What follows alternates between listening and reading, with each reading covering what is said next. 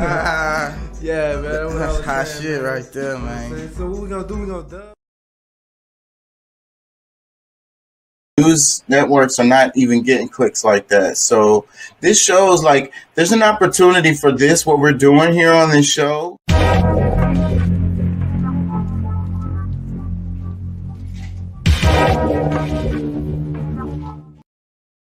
Look up something in back check, kind of like cross reference. Yeah, I should put the. Hey, look that shit up. That's the name of your show. Yeah, that's right. what really drew me in.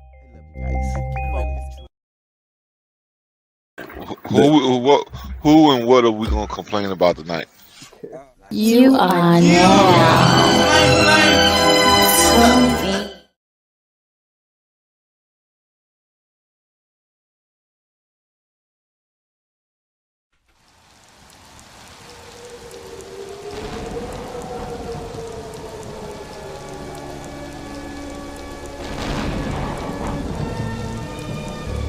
Good evening, my little one.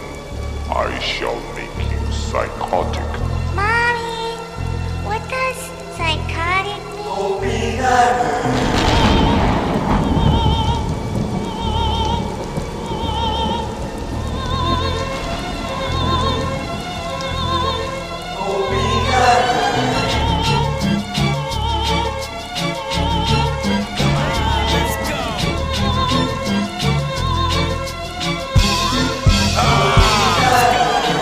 Back and forth, and you know I'm swinging bows. I'm about to change course, go home and change your clothes. I'm looking at this bitch, it seems like she's saying no. I'ma hit the streets, though I'm supposed to be laying low. I'm following the buzz, never know which way it go. Keep on bringing heat, cause the G.O.D. say it so. Sailing on the beat, so you can't chop and play it so.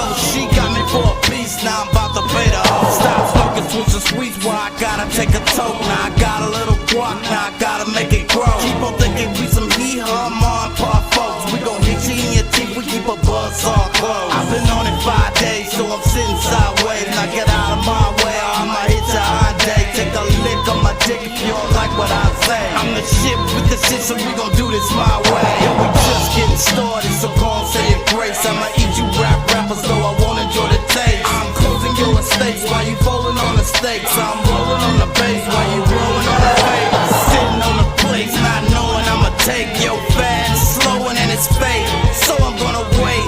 Time will come, down will be done. I saw it and I said that it was great. Mommy, what does psychotic mean?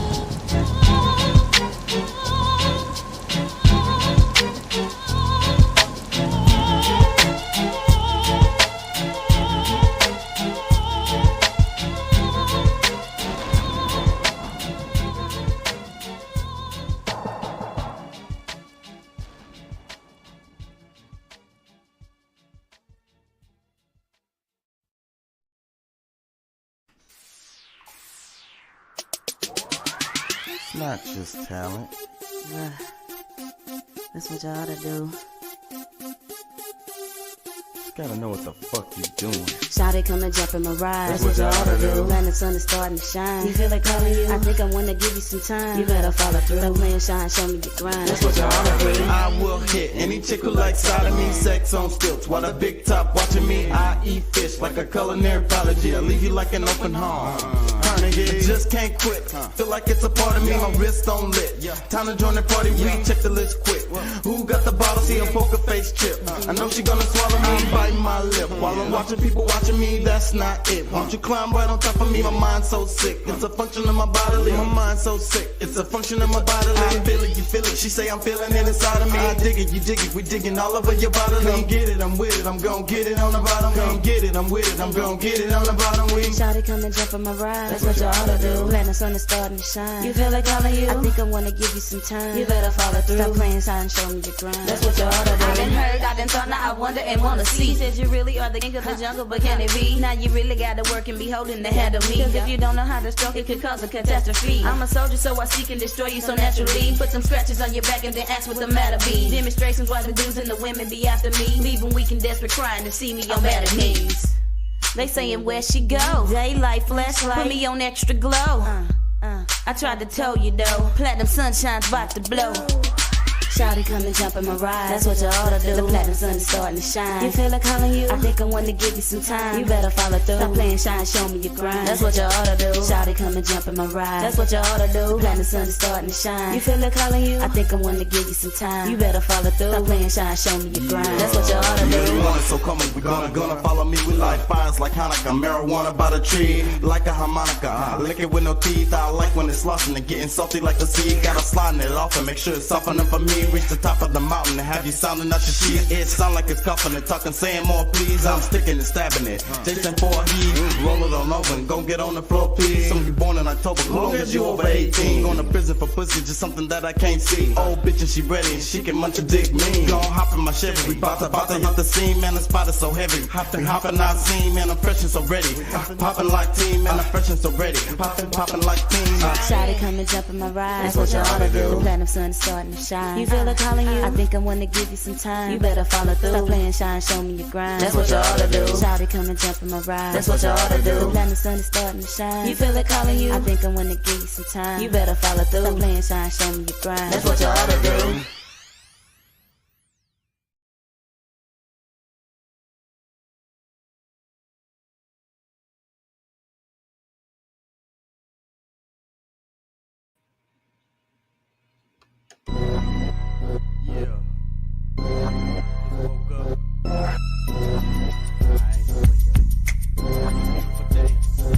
I ain't feeling your side, I'm feeling alright. I'm getting inside, I'm feeling my life. I ain't feeling your side, I'm feeling alright. I'm getting inside, I'm feeling my life. I'm digging your wife, she playing my mic. She really so nice, I call her my light. I say we off flight, cause we stay up all night. Bet you ain't know she to take it all tight. Tell her, bend it over, let me take a small bite. Been waiting since October, see that ass fall right. Looking around the room, see passport eyes. And adrenaline feeling like a NASCAR ride. When the people ask about this, your ass gon' lie. Cause the truth is you did what you do in your life. Can't nobody tell you what to do with your life. Girl, gon' turn it over cause I know what you like. It's hard in the color of the asphalt, right? Just lay back and wonder what the past was like. While you looking at your panties ripped in half, that's right. While you looking at your panties ripped in half, that's right. I ain't feeling your side, I ain't feeling your side. I'm feeling alright, I'm feeling alright. I'ma get inside, I'm feeling my life. I'ma get inside, I'm feeling my life. I ain't feeling your side, I ain't feeling your side. I ain't feeling alright, I'm feeling alright. I'ma get inside, I'm feeling my life. I'ma get inside, I'm feeling my life. Let me tell you a little something about life. Win, lose or draw, I'm still taking your life. I mean, if you ever wanna fucking come in my sight, you scream like you never screamed in your life. Flip it on over, gon' do it like this. Not riding with a soldier, then you ride against it. Looking from the other side, make your stomach get sick. Every person scheming, thinking he the one to get rich. Ever sit and really think what you would do with one wish? And if you knew afterward, you'd be sleeping with fish. Style will be done, here we come.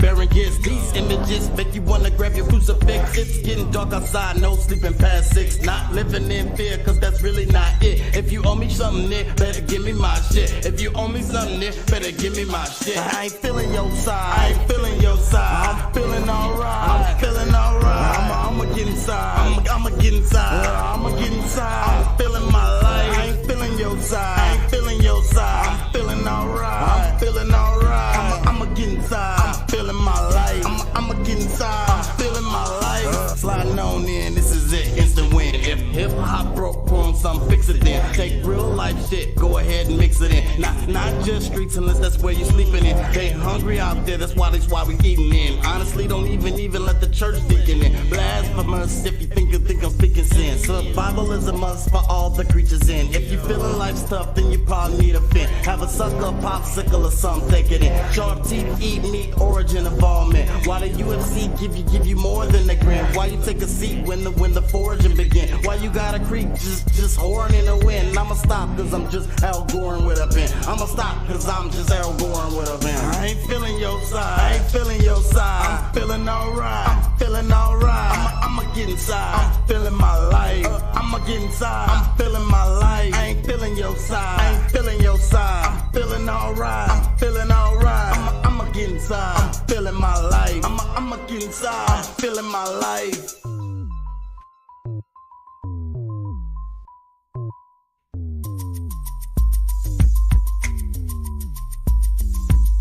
Hitting niggas in they fucking head with a crack. You bustin', I'm bustin' back with a gas that spits venom. Hitting niggas in they fucking head with a crack. You bustin', I'm bustin' back with a gas that spits venom. Hitting niggas in they fucking head with a crack. You bustin', I'm bustin' back with a gas that spits venom. Hitting niggas in they fucking head with a crack. You bustin', I'm bustin' back with a gas that spits venom. You sending black, and when the bottom of the ninth and it's smack, you police the cat's waxing them back.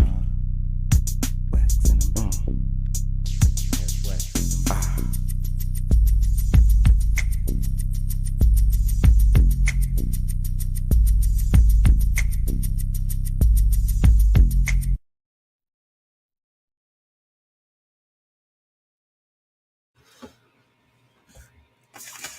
Hey, how y'all doing out there? How y'all feel? Remember, we want you to be an activist. Don't take our word for it. Look that shit up. It'll benefit you. Oh shit, y'all couldn't hear the music a minute ago? Shit. Oh well. Life goes on. We keep it moving. I don't know what happened. Y'all should have been able to hear music, but I had my other earphones in, so I couldn't hear if it was playing or not. So maybe I shouldn't do that, but I'll be doing that all the time. Like I kind of be trying to get in the zone for the show. It's kind of like amping yourself up. I listen to the music that I like to listen to. You know, I can't play that music on the show because I don't know how people get away with this shit. But anyways, I got an announcement. I finally did I did an electronic release on well, it's going through different, it's going to all these, but finally it's live on Spotify. So I'm pretty happy about that. Yeah, so I did an electronic release on Spotify. And it finally went live yesterday, something like that. Hold on, I'm trying to pull the screen up while I'm talking to y'all, and it's not doing it. Oh, there it goes. Okay, let me share this with y'all. I'm happy for it, so y'all can go check out, and I'll probably do another one after this. But y'all can go check out the ones. Hold on, let me see. This is not it. Here it is, digital. My release. Okay, here it is right here, active release. Somehow the title of it ended up being Hey You. Hey, can you hear me? Can you hear me? You can't hear me? Can anybody else out there hear me? I can hear myself, and everything looks like it should be live. Everything should be good on my end as far as I can tell. You can't hear me, Pat? Click out and click back in. I'm gonna send you a message. Click back in. Because on my end everything sounds good. I hope y'all can hear me. Y'all give me a thumbs up if y'all can't. I mean thumbs down or whatever the hell. Anyways, Hey You it ended up being the name of the release here, and it's King Chuck Entertainment. That's the art, and then KCE is who is by. So KCE is the King Chuck Entertainment. Anyway, so yeah, so yes, you can pull this up on Spotify. It just came out, so you should be able to pull it up. It's live. Let me see here. See, yeah, it shows at the bottom here. See, these are delivered, but not really. See, it's live here on Deezer, whatever the hell that is. I don't even know what that is. Some kind of streaming platform. And it's live on Spotify. So those are, and then it's live on the YouTube Music, even though it says delivered here, but I saw it on there when I was the first thing that it popped up on when I was looking for this shit.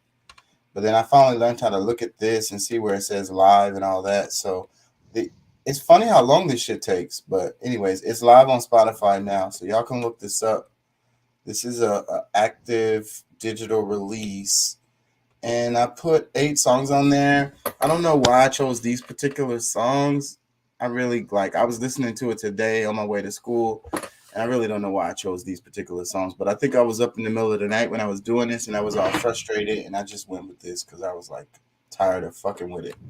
So finally, because they give you a hard time with all kinds of shit, so the easiest ones is the ones I put on here. But I'm gonna do another one probably. But this cost me money, by the way. I'll probably do another one once. I've been spending too much money, so I'm gonna take a chill pill on spending so much money and try to, hopefully get some more money. And then I'm gonna do another one of these. But this costs me every month. That's how that shit works. It's like another damn subscription to have my shit up there for people to listen to. I have to pay. It is what it is. You have to pay. No escaping. No escaping. Oh, you can hear me. He says, Curtis says he can hear me.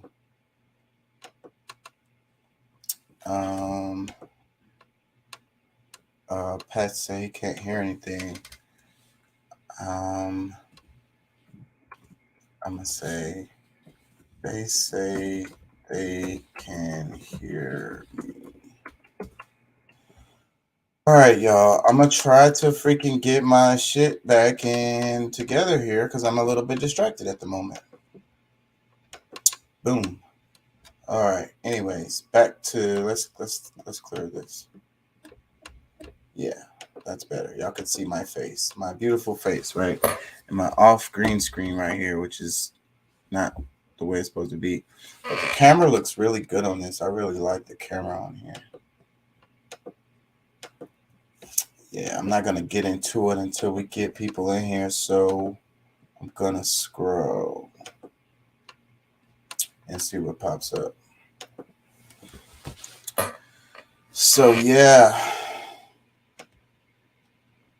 Young Dolph producer Brand plays parents reportedly murdered by younger brother. Okay.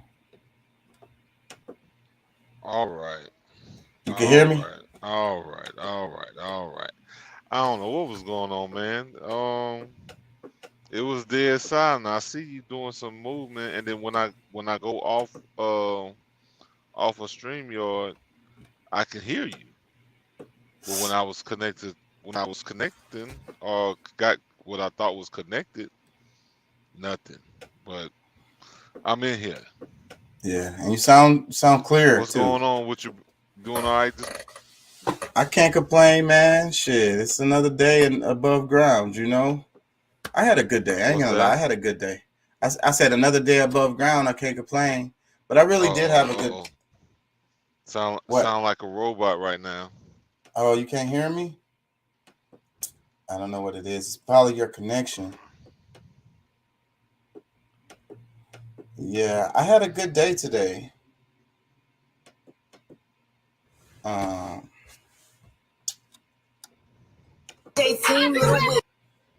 wait. They be playing that music that I can't play. Is that a cop just hit a blunt? What state is that in? It's got to be California. I don't know what state that would be. Colorado, New Jersey. It says Newark. Illinois. So, yeah, Newark. So I wonder about that. So if it's legal in the state, that doesn't mean that the cops, because it's kind of like having a beer. It's legal to have a beer, but you can't really just have a beer while you're working, right? Shit. As a police officer, man, it's only wrong if you get caught. Yeah, well, he's on video, so. And that was Snoop Dogg's page. So everybody, that page has like, I saw an interview where Snoop was talking about how he helped Instagram kind of blow up because he was one of the first like celebrities on there really kind of posted. And I ain't gonna lie, I've been following Snoop since I've been on Instagram. And man, and I don't know what's going on with this my connection. Cause you still sound like a robot to me. Oh, try to How do click I back sound in. to you? You sound crystal clear to me. Yeah, you crystal clear to me. Is there anybody else around that can say how Curtis- you're coming out to them? Yeah, Curtis said he could hear me a minute ago. I don't know if he's still here. It looks like everybody's gone. But I don't know. He said he could hear me. Oh, he run off when I get here. Okay. It looks like there's nobody here. They suck out of the economy into their wallets. Yeah, I don't know if I want to go into that. No, it sounds pretty good right now. Okay. Cool. I might have spoke too soon. Okay, but what was I gonna say? Yeah, did you see the title? I did. Yeah, what She you got think me about crunk. I saw the title, then I heard that song. What was the first song you played? Psychotic? That was the first song. I don't know the name of it, but I get a pep in my step when I'm listening to it on my walks, you know. Oh yeah, I appreciate that. Well, now check it out on the Spotify. Well, you don't have a Spotify. Yeah, that's cool though. Because and it should be on Apple Music soon. It's not live yet, but what do you listen to your music on? What streaming platform do you like to use? All right, you know what? Let me try to go out and come back in because okay, breaking up. Still breaking up. Yeah. Okay. My internet is full. My battery is full. Everything looks like it should be good on my end. Because if the low bars, it usually shows low bars if it's low internet on here.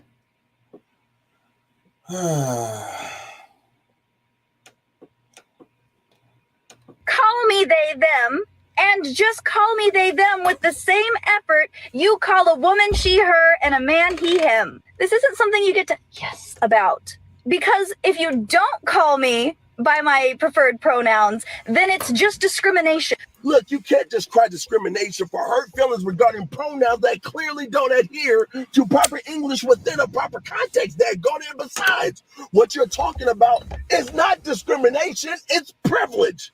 You want humanity to go out of its way to label you something that you're not just because you say so?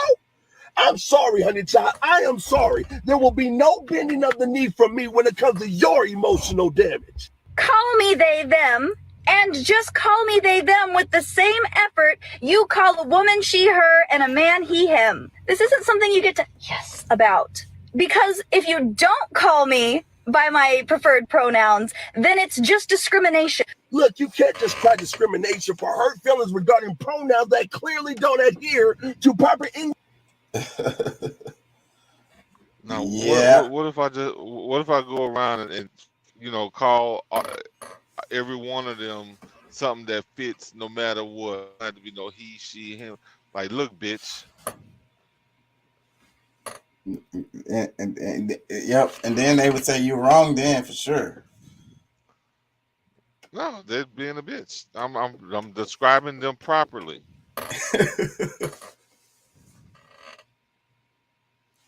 Because I mean, really, that's what it really is. I mean, you know, I got the same argument as the black guy.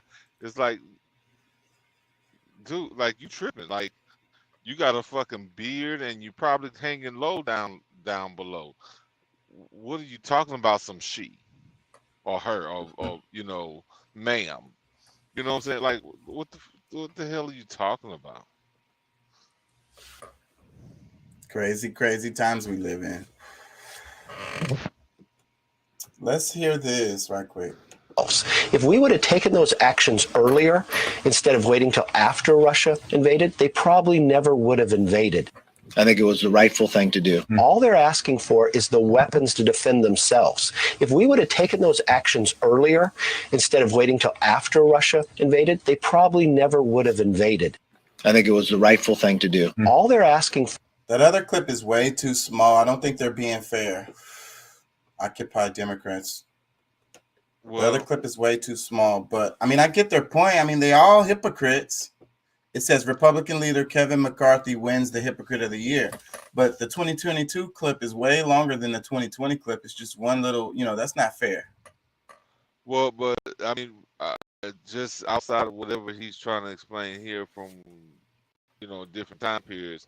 I mean, if they would have put weapons there sooner, it was still definitely going to go down. That's the one of the biggest reasons why, he had Putin had an issue. I mean, amongst many other things that they were doing, but like them bringing weapons from another country in, like, it's not even stuff that like they obtained, because I don't think they were supposed to be able to obtain any kind of weapons, period. I mean, they just wasn't. But yeah, well, and we be fiddling and meddling, and we say one thing in public and then do something else in the nighttime. When I say we, I mean like the United States. So they're always double speaking. Somebody mentioned to me that Hunter Biden was being detained or kidnapped or something in Ukraine. I don't think that seems almost impossible to me, but nah, that would be huge news, and I haven't heard nothing. But I haven't had my ear to the street in the news today because I kind of been busy. But no, this is stuff I was hearing like in the past week. So yeah, I think I would have heard. It's not like today's news or nothing like that. Yeah, I think I would have heard about it. I did see a video where they, the whole thing. Some guy said the domino that the Hunter Biden laptop is the domino that's the straw that's gonna break the camel's back. I heard that, and I think so too. I think as far as like that shit is unraveling, but who knows how it's all about the public and how the public really, because what they do is they sit on shit and then they make it old. Oh shit. Yeah, they make it old, and then tell the people who are just so like they're just no matter what's said or what happens, like some people they're just not gonna get it. Like they just believe, this whole situation it's just Putin bad, and like I'm not trying to say Putin ain't, what I'm saying, like is totally right or I'm not going to, just taking clear sides with Putin, but at the same time, it's like you act like our country doesn't have any bullshit going on, and especially in that region when even though I think like the prices and stuff that we're seeing everywhere is bullshit, the inflation. I mean, of course, the inflation is real, but on false premises. Like it doesn't necessarily have to be to the extent it is. It's all to really just a, propaganda, part of a psyop, like, raising prices to extreme levels so give people a good reason to be pissed off with this whole situation. And, hopefully we'll say just go in there and bomb up fucking Russia. But, I mean, either way, it's just like people are not really seeing it for truly what it is. They, regardless of what's going on with that laptop, all of a sudden it just came up missing. You know what I'm saying? Like after, clearly something is up with this laptop. We wouldn't be hearing about this laptop if there wasn't something significant in it, on it, about it. You know what I'm saying? But I was watching a video earlier. I don't know if it was one of the ones I sent y'all that was talking about that. I don't know. My brain is all twisted. when it comes to that. I'm kind of like, you know, the laptop is kind of the same, is in the same realm as Epstein. Like, just all of a sudden, this is a man who was on suicide watch. A week later, not even a week later, a couple days later, oh no, he's fine. He's not, you know, he's not on suicide watch. And you know, the cameras just so happen to be down and, you know, off and all that when he, you know, quote unquote, kills himself. Yeah, it's fishy, fishy, fishy, fishy. So yeah, so the laptop is damaging. But you know what else is kind of interesting with this? It's kind of separate, but they're trying to extradite Julian Assange, and they're trying to bring him back to the United States to face 120 years. You know, Julian Assange was the one who did the WikiLeaks thing that the Clinton administration is really like not happy about. Really, the whole Democratic Party, like basically that was during Obama's time in office, because the whole Verizon or you know, the phone stuff, like all the stuff that no, you know, women is that might be a different guy, but I'm Julian Assange, like, because I know, like, he went to Russia to protect himself, right? Right. I think he was in Russia. He was all over the place. They had him in asylum in somewhere. Where was it? Turkey? I don't remember. And like, cause he's somewhere now. He's in a different place now. And so they're trying to bring him back to the United States. And it's really all simply because of him publishing that stuff, you know, the WikiLeaks. And it's crazy because he never committed no crime. They're charging him with espionage, I think they're calling it. They're using the Espionage Act. But he obtained all these information legally. It wasn't no hacks. And it was all real and true information. Yeah. Because, I mean, yeah, that kind of, you know, I mean, that kind of information, I mean, it hurt. I know it hurt them to a big extent, but I think it was good for the world to know what kind of stuff was going on. I mean, that's, you know what I'm saying, there was no transparency through the, you know, through the government about any of that stuff going on. So I mean, it was meant for us to see. And they call these people whistleblowers, and they persecute the hell out of them. Like, once you forget about the story, meanwhile that dude is locked up. So the thing is, I think it's really important because it's related to how, like, they smash on people on YouTube. They just deleted all those people, all those channels and stuff. And you got the guy trying to buy Twitter. The guy. Elon Musk. I'm just saying, I think that it's all related to, like, suppression of voices. You know? Yeah, no. I mean, especially our First Amendment right is being stepped on, trashed, pissed on, like, every day. And that's what I'm talking about. I think that people should be upset about it, and they should see what's happening. They should realize what's happening. And they persecute the people who, they call them criminals, the people who tell us the stuff that we want to know. That we need to know.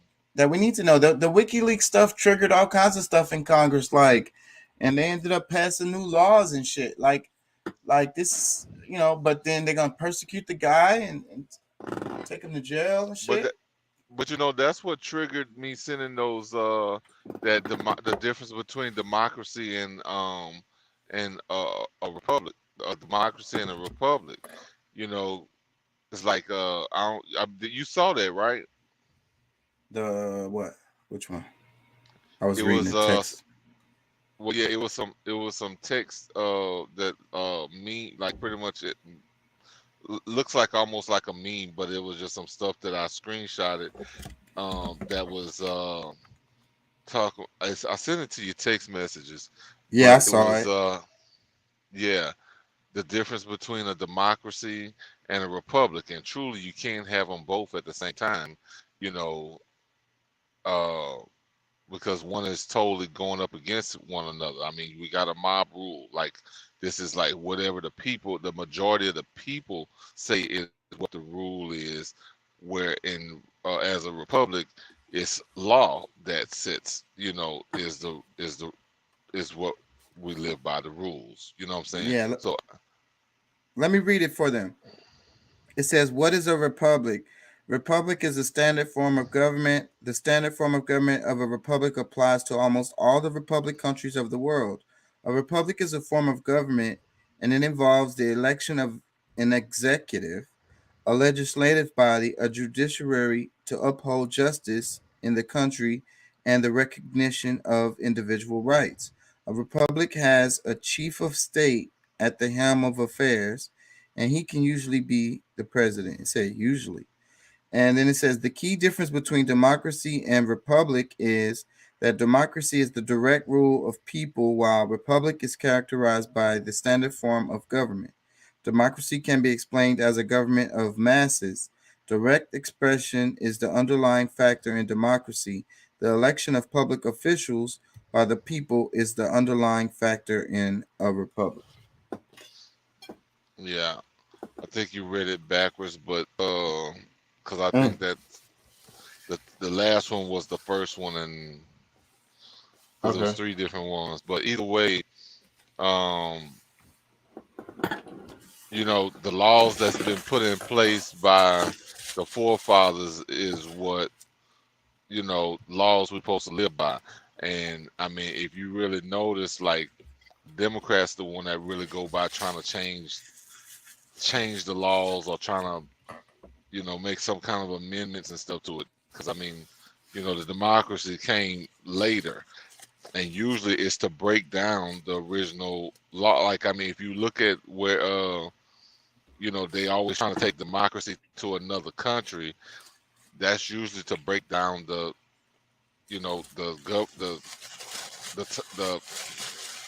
type The of actual government. Yeah. Yeah. I think that it's the Democrats that have a lot of power. And that kind of goes back to the Julian Assange thing, because look at all the trouble and all the hell he's going through. And the United States is backing that up. I mean, you got to remember that the United States is made up of Democrats and Republicans. The Republicans was happy to hear all that stuff out of WikiLeaks because it made the Democrats look bad. Yeah, but I mean, it's stuff that they've been really trying to get us to see for a long time, and this was something independent of them to really show it, like real proof that what they've been saying about the Democrats was true. But you can't, a lot of people try to say, the white supremacy belongs to actually both parties. So you can't really separate them there. But when it comes to how the people are able to exist, things can change at any moment dealing with Democrats, because it's based on the majority. The majority rules, or as you may hear most times, mob rules. But when it's under republic form of government, it's all about the law. Yeah, so, but I think like the argument about true democracy is like it doesn't really work, and then like Wild Wild West. But I think that that's also a lie, though, that they sell you, because they always be like, it's gonna be chaos. You can't let, like you say, mob rule. Yep, pretty much like what we're seeing right now. Yeah, so what's the damn difference? I think we should try the true democracy and see how that works out for us. No. You're seeing true democracy right now. What do you mean? You're In seeing what way? In what way? What, Yeah. like just based on how people feel that laws can change, and you can your rights can be stepped on just because of whatever agenda they're trying to accomplish right now. Whereas in a republic, it's all based on law. I get what Like, you're saying. Okay. Let me I'm really curious about this clip right here. believe this judge has not thrown this case out and seen it for what it is nothing but a big funded scam for the Democrats trying to control our elections. Here in the state of Georgia, my case right now is in the administrative law court, and they're actually putting me on the witness stand on Friday. I am the first Republican member of Congress that is going to be forced to take the witness stand under oath and defend myself against a lie and something I never did. And so this is a precedent. It's a very dangerous precedent. I cannot believe that I'm being forced to do this. I can't believe this judge has not thrown this case out and seen it for what it is nothing but a big funded scam for the Democrats trying to control our elections here in the state of. I don't really know what she's talking about. I ain't gonna lie. I don't really care that much either, but the I don't know Democrats. much about it, but it's not that I don't care because it sounds like something that, you know, like if they're able to continue doing stuff like that, I mean, and you know what? Maybe this whole thing needs to go to trial so that she can go on and like put shit on the table that hadn't been, seen before. I mean, regardless, like I don't know what it is that's going on, but I mean, honestly, like they need to like truly just like I'm just ready to see the truth come out, and I want others to really be able to see it because like I've been seeing all this stuff for some years already, like how they're moving and really like seeing it beneath their skin type shit, but because for whatever reason, like people are actually mentally controlled by a lot of these things that they, been placing in front of us. Like, I don't see how this is not seen so, like, as vivid as it is for me. That's what I be saying too. Like, I don't see how people don't see this stuff. It's so clear when you just open your eyes. Yeah. Let me hear this. Internet to destroy your life. And it's so isolating. Yeah, so that's Taylor Lawrence, the same Taylor Lawrence who works for Washington Post and this morning doxed the woman who anonymously runs the Libs of TikTok account on Twitter. She threatened people on the internet to get information about this woman, went to her relatives' houses to find out who she was, and then put all of that in an article and published it with the Washington Post, but is pictured here crying about letting people's information get out. The only thing Libs of TikTok does is post TikToks that other leftists make and put out on the internet. That's all she does. But Taylor Lawrence is defending her doxing, saying rather than debate doxing, I hope people can read the story and see the striking escalation of attacks against gay and trans people. That's her defense. So the girl who cried bully is actually the bully herself. I'm getting hints of Jussie Smollett. You feel like any little piece of information that gets out on you will be used by the worst people on the internet to destroy your life. And it's... Her fake ass crying was bothering the shit out of me. Yeah.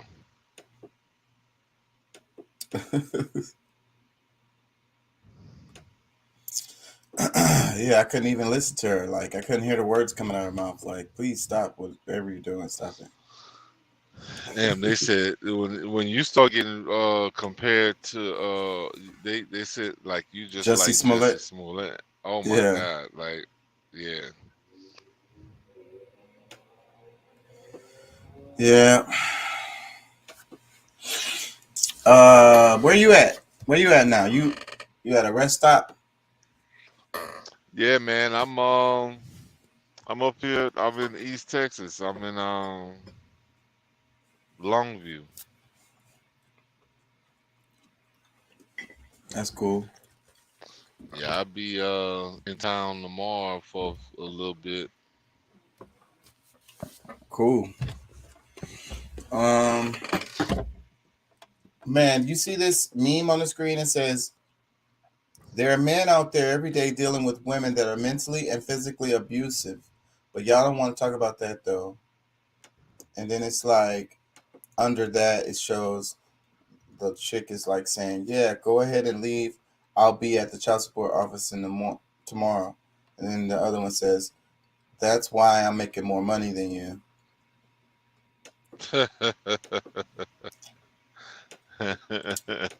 So yeah, I think that's a pretty accurate depiction, like in a serious situation too. Like, and we talking about abuse because we talked about that a bit on the last show. I think that was the last show. So like, this is abuse here. Like, this is like within your relationship. What do they call it? Domestic abuse. This is domestic abuse right here, coming from the woman's. And you know, I think this happens a lot. Yeah, I mean, I hear about it. Nothing that I've really encountered myself, but well, I mean, you know, I've had some, you know, my last girlfriend was, you know, I guess you could say kind of a Jesus freak, or you know, like hung up on, you know, the way she sees. Because I mean, regardless of, you know, it's like, yeah, I believe in him for what it's, you know, but trying to force it and me trying to believe the same way that she does, it's like, you know, you gotta go. I fired her ass. That's what happens. You know, That's I mean, and that's just it. I mean, I don't know. I mean, these guys, I feel sorry for them, but if you put yourself in that kind of situation where, you know what I'm saying, I mean, I wouldn't stick around for that shit. I mean, that's just me. You know what I'm saying? Kids are abuse. not. Yeah. Yeah. Kids are not, man. You can't put your hand. You can't put your hands on them, because that's gonna, you know, you're gonna be the first, regardless of how many times you know, they might have tried to put their hands on you. It's just not gonna. It's not gonna go the same way. You know, that's that whole matriarchy, that, you know, the fake patriarchy and true, you know, matriarchy, because I mean the laws still, you know, benefit them more. You know, it's not like fairness when it comes to that. Yep, and I don't think anybody could argue with you with that. But I would say that it's tough, right, when you do have kids involved in this kind of situation. And I think a lot of couples do try to work it out for the sake of the kids. And, you know, that's what they say, the ones that have been married a long time, you know, that they find ways to work it out. But if I agree with you, though. If you're in an abusive relationship, even if there's kids involved, you need to get out. It's a toxic environment for everybody. It's not good for you. It's not good for the kid. It's not good for her. It's not good for none of y'all. Nope. I mean, yep, that's just a bad situation all the way around. Because, like I said, I mean, if you stay, I mean, at some point, I mean, just your manhood being challenged at any given time, like you're gonna put your hands on them. Yep. So either that or you gonna. It's best that you go on and separate yourself from that before it gets there. Yeah, or you'll turn into a weasel, like a little, you know, you just like whatever, you know. And I see a lot of guys, like, you know, at the restaurant, they go out to eat and they just don't even really say nothing. The woman does all the talking, and it's just like she orders his food for him and everything. Like, oh hell no, bro. Wait a minute, you see this stuff? Yeah, I be seeing it a lot. It's common.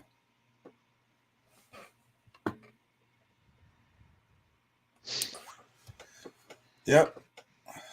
Because I think that's what happens over time when you just want to go along to get along.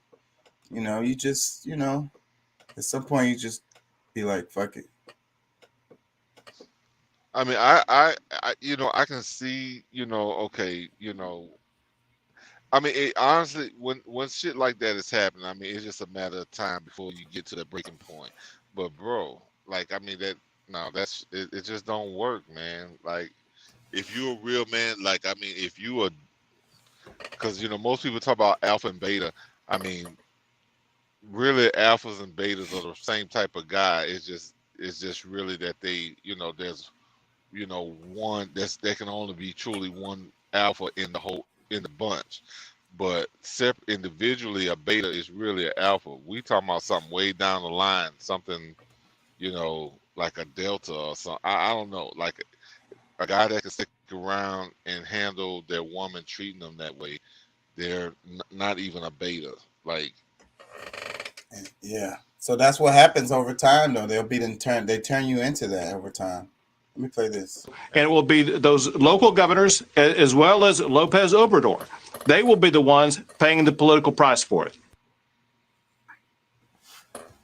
Truck inspection policy. What Lopez Obrador needs to understand, and that is if Mexico and the states in Mexico, if they continue to allow illegal immigration to continue to flow into the state of Texas, I have the capability at any time to turn those inspections back on that will backlog those trucks that are trying to come across the border that will cause havoc in Mexico. And it will be those local governors as well as Lopez Obrador. They will be the ones paying the political price for it.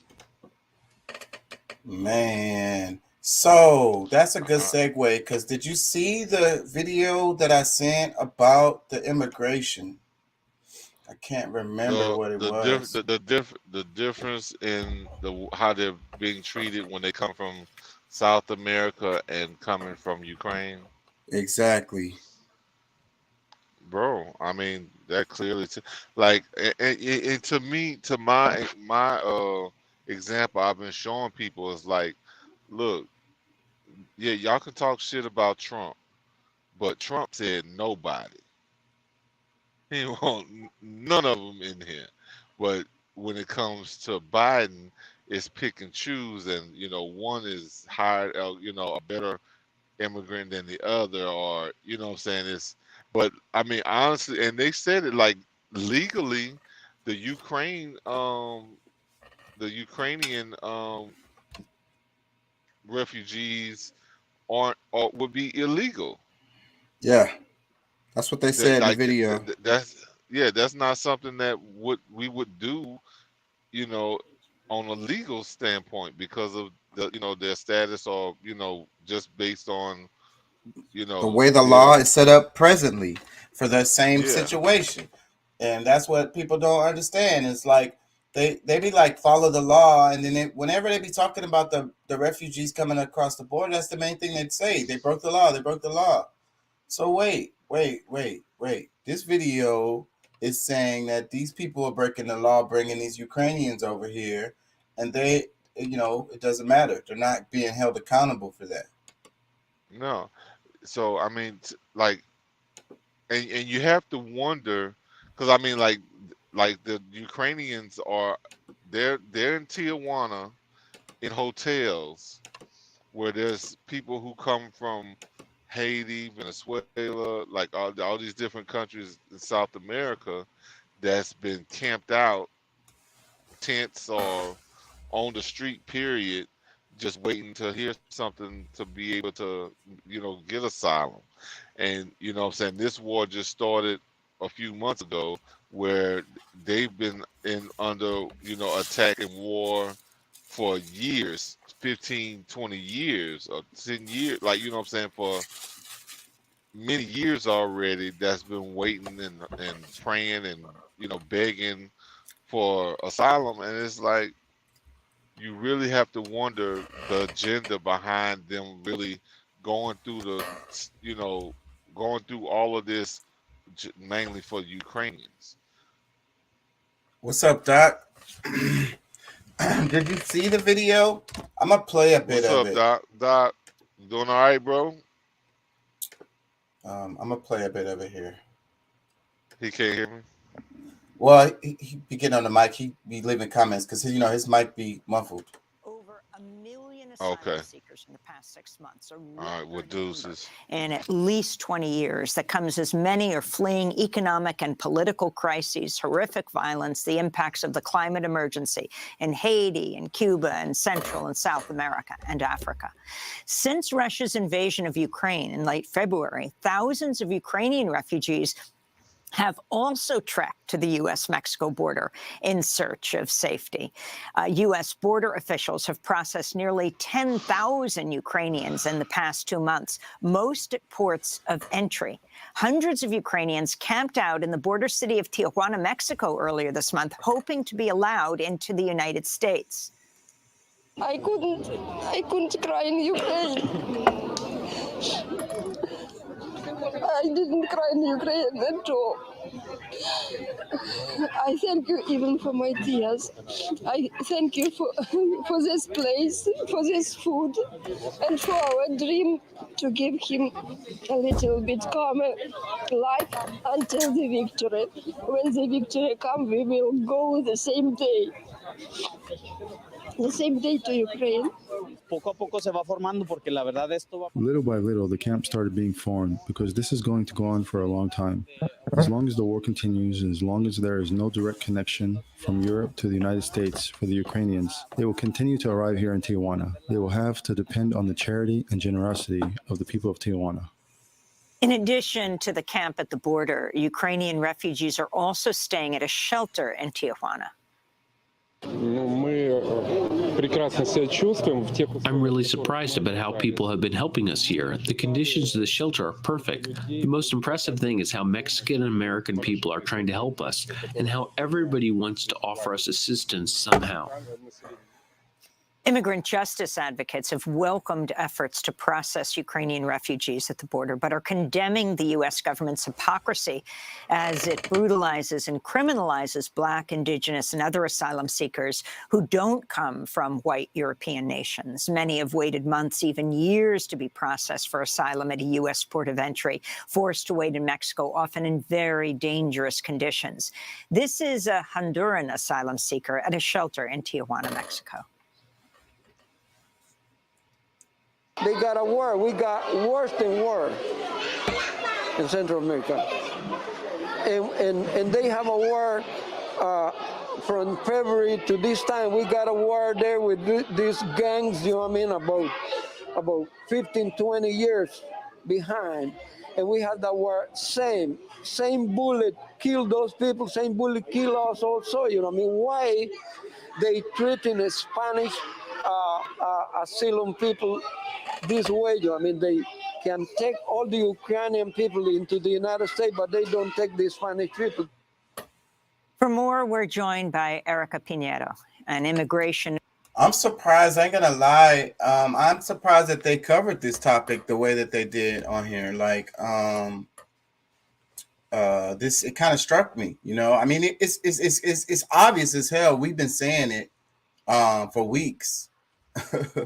But for them to cover it in this way I think it's pretty cool.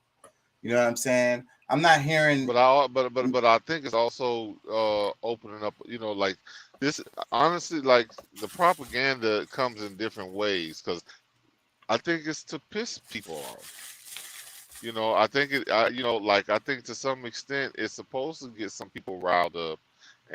But to also have some transparency of what's really going on, so that people will know, especially Black and brown people, to be upset because, like, bro, like, I mean, it should be just a little while ago the whole Haitian thing was happening, and you saw the way that they treated the Haitian people trying to get asylum. And they was going through it. Can't nobody argue that they wasn't going through it over there. You know what I'm saying? President got assassinated. They're basically getting ran by warlords. It's still like that right now. It's a mess over there. Well, I mean, it wasn't as big of a mess in because what wasn't who was it that just when he denied the COVID relief stuff, then they killed him it's a couple of this is dangerous territory right here, but I know it's like 2 or 3 different African countries kind of went through that. I don't know who I can't think of anyone else off the top of my head, but off the top of my head, Well, thinking I'm of saying 3 right countries right in here in Africa. Central America. I'm talking about Central America. Central America. Who was it? I don't Yeah, know. I ain't gonna lie. they just ran a coup like at the end of last year. Like they, Guatemala? I don't think it was Guatemala. No, I Well, think somewhere up in there. I think it maybe it wasn't Haiti. I don't know. I was thinking it was Haiti, but however, you know, that was something that they ran a coup. I don't know who they placed there now, because they was talking about letting his wife run it, but Oh, I'm not he might sure. be Venezuela? I don't know, man. They be doing so much. It's so many. It's so many. Well, yeah, because I mean we've talked about that. Like as soon as you don't agree, then they go in and swipe up your president, and they play Yeah. somebody that's more agreeable. Yeah, you have to take those IMF and World Bank loans. You have to accept the American capital into your, and let them freaking run their companies and all that kind of stuff. Or, basically play ball. If you don't play ball, then let me play some more of this. An attorney based in Tijuana, Mexico, and the policy and litigation director of Al Otro Lado, a binational nonprofit helping asylum seekers on both sides of the U.S.-Mexico border. She herself was targeted by the Trump administration, monitored and surveilled. Erica, if you can talk about this double standard, what it looks like where you are in Tijuana, we're not talking about Ukrainians who are flying into the United States, where they can find, a lot of bureaucracy. So they, too, are coming through the southern border, but they're allowed in. Yes, hi. Yeah, we've seen thousands of Ukrainians coming through Tijuana. Their trips to Mexico are mostly financed by families and church groups in the United States. Bro, it's like the difference is stark. So Doc says President Guardiola, is that right? Of Honduras on January 11th this year. So he's saying that's what you was talking about. It might have been. It seemed like it was last year, but it wasn't long ago at all. Yeah. I'll play some more. But who helped them fly from Europe to Mexico City or Cancun and then onward to Tijuana. Volunteer groups are standing by at the airport. They're coordinating with CBP to give Ukrainians a number on a list, and CBP, Customs and Border Protection, are processing up to 1,000 Ukrainians per day at a port of entry where border officials claimed they did not have capacity to even process 30 other asylum seekers per day for the past few years. The Tijuana government has also provided an enormous amount of resources to Ukrainian migrants, even giving them a municipal funded shelter where they have food, shelter, bedding, all kinds of services available to them. Months after they evicted violently a camp of Black and Indigenous asylum seekers who had camped at the border for more than a year waiting for their chance to seek asylum, many of whom have now ended up homeless on the streets of Tijuana. And Erica, these reports are astounding. I've heard reports that there was a special line set up at the border crossing in Tijuana just for Ukrainians, sort of like a TSA line, a special priority line. Is that true? That is accurate. So part of the port of entry was closed down when Title 42, the COVID-related border restrictions, were put into place in March of 2020.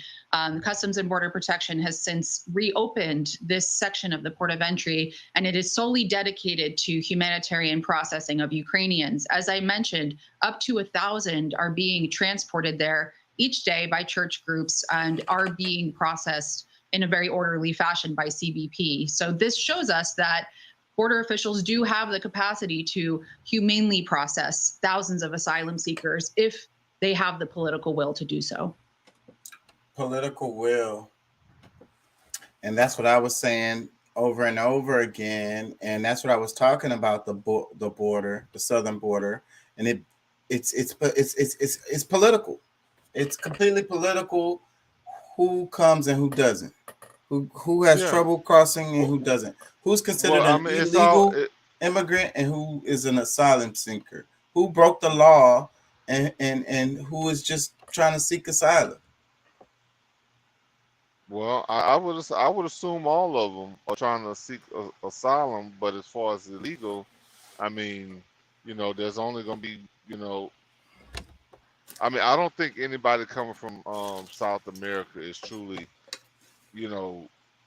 against the law, especially when, you know that certain powers that be are the ones even for the reason for their countries being attacked.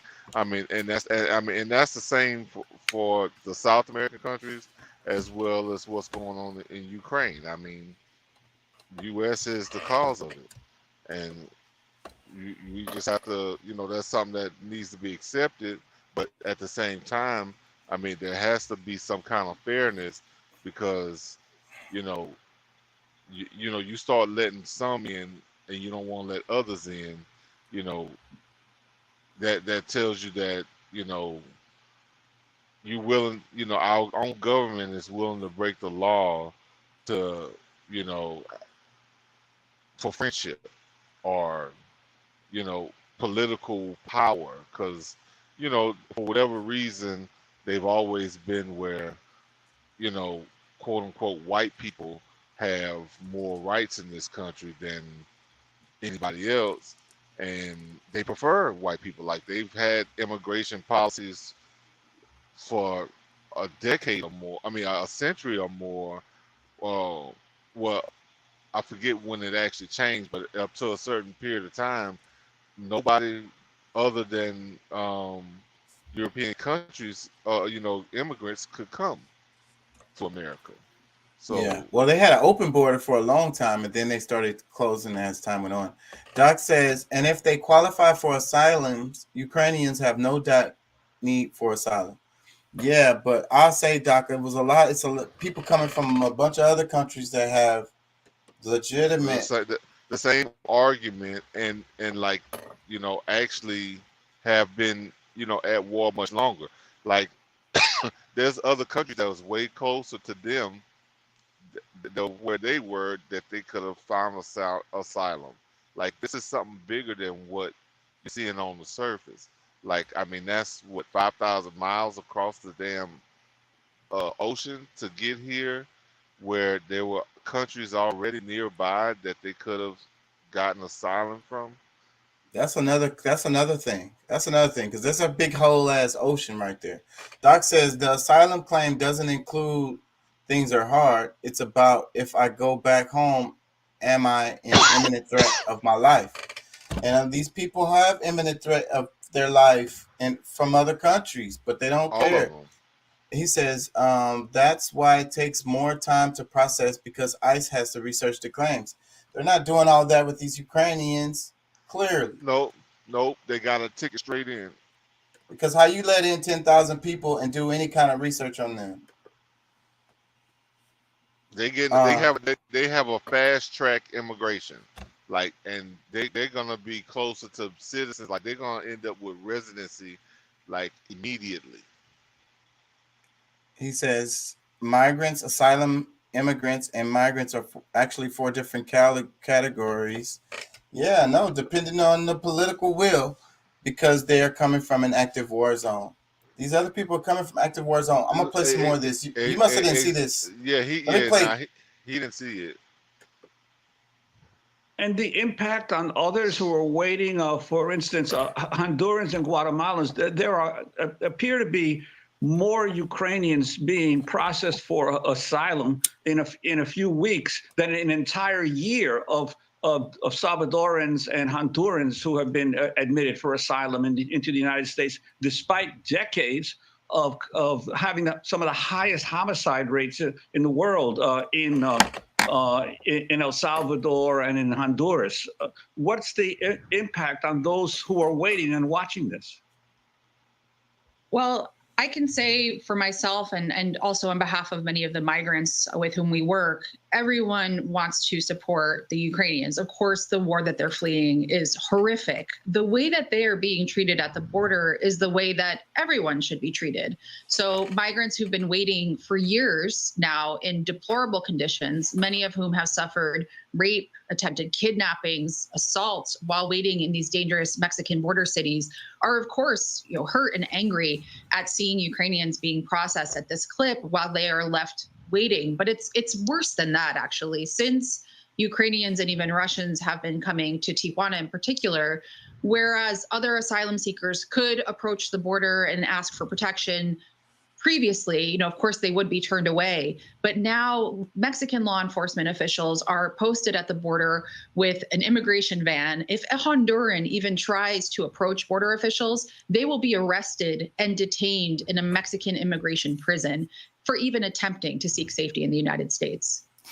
Erica, Axios reported on Tuesday that President Biden's inner circle has been discussing delaying the repeal of Title 42 border restrictions now set to end May 23rd. Again, these are the Trump-era pandemic restrictions that prevent people from coming into the United States on public health safety grounds. And these have been suspended for Ukrainians. But if you can talk about the number of Democrats and Republicans who have been demanding that Biden extend Title 42, and what that means, as well as this double standard of Ukrainians not being subject to it as others are.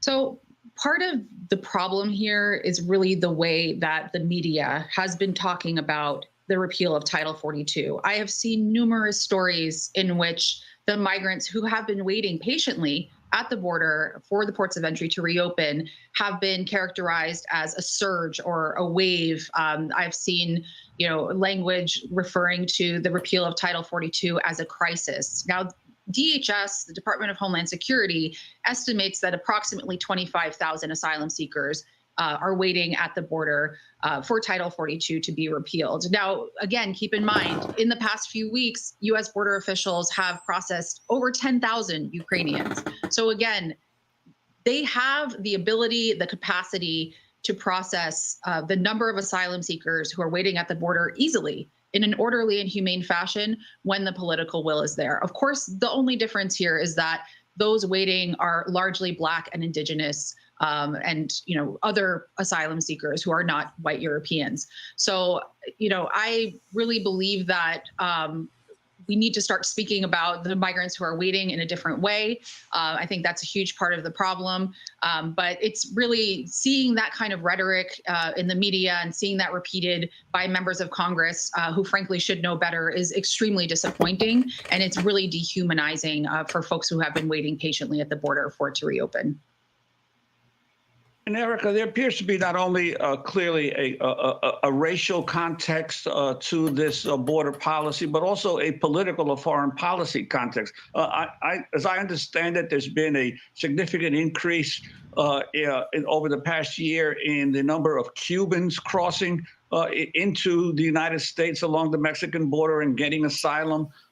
We saw, for instance, back in the Central American War period, that Nicaraguans who were fleeing from the Sandinista rule got much more higher percentage of asylum grants from the United States than did Salvadorans and Guatemalans. What's your sense of the political, that basically the United States favors granting asylum to refugees from those countries for which it politically supports? That's always been the case with asylum. Asylum is supposed to be a universal standard protecting individuals fleeing persecution from any country. But in practice, it's always been a political tool wielded by the United States to favor those fleeing regimes that the United States opposes. Now, it's actually really interesting with the Ukrainians. The United States does not grant asylum for general conditions in a country. So generally, I could not get asylum as a Ukrainian just because my country is at war. So most of these asylum seekers, the 10,000 who've been processed from Ukraine, actually probably wouldn't qualify for asylum under U.S. law. Whereas many of those who are turned away, including Russians who are fleeing the same conflict. I've spoken with dozens of Russians here in Tijuana who protested the war against Ukraine, have been brutally repressed by the Putin regime, fled, the same issue, and have been turned away from ports of entry and are waiting here in Tijuana. Now, they would actually qualify for asylum under U.S. law, but are being turned away under the Title 42 policy. So I think there's two things happening here. One is certain nationalities are being allowed to even access humanitarian protections in the United States, while others are being turned away. And then once in the United States, whether or not they gain asylum is really a political question rather than a legal one. And of course, the Homeland. It seems like it's like Eastern European. Western European. So like if you're Western European, you're okay. If you're too far on the East, then no, it's a no-go. or it's just simply the anti-Russia narrative that makes even the Russians, people who are fleeing conflict, have trouble gaining asylum. Because we're talking about it on a racial basis, but they're putting the Russians right in the boats with the Blacks, Hispanics, and Aboriginals. Mm-hmm. They are. And, that's what makes this thing really suspicious. I mean, we've heard over the last few weeks, last couple of months of how, how racist Ukrainians are typically, like they put a whole thing out on the National Guard U.S. Corp website on how, these people, talk, and you should try to teach them how to, that you're different, or like foolery, some stupid shit that they want you to try to go through with these people, because they probably will call you monkey, or they will call you the N-word. So it's like, why are these people so graciously brought in when they are most likely going to come with they're gonna come with an attitude that's gonna make problems with existing citizens. Like, I don't really get that. Like, why would you want to bring people that's gonna be a direct conflict with a section of your citizenship? And then another part of this is the Cubans. Why are they so friendly to the Cubans? And that's kind of like that too, because they're pretty hostile too, I would say.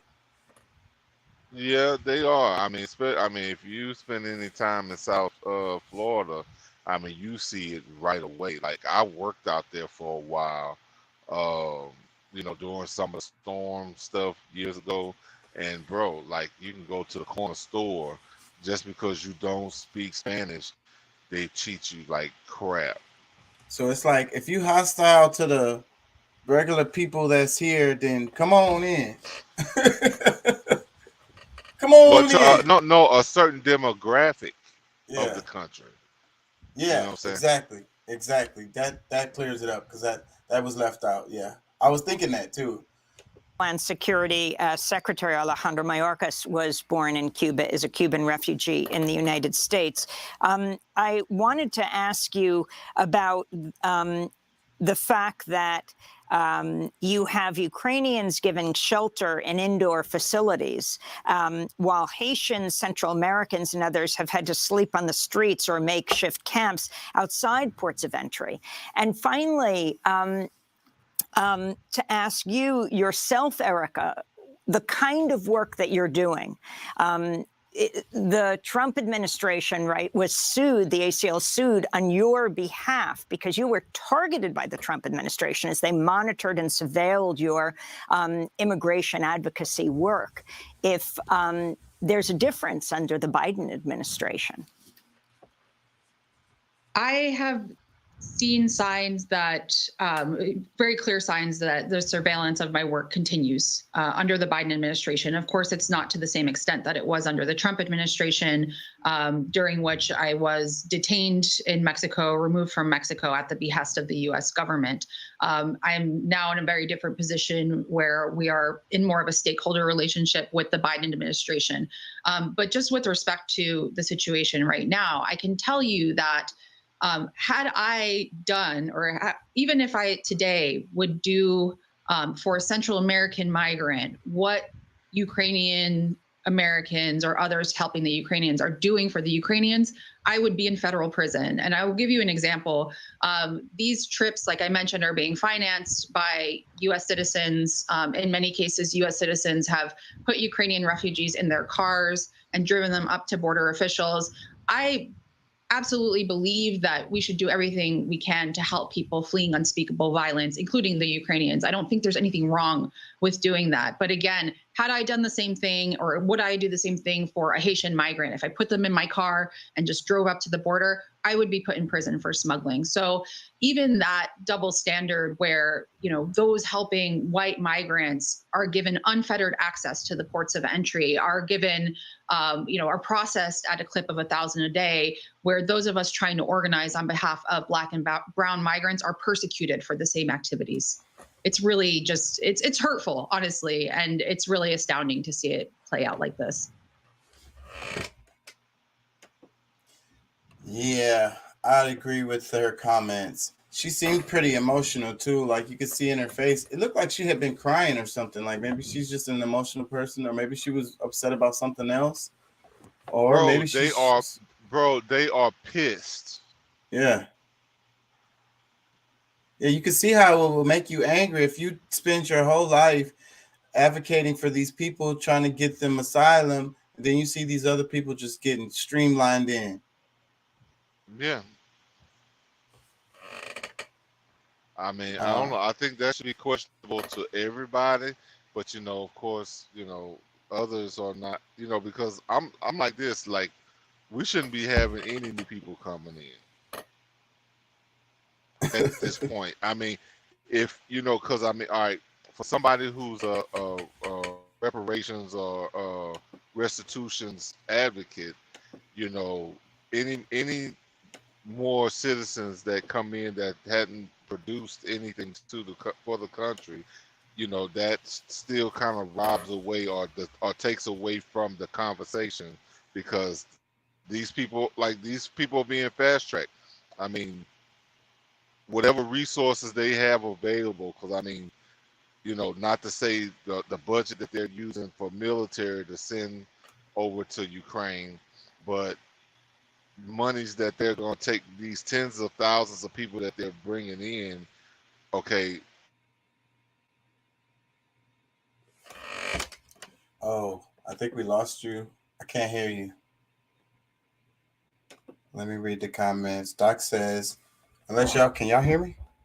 Doc says, kind of like people that spent years getting visas and citizenships, watching the whole shit show for the last 8 years. Yeah, man. Yeah, man. I think a lot of people will be mad on whatever side. It should make you mad. Let me read this. This is the caption underneath the video. It says, the U.S. has hit a record number of apprehensions at the border shared with Mexico, arresting over 1 million asylum seekers in the past 6 months alone.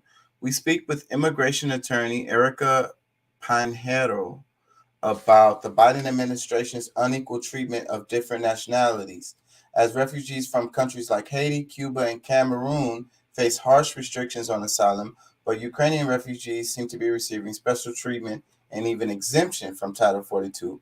Asylum is supposed to be a universal standard protecting individuals fleeing persecution from any country, but in practice, it's always been a political tool wielded by the United States to favor those fleeing regimes that the United States opposes, says Pinheiro. You dropped out, Pat. You back? I'm here, man. You see what they cut me off when but anyhow, bro, this is really insane because okay, I mean, if we're gonna do it, if we're gonna let people in, do it fairly. You know what I'm saying? But you know what I'm saying, like I said, I don't think that we should really be letting anybody in. I mean, there's many places around the world that could actually benefit from having more people coming in. I mean, shit. Let me read some of the comments underneath the video. The first comment says, I hope that the American people will now gain a new understanding of all people fleeing violence and seeking asylum in our country. Under what law are non-Ukrainian asylum seekers being arrested? Also, we need to be making sure that our own citizens are receiving the same services of food and housing first and foremost that are being given to migrants. I think that's your argument. Amen. Yeah, I think that's Amen. what you was trying to say right there. I'm gonna read some more. It says, I've listened to a few of Erica Pinheiro's TED Talks, and she is a strong and honest voice. I deeply admire her. Another comment, worthy victims versus unworthy victims. I wonder what makes them so different. Another one, oh, the irony. Let it be a lesson, America. Let it be a lesson. Another one, it says, it's disgraceful, but this is America. Damn, man, I hate it when people say that shit. This is America. It's like in that movie. And you know that same term, decades ago, that would have meant something totally different. But like now, that very same term has a whole nother meaning. Right. It means like I say in that movie, Blood Diamonds. And the guy in the movie, he was like, this is Africa, like the chaos. Like, this is Africa. Like, it was all chaotic. The dude was like, why you don't just leave? He was like, man, this is Africa. And the next scene, that dude was dead. It was like the bartender guy. The next frame, that dude was dead. And it's like, so like, I hate that though. I hate it when people say that though, because I don't, when you say that, you manifesting that, I don't see that. I don't see us that way. You know what I mean? And then it's also accepting. It's defeatist. It's like, whatever. Things are just the way that they are, and that's just what it is. And you just keep your head down, and hopefully you don't get. I don't think it's always focused as defeatist, but it is something that you have to look at as a reality. This is not something that somebody's hoping it to be. This is just something that somebody is clearly saying, this is what it is. You know what I'm saying? So, I mean, I don't really look at it as being defeatist because, I mean, just the discussion and us really, sharing this, because, I mean, this is not something that's going on mainstream media. So, I mean, the majority of people don't really see the reality of what's happening along that border. I mean, but at the same time, they pick and choose the things that we do get to see because, I'm sure, like, even at the same time when those Haitian refugees got held up in Del Rio, I mean, the majority of them probably wasn't getting beat with whips and whatever, but they definitely wanted to show us that, that image. And I think you're right. And that same thing with this story right here, because like, just to make people mad, a certain segment of people mad, maybe it's poking at the wound. Like, I don't really know, because like I say, the lady who was talking, she seemed like she was genuinely upset. Maybe for this story, it looked like maybe she was really upset. Because I mean, you just think about it, say, bro, it's gonna, and I foresee, because I mean, if you really look at, like, you see these Ukrainians, they're sitting there with their roll around bags, sitting there clean and smiling and like just a pleasant persona, whereas other people that have been out there the whole time, like, it's almost like rubbing it in their nose of like, yeah, yeah, we're better than you, and I wish you would say something or whatever. It's just kind of like it just gives off a whole different.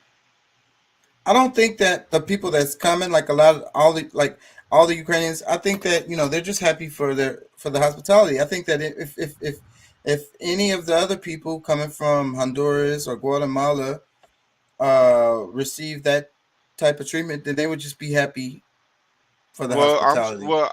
I mean, if it was me, I mean, For yeah, the I average probably would person. be. I probably would be happy, but I still would have the sentiment. It's like, okay, well, damn, I'm still have to realize what type of country I'm going into for them to, give, special treatment to anybody. Like I could easily be on one side or the other. You know what I'm saying? Like that's just, like that's the reality of it.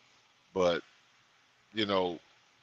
it's one thing because I mean, if they got shelter while they're over there, really, I mean, they could really do it a different way where it's not seen that way. Like I said, I Yeah, mean, I think the propaganda it's like this, blatant.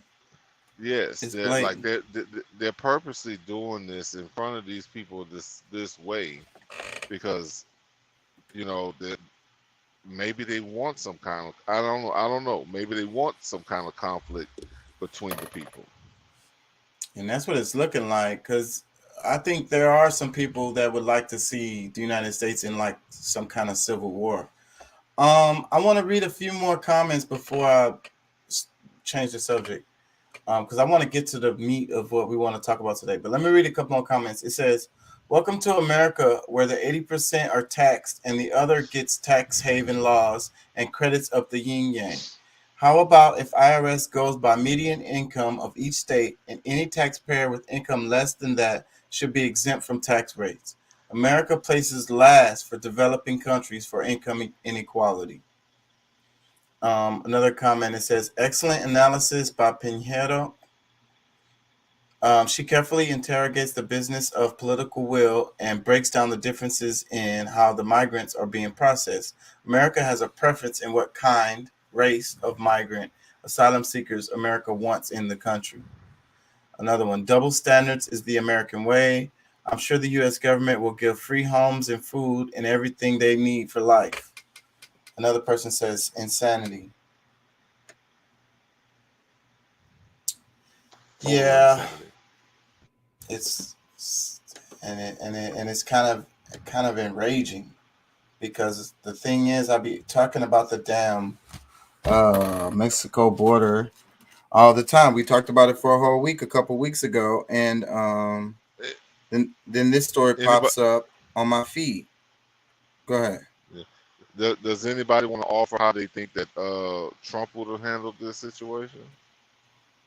Well, I would say I think it's content that Biden and Trump, it's following each other. You know what I'm saying? I don't think it would have been much different. I think it would have been more politicized, because the Democratic Party is good at, like, I don't know. It's like we was talking about Obama and how he freaking, like, he's so smooth, and how like the Democrats just try to like smooth over shit all the time. You know what I'm saying? And that's what they're gonna do, and that's what they're doing.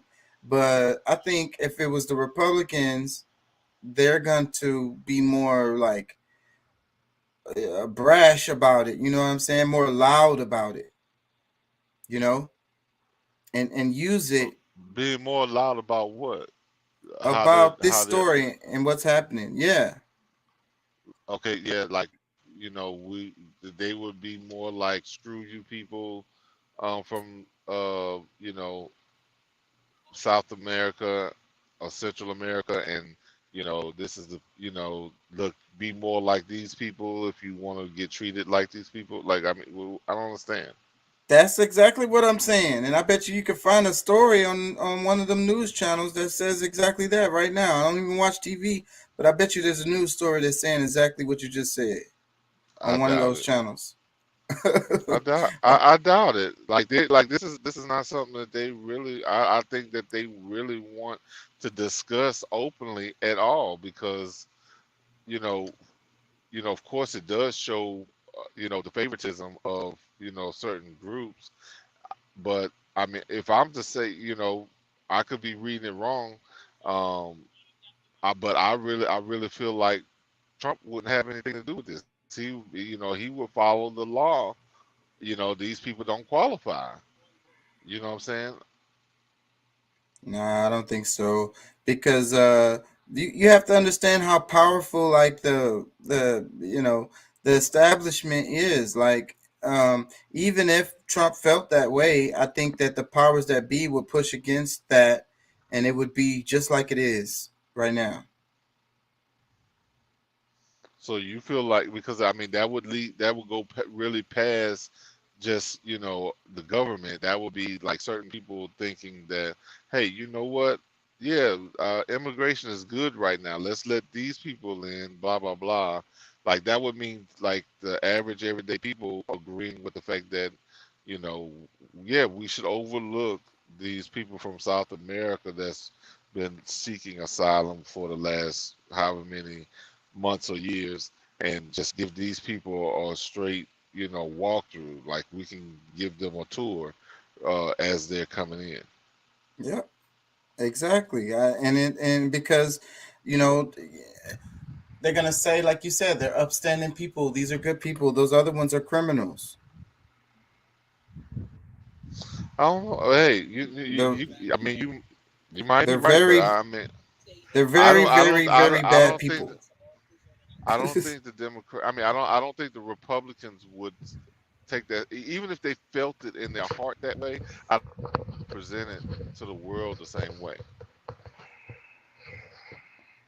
I'm looking for this video. I think this is it.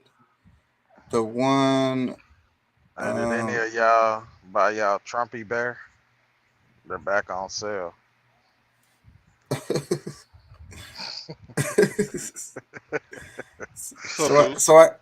What's up? What up, man? What's so up, man? Yeah. So I can snuggle up. Yeah. I can snuggle up with Trump at night when I go to sleep. That sounds great. Yeah, it's a teddy bear, bro. And then guess what? The teddy bear is a chocolate teddy bear with blonde hair and blonde eyebrows with a America First tie on. Trumpy Bear. I can just hug him and snuggle up and cuddle with him until I fall asleep. That sounds great. Finally, they know what I want. Yeah. But they finally made a good product. Let me wait. Oh, go ahead. My bad. Let me read these comments because I'm behind, and then I'm gonna let you go. Because I've been looking at the other screen and I do that shit all the time. He said, Doc says, but every statement has said asylum seekers 1 million apprehended. Record all asylum seekers to hammer you with that word and makes it a disingenuous argument. Pat dropped out. And it says Putin wouldn't have gone in with 45 in office. That's an argument. And then he says, look at this too. The Ukrainians are sponsored for temporary asylum visas. Think similar to vacation or education visas. They have places to go and can be tracked. It's the inability to fit others into the algorithm that makes the problem. Exactly. I mean, if they could do that for them, then they could do that for everybody else. The same damn argument. Like, okay, we can track them. We got them temporary. They got to go back after a certain period or whatever the hell it is. The argument is just treat everybody fairly. Humans. They're all humans. What were we going to say, Deuce? I was just speaking to that. I feel like that it just truly speaks to the narrative, truly speaks to the Democratic Party. I think in so many ways, man, with the stuff that's going on right now, with this party, it's almost like they're going back, to history back in the day, like they never liked indigenous people to begin with. Exactly. You know what I'm saying? And it's the been way a that war they're against treating them. people, yeah, and the way that they're treating people, they're I mean, I get it. Ukraine is under fire. you know, there's innocent people there, but at the end of the day, everybody is just running to their aid, but they're not running to the aid of people in Yemen and all of the, you know, in Libya and all of these other countries, you know. But it just goes to show that, you know, yeah. I don't know, bro. It's just it's crazy. And then to see that you got what 2 other countries now that are very close to joining NATO, you know, well, you know, are they very close because they, you know why? Yeah. And one of the comments that Doc made was interesting, and we talked about it a little bit, but like Putin going in, if Trump was in there, like maybe it wouldn't have happened. You know, it wouldn't have, because Trump was trying to be more of a diplomat, and maybe he would have been able to chop it up with Putin and maybe deal with that situation some other kind of way. But we do have to remember that it's been ongoing for like 8 years. So that means Trump had to be in there when this started around that time, right? He had to be in there during part of this war, the Donbass region. What's been ongoing? The war in the Donbass region of Ukraine have been going on already since before this. Russia came in to like squash that whole thing. It was kind of like a civil war going on. They were fighting against the Ukrainian government. Like, they wanted their autonomy. They wanted to be their own region. You know, it's kind of like Taiwan, and like Taiwan is like, hey, we don't really want to be a part of China, and China's like, nah, you're China. And it's the same thing with those different regions of Ukraine. So, but that fighting has been going on over there. It had to been going on while Trump was in there. Come to think of it. I mean, but does that have to do with why Putin is going in there? What do you mean, Trump? We was just making the argument that I'm saying that war, that fighting that you're talking about, does that has to do with why? Yeah, that's absolutely why Putin is going in there. Absolutely why. Those people are ethnically Russian, and they kind of they're sympathetic with Russia, and they don't want to be a part of Ukraine. So that's how this is going to end, because Russia is not playing. This is going to end with those parts no longer being a part of Ukraine. That's how this is going to end. They're going to be, because that's what they want, their own autonomy, and they'll, you know, and also it has to do with the, you know, the security of Russia. You know what I'm saying? So that's why they're not playing with it when it comes to this situation. They're not going to play with this. It's going to end with those regions being autonomous or whatever. They're going to become their own little countries or something, whatever, being recognized by everybody. Let me read the comments. He says they're getting closer to joining NATO to hope to avoid Putin coming in, which is why we let this happen in the first place. Yeah, I think this is a thing that we did let happen. Not only did we let it happen, I think we instigated it. And it's really about the hegemony of like the Western powers, because they want this split in the global economy so that they can be dominant, you know, and everybody who don't want to go with their program. But it doesn't matter. What's happening is now the other side is getting stronger as a result of this, because of the sanctions on Russia. It's causing Russia to do things in a different way, and without having to deal with the Western economic system, because that's what they did. They excluded him from the Western system, the monetary system.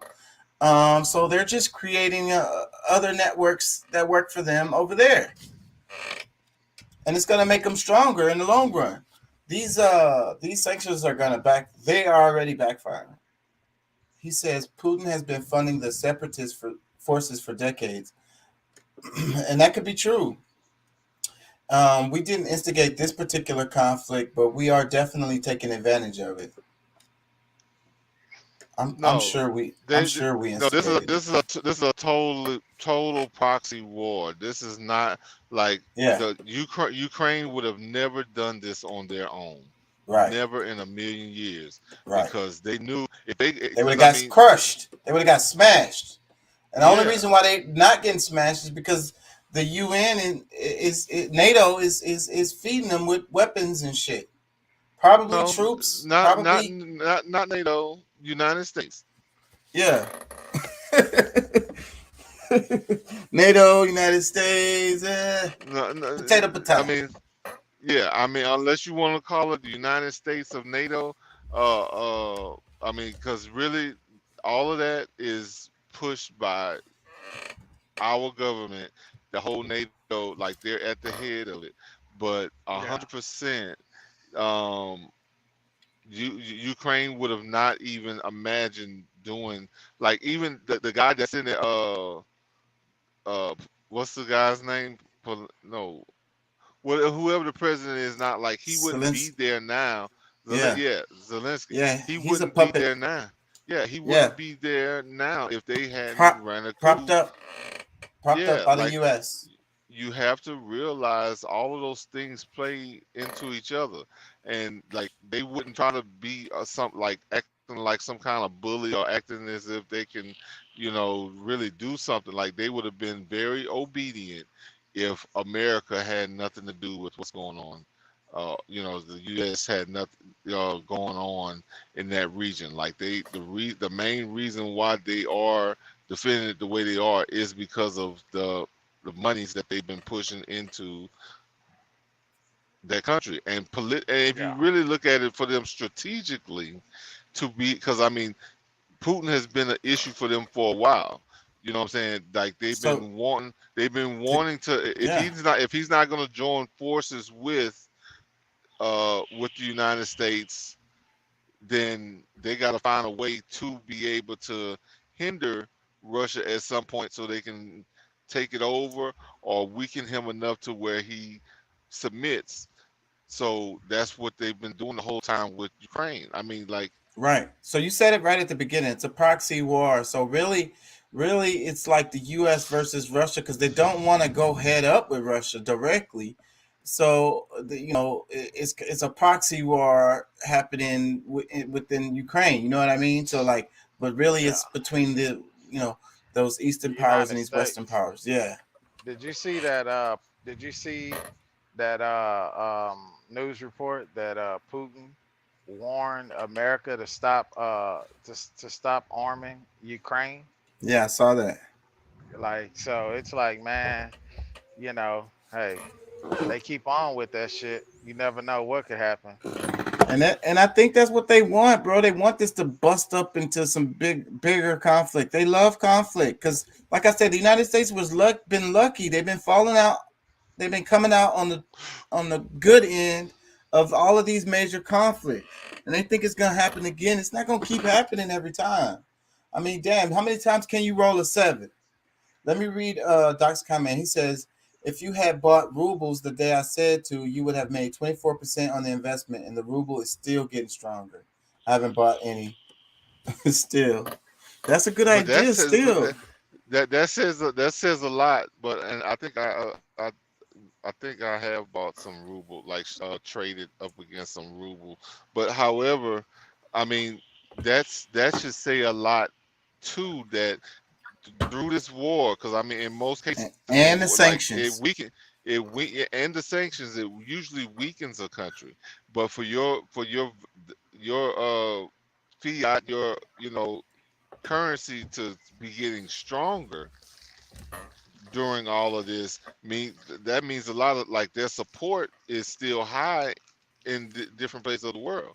So like that's one of the things that you might want to, people should really look at. Like, this is not going the way that America thought already. They're hurting they're hurting the citizens more than they are the country. And maybe that's the plan, because that's what the fuck, bro. And then they want all those other countries to go along with it. Like, what was the ones? I think France said, go fuck yourself. I think Germany said, go fuck yourself. I don't know which ones it was. But it's like, they want everybody to suffer. France, for Ukraine. The Saudis pretty much told the U.S. to go fuck themselves with going against Russia. Yeah. But it's not for you. But it's not for Ukraine. It's all for the United States to keep the power. Like, say, bro, like if y'all watched any of that summit, the all the governments of the world, well, most of the governments of the world met up in Dubai. Say, bro, Yeah. they're discussing, how like it's up for debate whose currency we should use now, because like America is clearly weakening, Yeah. worldwide.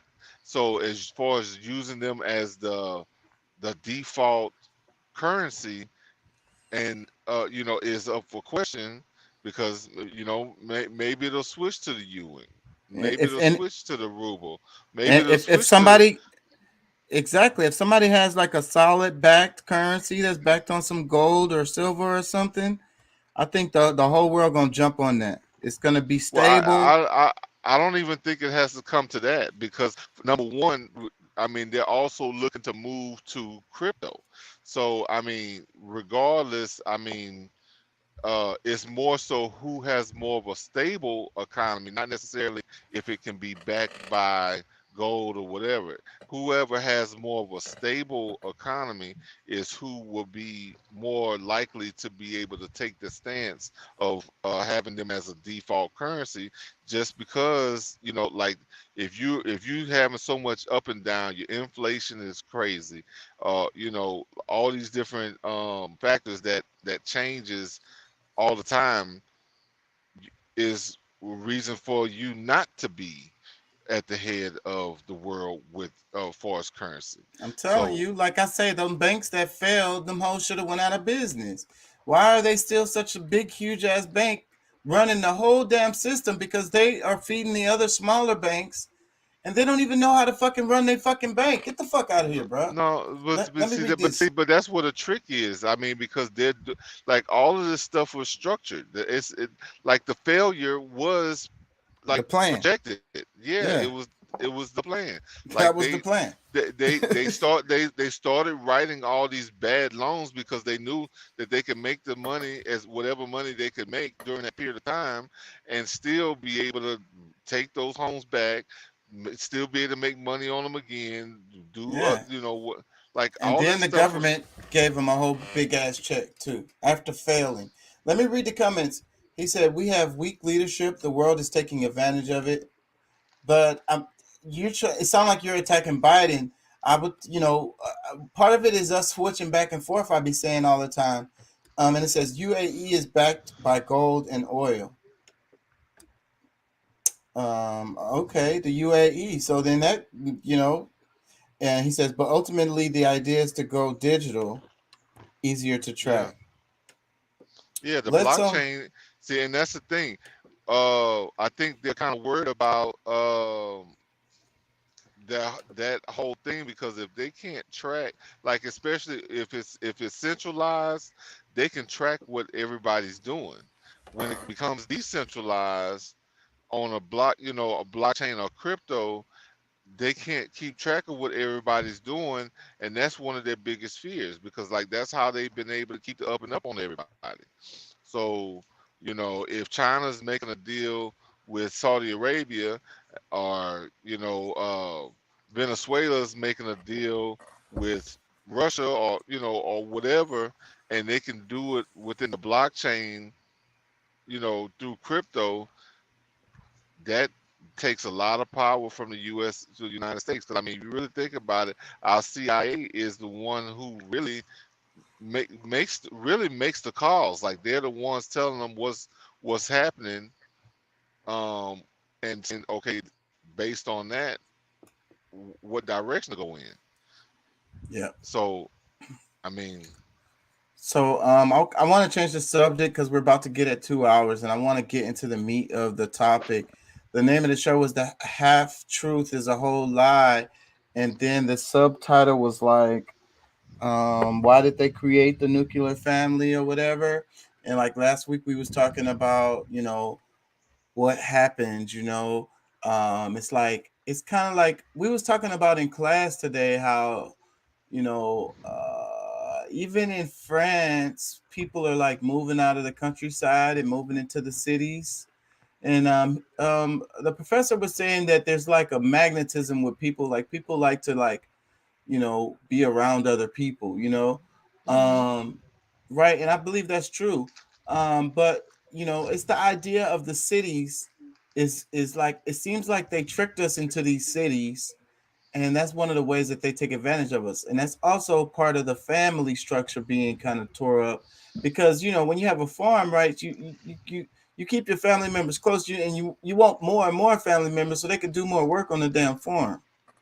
You know, True. and people are having less and less children, mostly because it costs because of the cost.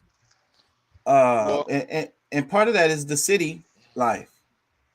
yeah, I mean, I think that I mean, there's upsides to both sides of life, but in order for it to work properly, because if the government or the people who are controlling, these industries are gonna be fair with the people and actually work serving the people, yeah, no, I mean, it won't matter where you live.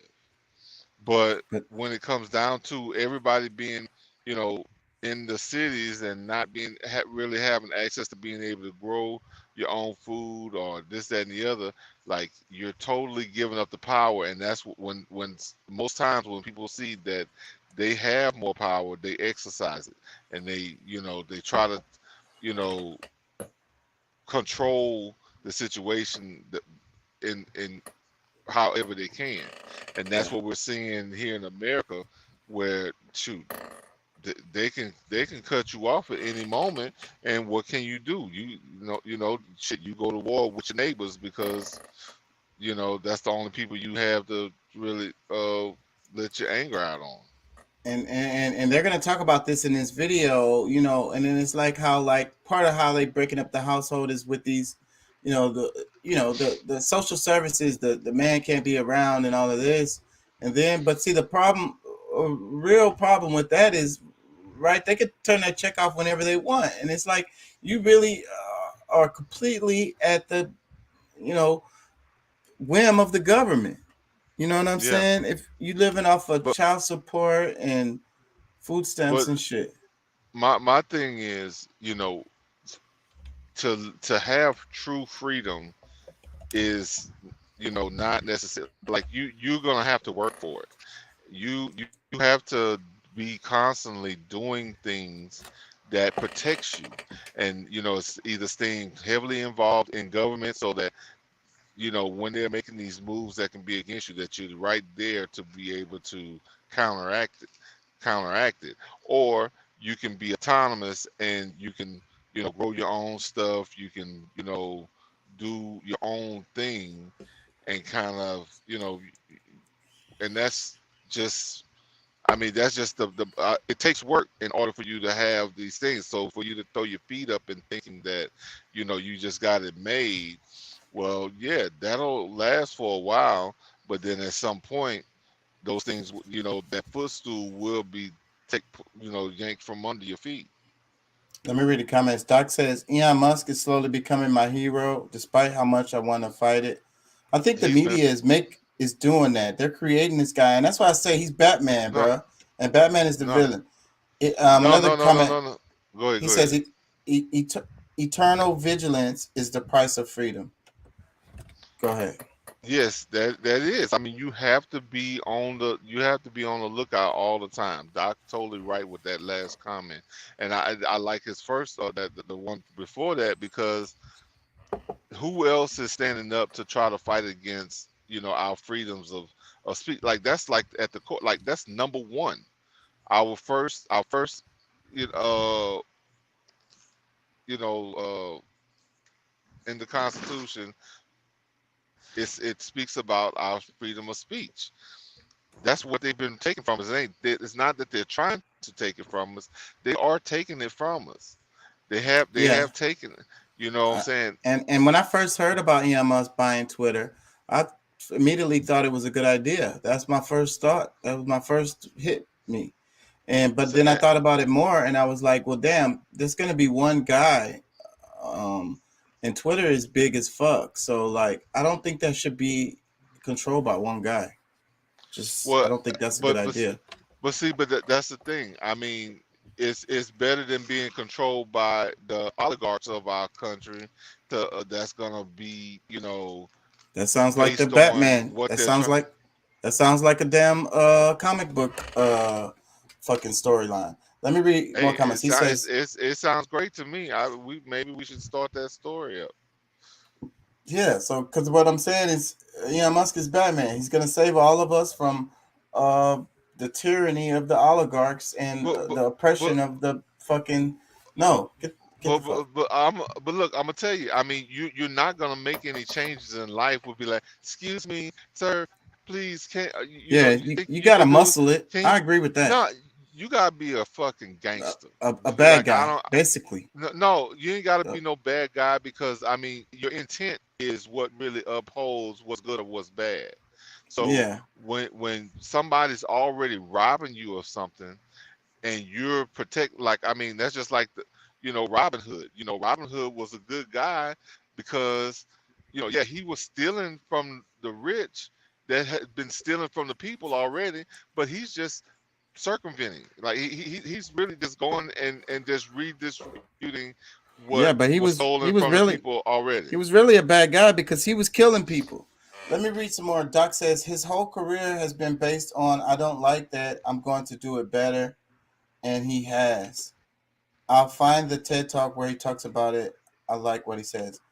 Yeah, I was saying before though, to do great things, I think you got to do some evil. You know what I mean? And that's just the way it But goes. But that is kind of it goes really along with your argument a bit. Is it It's really just evil to give these people a $8 billion profit on a business that is, what I'm saying, like it's worth 35 billion? It's all perspective. What I'm saying is, if it comes down to Elon Musk making the decision on who gets to speak in Twitter and who doesn't, if it's open completely and he just lets everybody in, but what if over time he starts being like the others and just be like, I'm gonna decide on who can tweet and who can't. Well, potentially, be but all I mean, up to that one guy. In my opinion, how can it hurt really? Because okay, yeah, it's up to this one guy, but I mean, honestly, look what's happening now. Like, I mean, you can say one word and the algorithm picks it up and it just totally cuts you off. You know what I'm saying? I don't think this guy. I don't think he's the guy for the job. Let me play some of this. You would think that.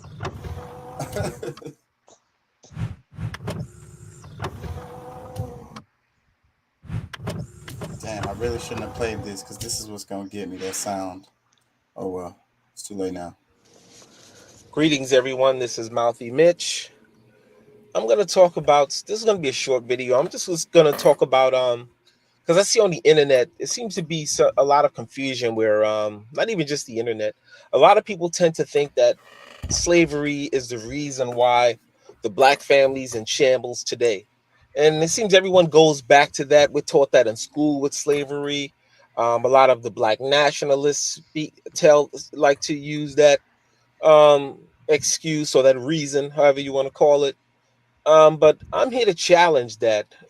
The reason I challenge that is because if you've ever taken economics, school, or the family, or any type of family human studies course, you find that the black family actually, up until the late 60s, 80% of the children came from a two-parent home. So if 80% of black children came from a two-parent home up until the late 60s, early 70s, how would slavery impact that? Because clearly the families had it together. We had lower incarceration rates. So the black family did have it together. So what happened between that time? What happened between that time was was President Johnson approving the welfare system, which targeted black families first. What happened was once the welfare system was launched, and four things. I'm going to get into them, all right, one by one, and how they impacted the black family. First was the welfare system. Once the welfare system started, it encouraged black women to have children, but not to stay in committed relationships or not to get married or have a man in the home. And that way, Uncle Sam will play the role of daddy. And you don't have to take my word for this. Just go yourself and do your research online. Or if I find some articles on it, I'll post it. Second was the feminist movement. Once Gloria Steinem, not Gloria Steinem, I forgot her name. I should actually be ashamed not knowing that. But the feminist movement, the woman who launched it had a magazine called She, I believe. And she put a black woman on the front of one of the issues in the early 70s. And everyone says that the woman who started feminism actually wrote that article. Ghost wrote it and gave this black woman credit. But it basically was a manifesto of how to become for a woman to become the head of the household and raise the kids by herself, and why it was a good thing. And a lot of black women read that article once they saw a black woman on it. So a lot of black women started abandoning the civil rights movement, which I think was a failure anyway. But anyway, abandoning the civil rights movement and joining the feminist movement, because they believed that rights for women actually came before rights for blacks, right? So that helped derail the black family and the black civil rights movement at that time. It kind of divided it, because a lot of women felt like, okay, so race is not the important factor here. Gender is first. And they jumped on board for that. The third thing is, I would say, is the jobs. If you remember Reaganomics, or if you read about Reaganomics, that was the first time America really started outsourcing a lot of jobs overseas, or using technology to replace manual labor. So in a lot of these black neighborhoods where a lot of these black men worked that did manual labor in dangerous, like toxic factories, when those closed down, there was nothing else left. So then a lot of black women, of course, just saw it as a cash cow or as a means of survival. Then I'll get pregnant, kick this man out, and then let me rely on Uncle Sam to feed the family, because this dude here ain't working, or he's not getting steady employment. I would also say another thing I'm going to add to that was the drugs, because once the jobs left, crack came in, and crack made a lot of poor black men rich, hood rich overnight. So if you're the average kid fresh out of high school, you're 16, 17 years old, your early 20s, and you've got no means, or even, it doesn't matter the age actually, if you're just a black man and you have children or you have a family you're trying to support, and it doesn't have to be your own offspring, it could be just trying to help your mom or your dad out, or if you're in a single parent home, help your mother out. A lot of these guys got into crack. They got into selling crack, and this is how they were able to support their families. And today, when you look at things with the black family today, that played a big part of it.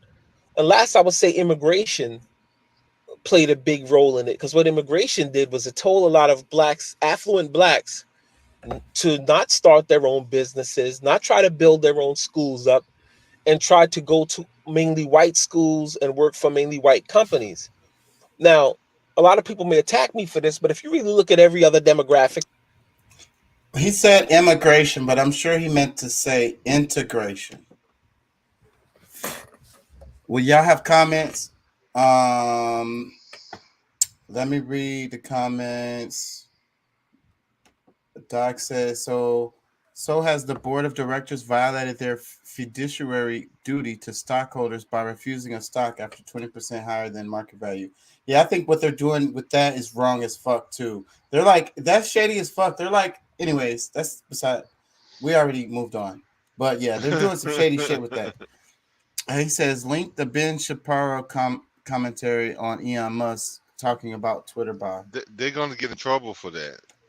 Like, I think they are too. They're gonna get lost. Like people gonna sue them for not doing the best thing they could for the company. Yeah, that's just crazy. Curtis says what he's saying is true. I'm gonna open Facebook, so if Doc sends me stuff, I can pull it up. Y'all want to make comments about this video right here? This guy is saying some heavy shit in this video. I mean, honestly, like, I mean, it's really nothing to refute. I mean, I think pretty much says a lot for itself. I mean, if I'm just gonna sit here and trash black women or whatever, I guess I could do that, but I don't really see the point. I mean, it just kind of is what it is. Yeah, and I don't think that's what he's doing in this. He's just doing a diagnosis, and he's talking about the civil rights era, the feminism, crack, and then outsourcing of the jobs. Yeah. Which and the welfare system. Either party could have worked on that, but yeah, I mean the jobs is a big deal. Where you're taking jobs away from people, especially in the inner cities or really anywhere. It's gonna have a drastic effect on those people, especially when you start trying to have these same people come from out of the city, from out of the country into the cities so that they could have a better life. So you pretty much set them up for failure to begin with. You got them in a tight bind where like they could have kept working on the farm with mama and papa and had a decent life. They really a rich life, because I mean you really eating well and this, that, and the other. But when they pulled you away from home, your securities, and you're in a totally different country, state, shall I say? I look at states as countries, but however, you're in totally different states from where you grew up and all your family. So now you have no background, anybody that can really help support you when you have the downtimes. And so I mean, it was a total setup. Like, I mean, really everything that we've experienced throughout the last 100 years have been meant to weaken the people. And like we're at the point now where we're just seeing a different part of that plan. Yeah, shit, the end game. I think what he was saying when he said immigration, he meant to say integration, and I think he's right about that too. Like that was part of the whole thing too. Well, yeah, because I mean, if you're not spending your money with them, because they're setting up the structures where they're at the head of it, and then if you do, if there are, black people who have businesses that people can support, they they can easily bring down prices so that nobody goes and shop with you, and people are already mentally set to to be a part of the society at large. It's not just they're not thinking that, oh, I need to support people that look like me. Yeah. And the more I learn about integration and how black people was doing before that, I mean, they had a good reason, but anyways, it just didn't work out. It's kind of like Reconstruction didn't work out, and the Civil Rights era didn't really work out. Let me read Curtis. Why didn't it work out though? Yeah, that's a good question. Let me read Curtis' comment. He says, "Sad nobody cares that this happened. I'm not sure that was Deuce or someone else, but that is exactly how we got the state of the black family today. Super sad situation." Let me play a little bit more. He's going to talk about, like I said, he said immigration, but he meant integration. I'm pretty sure. Gotcha. That came here, the Chinese. The Chinese didn't do that. The Chinese actually came here, and a lot of them were slaves too in America when they first got here. But what did they do? They pulled their resources together and eventually created their own economy. The Italians did the same thing, and the Irish, I always say especially, Irish came here after the black slaves came to America. They were actually ranked lower than blacks, and you could actually, please do your research on this. Don't just take my word for it. You could actually go online and see pictures of Irish lynchings when they first came to America. But what the Irish do, they say, oh, we're not going to go and try to join the Italians and work for the Italians, or go try to work for the white Americans or white Anglo-Saxons. They pulled their own resources. And a lot of the Irish, what they did was join the firefighter or police force, because this gave them protection and it gave them the means to support their families, but they never left their neighborhoods. They took that money and started opening their own businesses. This is the thing that Black people did not do. We took our money and we left the communities. Now, if you look at the Black neighborhoods today, they're in shambles. You have mainly just the crackheads, the drug dealers, excuse my language, but what we have is niggas. Not all, but most of Black neighborhoods, you would see what we would call niggas. And a lot of the Afro-Americans took their money and moved out. So now I think it's actually, I don't know if it's too late in the game to change things, but to me, that's why it's not slavery. It's those factors of why the Black community is in the situation it is in now.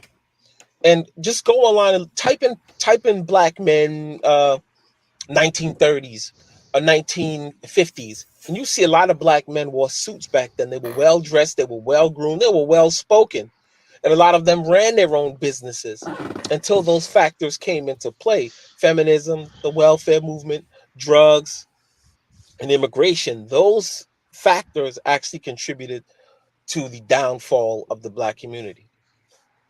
And I'm going to talk about the white community in my next video, and it's not going to be so favorable, and it's not an attack on them. It's just to educate white people on the same things that happen in the Black community are coming to the white community, and we'll talk about that. So back to the issue, slavery to me is not what destroyed the Black family, because every other group has dealt with some type of persecution in history. You look at Jews, of course, the Chinese, the Japanese, Filipinos, Italians, Irish, Greek. It doesn't matter what demographic you mention, they've all been through some type of persecution. But the only difference with them and Afro-Americans or Blacks around the world is that they pulled their resources together. They didn't decide to leave their community was the way out. And a lot of them had their religion taken from them too. A lot of Latinos, Catholic religion is not the religion of their people. The Arawak Indians and the Tainos, they worship their own gods and had their own languages. So some people try to say it's because Black, our religion was taken from us, but I'm not sure if, I believe it may be a factor, but not as deep a factor as the political mistakes and economic mistakes that a lot of Blacks have made, that our ancestors have made, that put us in this situation, a lot of us in the situation that we're in today. So hope you enjoyed this video. So what y'all think about that?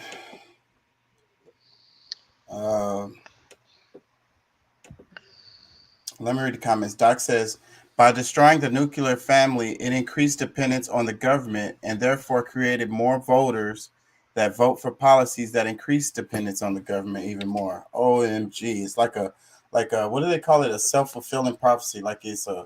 It charges itself up. There's a word for that, like a vortex. Like it keeps it, magnets do the same thing. Like it that's how those trains work. The ones that go real fast. But it was a psyop to still, in my opinion, still is, I look at it like a psyop because, you're dealing with some people who had been, a lot of them who was like, even in the 60s, that was still real close to slavery. Like they were still like not far from, being out of slavery, and the mindset of, finally being free, starting a business is not truly like the feeling of being free. You work harder as a business owner than you do as just a regular employee.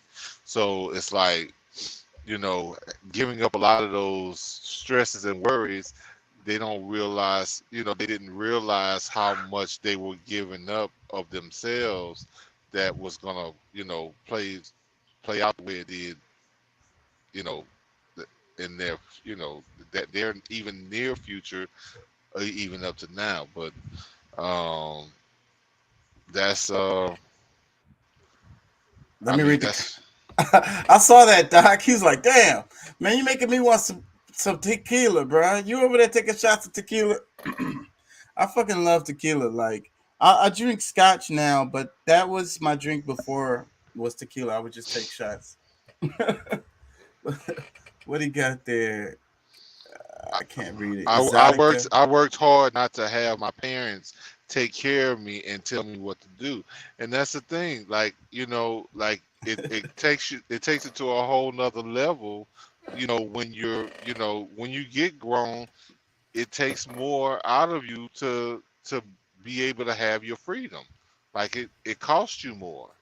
So I mean, by you know, thinking that you're gonna, you know, sit back and then, you know, all you got to do is just go vote for this person, that person, and you know, you're putting people in positions to, you know, to think for you or decide for you, and in most cases, they're not gonna do, you know, decide the best things.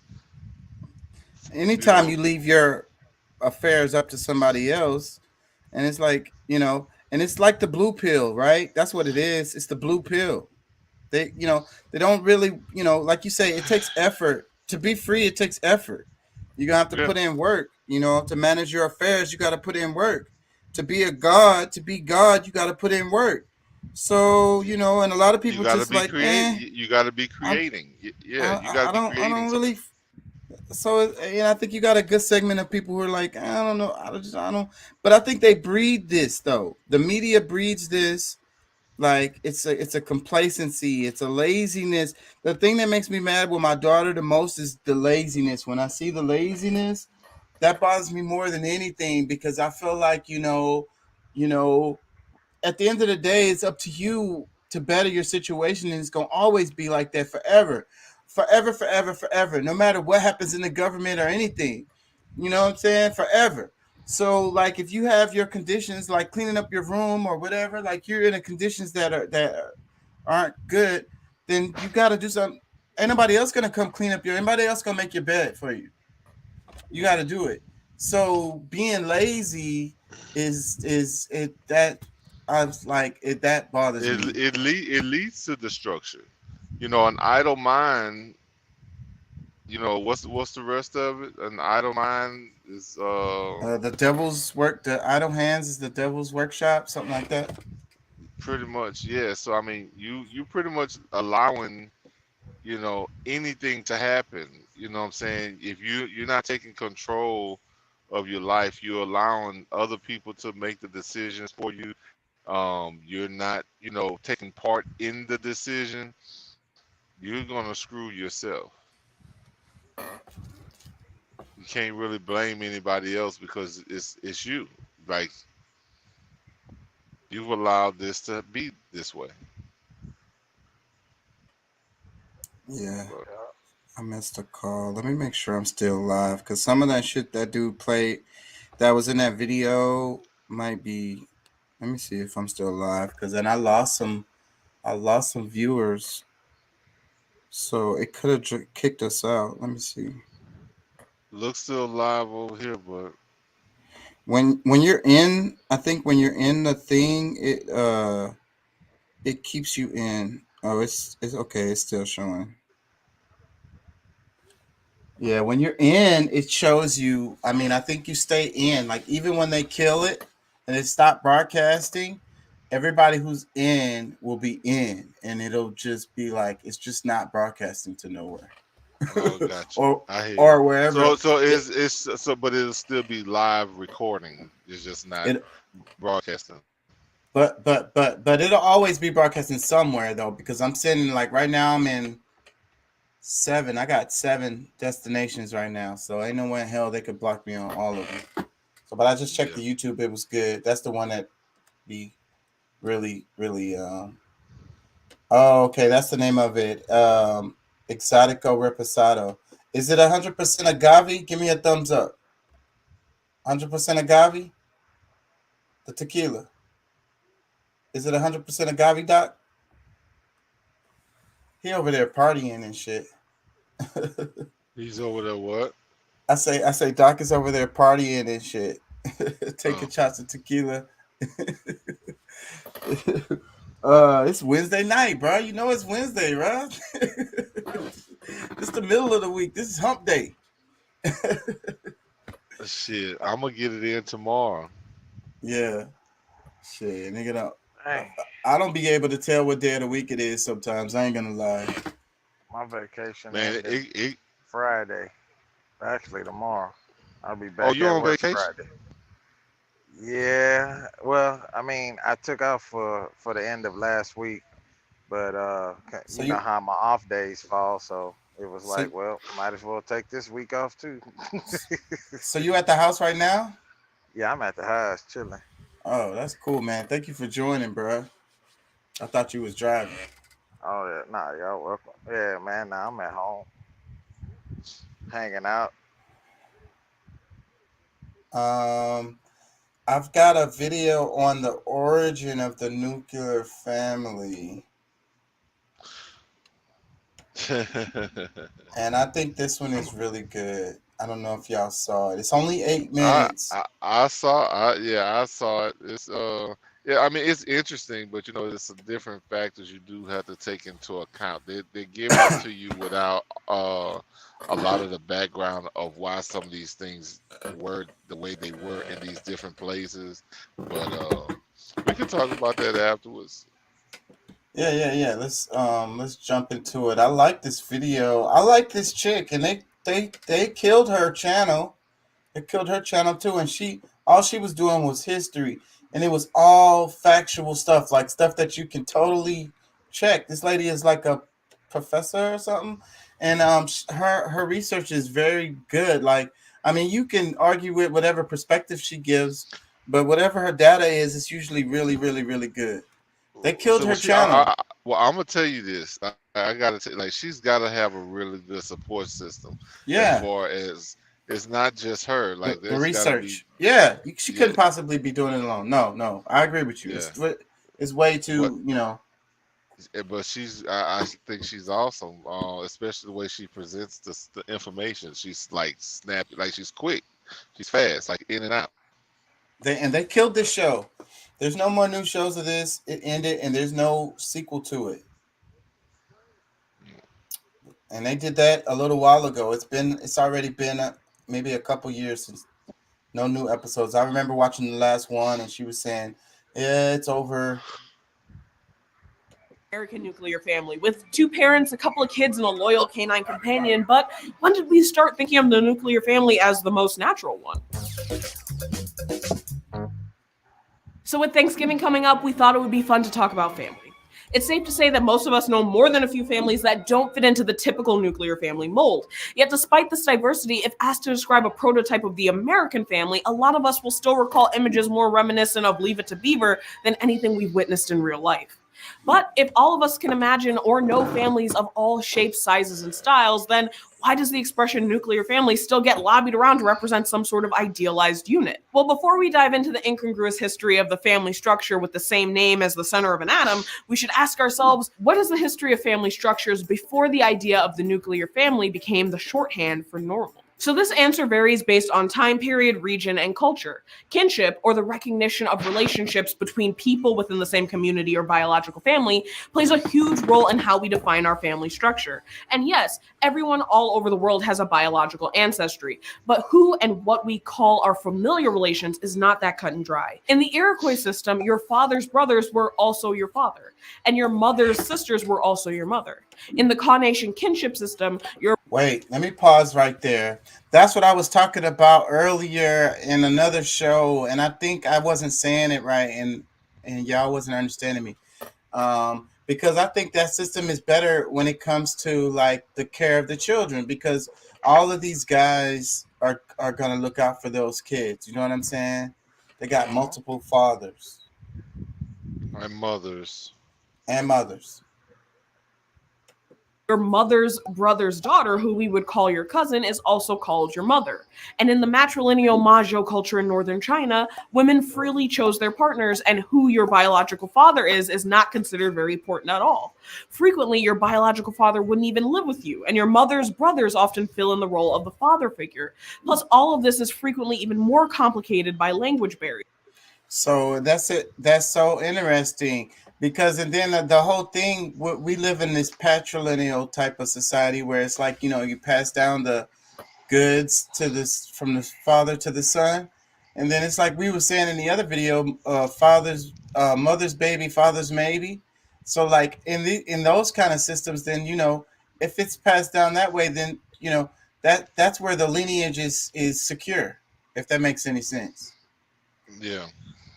And that'll keep from any kind of legal disputes too. You know what I'm saying? There's no argument, you know? Yeah. I mean, I think it's still somewhat of a problem because I mean, if the father has no rights, I mean, there's still somebody in the community who's being robbed of, their, what we would consider, at least what we would consider entitlement to having, how the child is raised. So it's like, pretty much using the male for their sperm. They have a kid, and then she's gone off with her lineage, her, side of the family to raise the kid solely how, they want to, which is, I mean, like I said, I mean, for those who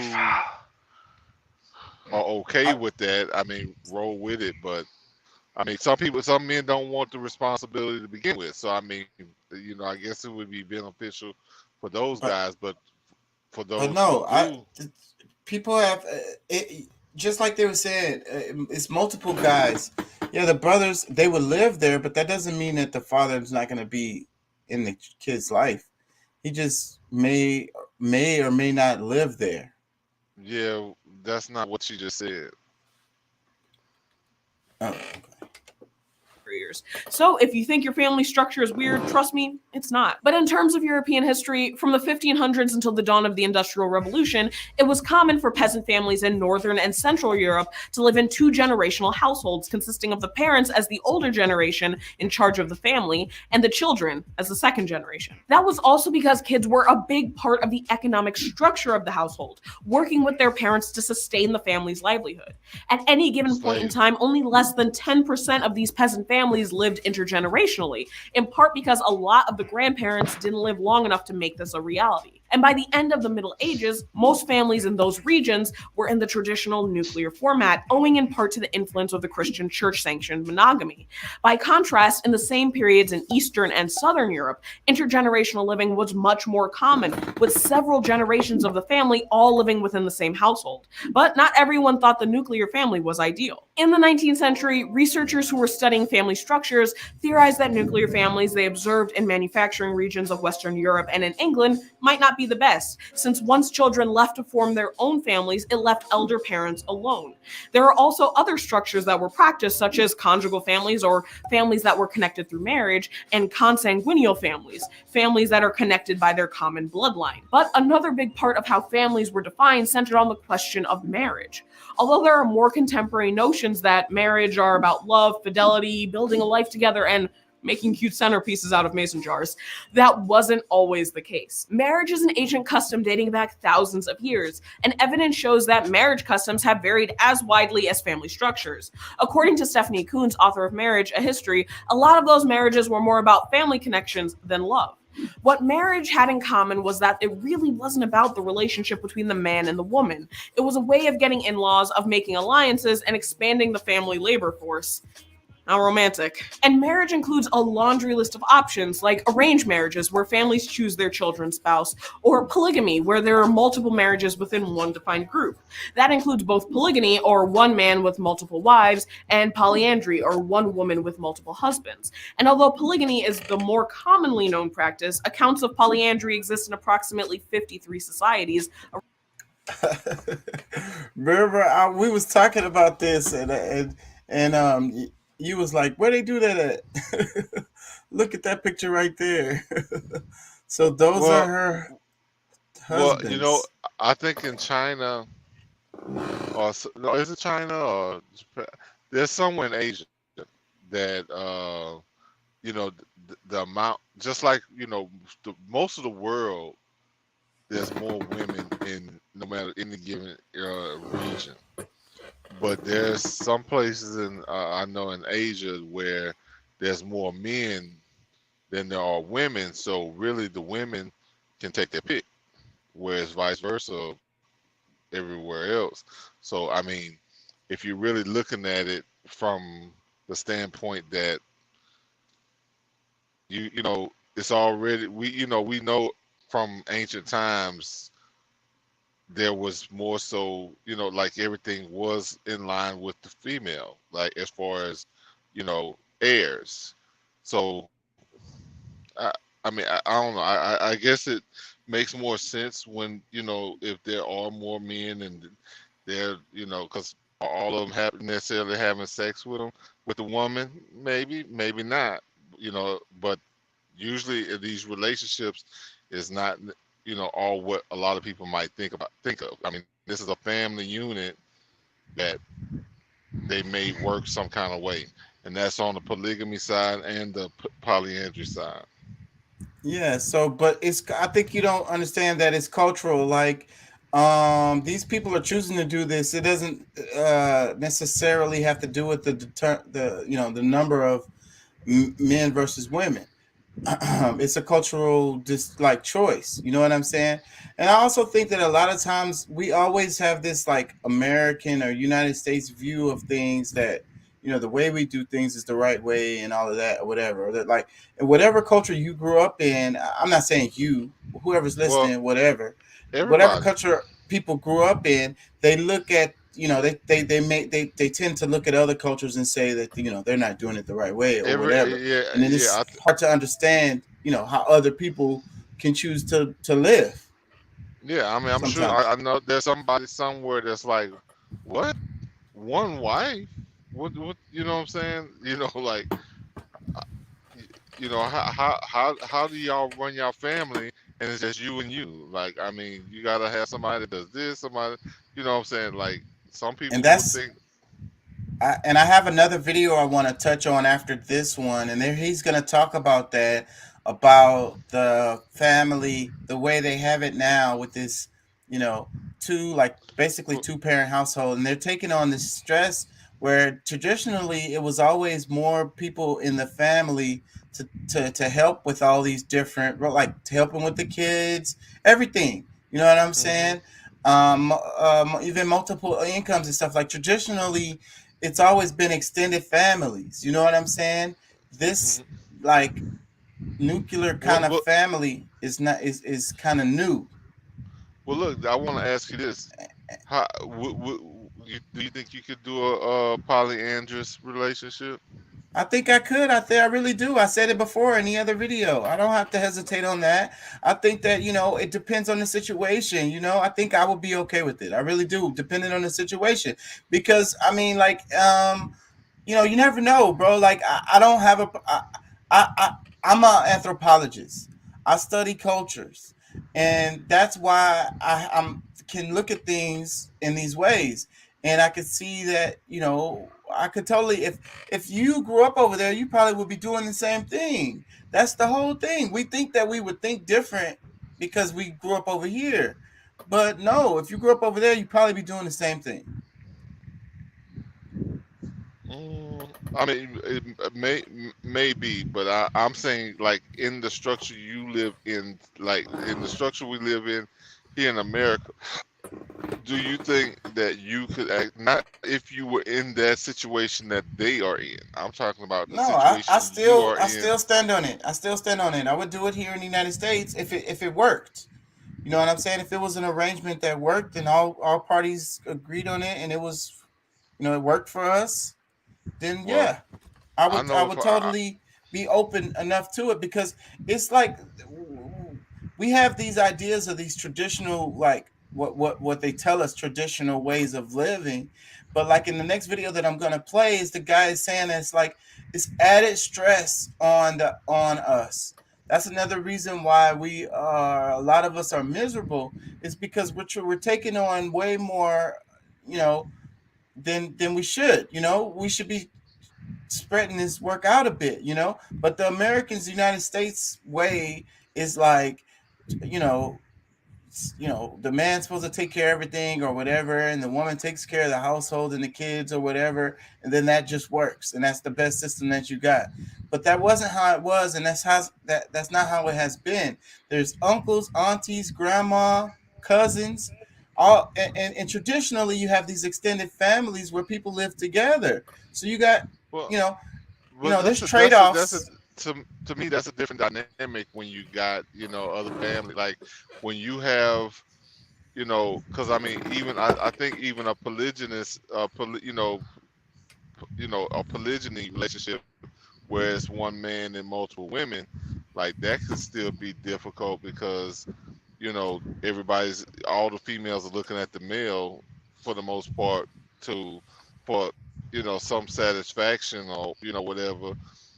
But I know for me as a polyandry, like, because I mean I could maybe consider polygyny, but polyandry, no, I'm not sharing my woman with nobody else. And that's just period, point blank. You know what I'm And I saying? used Like, to I used to think like that, but as I've studied and I've opened my mind. Let me read the comments. It says, and then there's a family like mine. so I gotta close mine. Like I should be willing to give my woman up to I'm not other saying you men. have a club that you're saying that. I'm not saying that. Let me read the I comments. don't know. I'm reading beneath. You know what I'm saying? I'm looking through the words. Let me read the comments. Doc says, and then there's a family like mine where if the community of family got to raise me, I would be a legacy to fucked up ideology. And he says, the real problem is when we went from extended family to nuclear family models was when we started to lose our ancestral ties. Exactly. That's exactly what I'm saying, Doc. That's exactly what I'm saying. That's my whole point, too. He says polyandry is practiced mostly in areas of Tibet and the Nepal parts of India and China.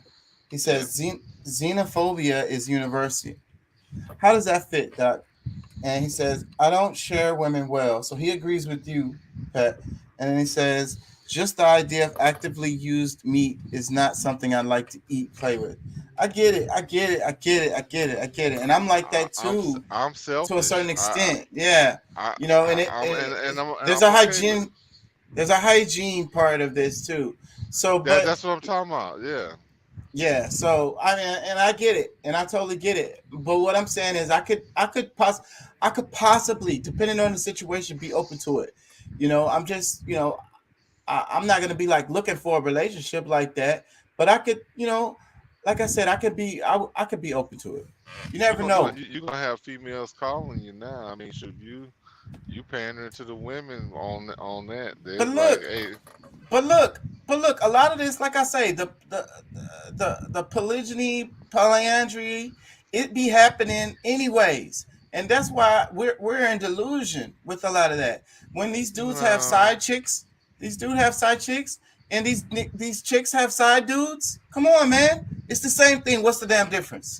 Come on. The difference is that you're not pulling your economics together, and y'all are paying for multiple households. So it's really dumb.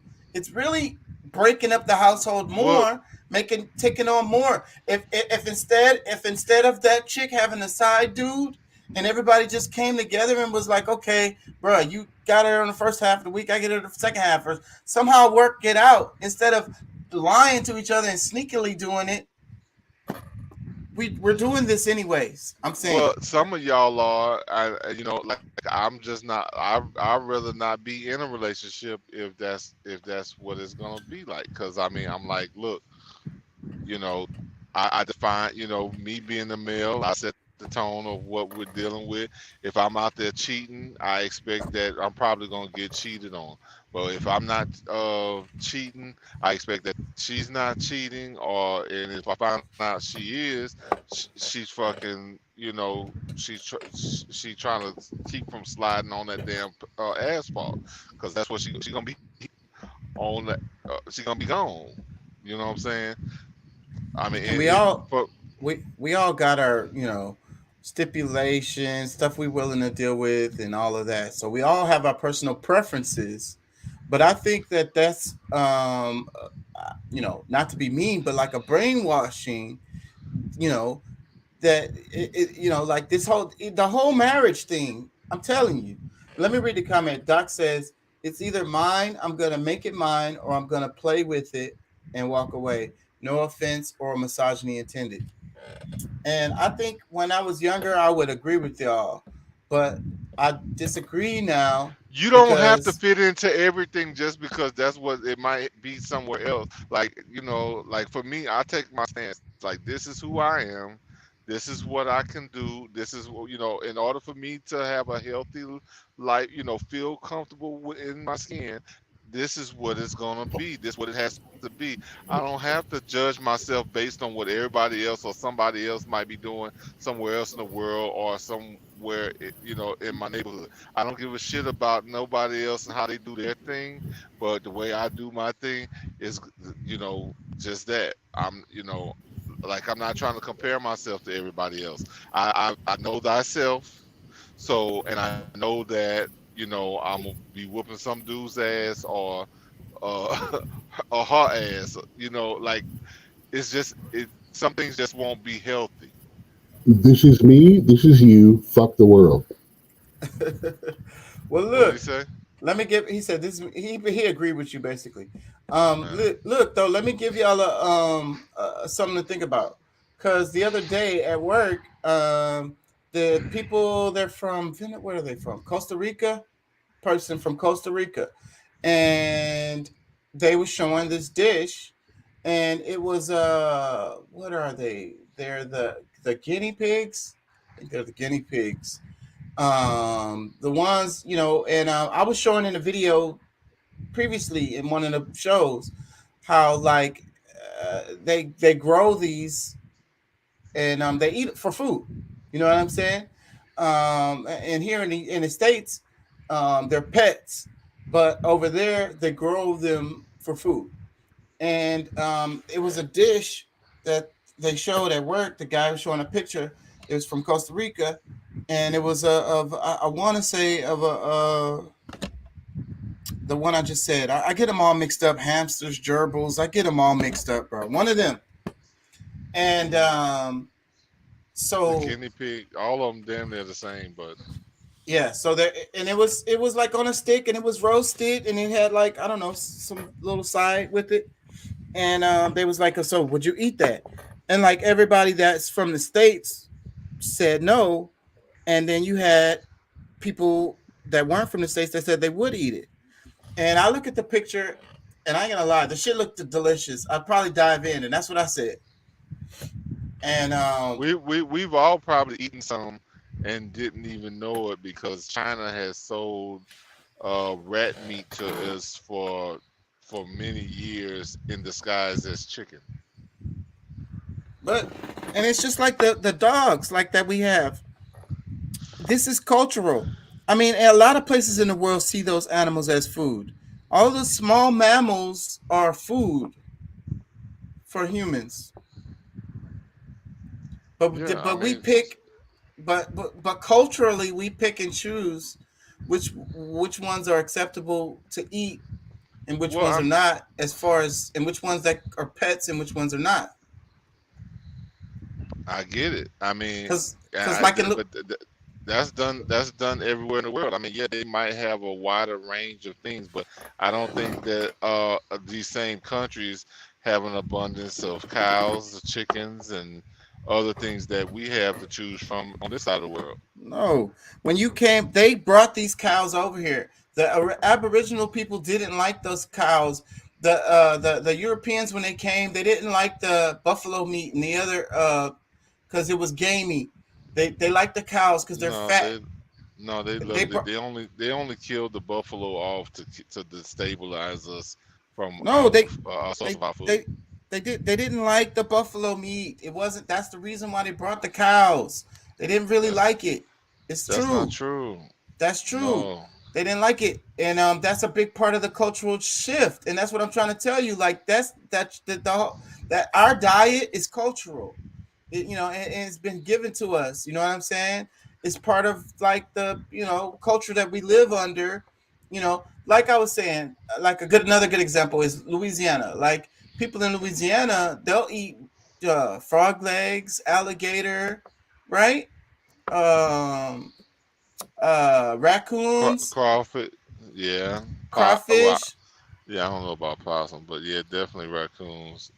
But Yeah, so and that's common. But people in other places will be like, "Bro, that's trash." Like, no, I'm not eating that. Like, but that's because it's an option. That's something that's readily found all over. I mean, you think people in Texas don't eat the same stuff?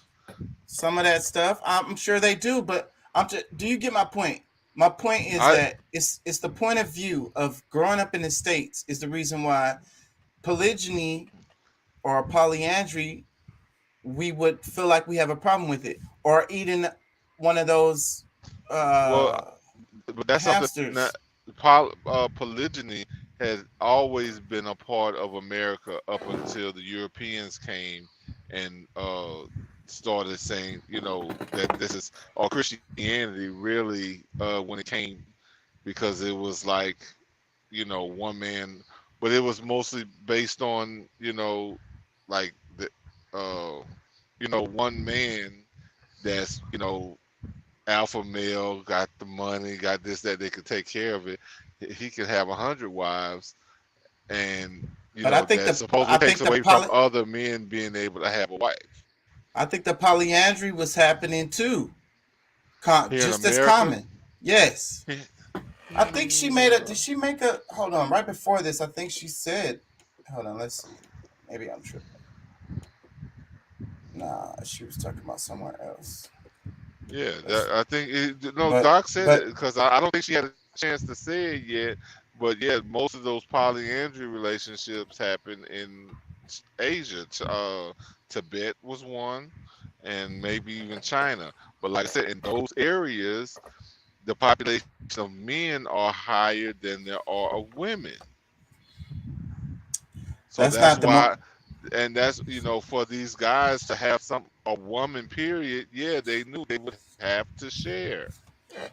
But I don't think you're hearing me, because I'm saying we doing the same thing anyways over here in the States. We do the same thing, but culturally it's not supposed to be. So we lie and we cheat. And not polyandry. We do. How many of these chicks have side dudes? Multiple dudes. Say, bro, but not like this. Man, they're lying. They're lying and cheating. They're not being upfront and creating a household like this.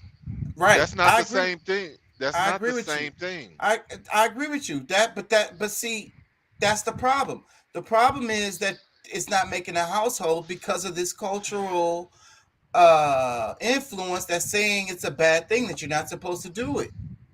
That is unacceptable. Meanwhile, a lot of people are doing this. It's very, very common. Like, I know a lot of chicks that have. But listen. My point is, all right, because polygyny will be more accepted here because there are more women than men, and a lot of the modern women are still a little bit different, but there's some women that's like accepting of that more so that okay, yeah, like there's 200,000 women and 200 million women, and there's 150 million men. So they're like, okay, like some of us gonna have to share it at some point or whatever. So because of the population differences is why these things happen. That's my point. Right or wrong, that's not the part of the debate I'm trying to have. It's more so based on the population. Like you see, like all these men and very few women. That's why. And I'm saying you're looking at it through your prescribed cultural lens. But it's not. Bro, I'm way more open-minded than you're giving me justice for. It's fine. You can think of me the way that you do, but I'm trying to tell you. Pat say, no justice, no peace, nigga. Well, maybe come over there and yoke you up. Let me play some more video. Polygamy, where there are multiple marriages within one defined group. That includes both polygamy, or one man with multiple wives, and polyandry, or one woman with multiple husbands. And although polygamy is the more commonly known practice, accounts of polyandry exist in approximately 53 societies around the world, such as Tibet. Although religious marriages have a long history, as centuries have passed, the state has played a larger and larger role in regulating marriage practices. So a marriage can have a religious ceremony, a civil ceremony, or a combination of both. And it wasn't until the last 250 years or so that the idea that marriages should be love matches started gaining traction. So we've established that families have lots of different shapes, sizes, and customs. So that brings us to our next question. When did the nuclear family become shorthand for the American household? Well, the use of the specific phrase nuclear family in English can be dated back to the 1920s. But as the evidence shows, the concept or form of the nuclear family wasn't exactly new. But in the 1950s US, the Cold War was accompanied by an economic boom, the growth of suburban developments on the outskirts of major cities, and a growth in the middle class and a population surge, all of which encouraged the nuclear family. But it wasn't inherently a natural development. PSAs and how-to videos broadcast across the country were specifically designed to teach families how to behave appropriately and what to do if they were going to achieve this stylized ideal. But these realities were marked heavily by divisions of class and race, as the civil rights movement of the 1950s and 60s was occurring simultaneously. So even though in the 1960s, some historians and sociologists interested in family structures were concluding that nuclear families were the only widely spread version of the family, the contemporary reality for many American families differed greatly from the ones presented in popular media. But I mean, if even the Brady Bunch was blended, then that leads us to asking our final question. Is the nuclear family really the most popular form in the US? And if not, what kind of families are out there? Well, let's look at the data. According to the US Census Bureau, in 2012, 66% of households were family households, down from 81% in 1970. And in those same years, married couples with children under 18 dropped from 40% to 20%. Black and Latino children were more likely to live in single-parent households, and households with only one person jumped from 17% to 27%. So it seems that while married couples with kids still describes a substantial number of families in the US, that number is shifting every day. But in the last 100 years, marriages and families have continued to evolve, at least in regards to the types of unions becoming legally recognized and visible in the popular consciousness. The political and legal system of a region can determine the types of marriages recognized by law, which in turn impacts the type of families that are most visible. In 1967, the Supreme Court case of Loving v. Virginia struck down all laws prohibiting interracial marriage in the United States. And in 2015, Obergefell v. Hodges ruled that laws against same-sex marriage in the US were unconstitutional. But families also exist outside of legal and state recognition, and that's not a new phenomenon. In ancient Greece, alumni was the term for children who were fostered by another family, and there is legal precedent for adoption dating back to the Code of Hammurabi in the 18th century BC. And today, there are over 250,000 adoptions worldwide every year. So clearly, blood ties, marriage, and children aren't the only ways that family can be defined. So how does it all add up? Well, marriages, families, and kinship groups have been going strong for thousands of years in almost every configuration that we can think of, and that includes the nuclear family. But while the image of the nuclear family is often held up as the ideal and only form a family can take, whether or not that's true seems to vary by social group and region. But as we gear up for the holidays and think about passing various side dishes to members of our own family with both joy and maybe a little bit of caution, it's important to remember whatever form, shape, or size it takes, we have the power to define what family should look like for ourselves. So what do you think? Any funny family stories to share?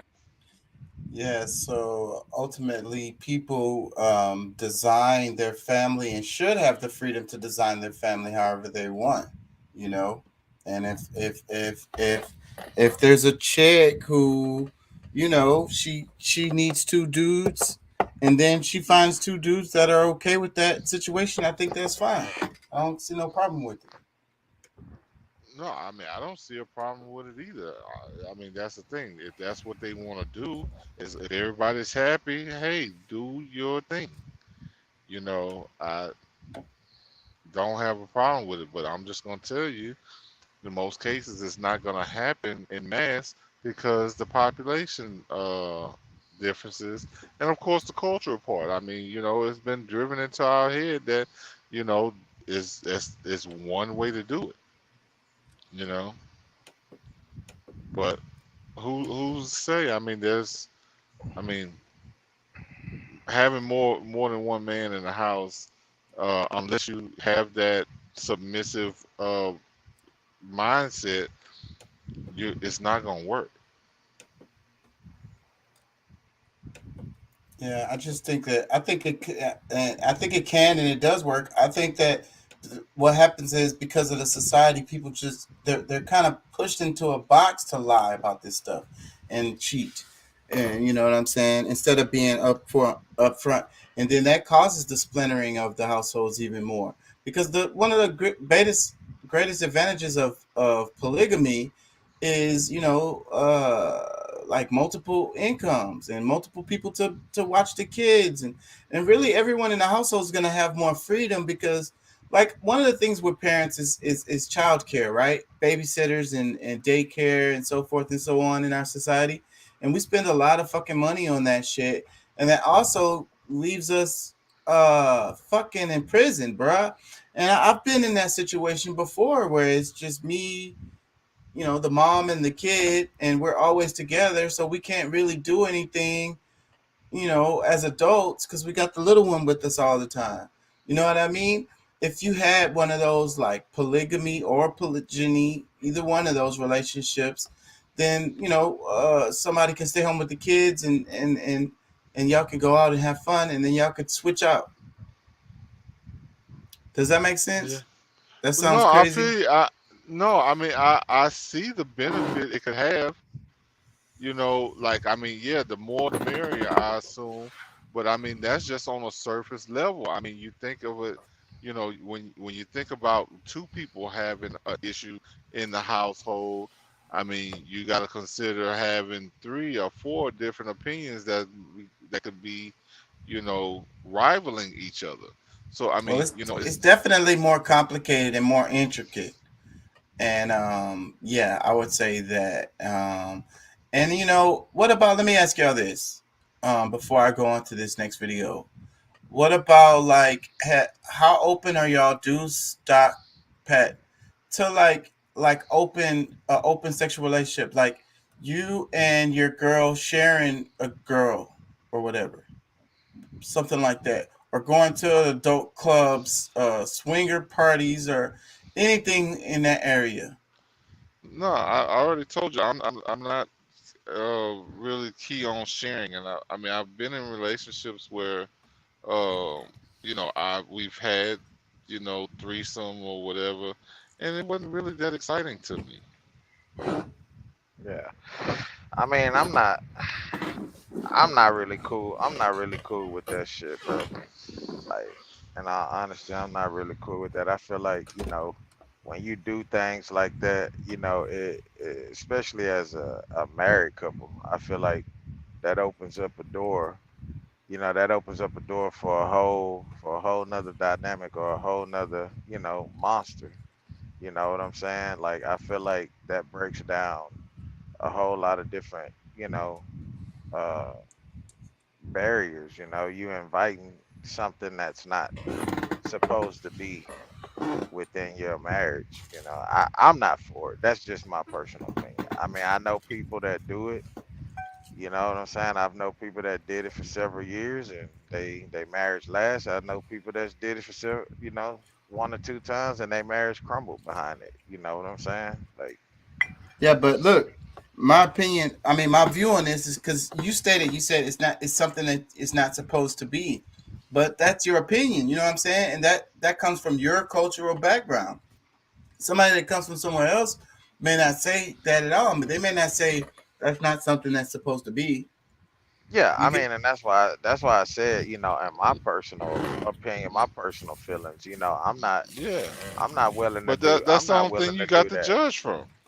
That's the Yeah. only thing you really have to judge from is your own experience. I mean, me trying to make decisions about my life based on somebody else's experiences is insane. Yeah, I couldn't personally do that. You know what I'm saying? I couldn't do that.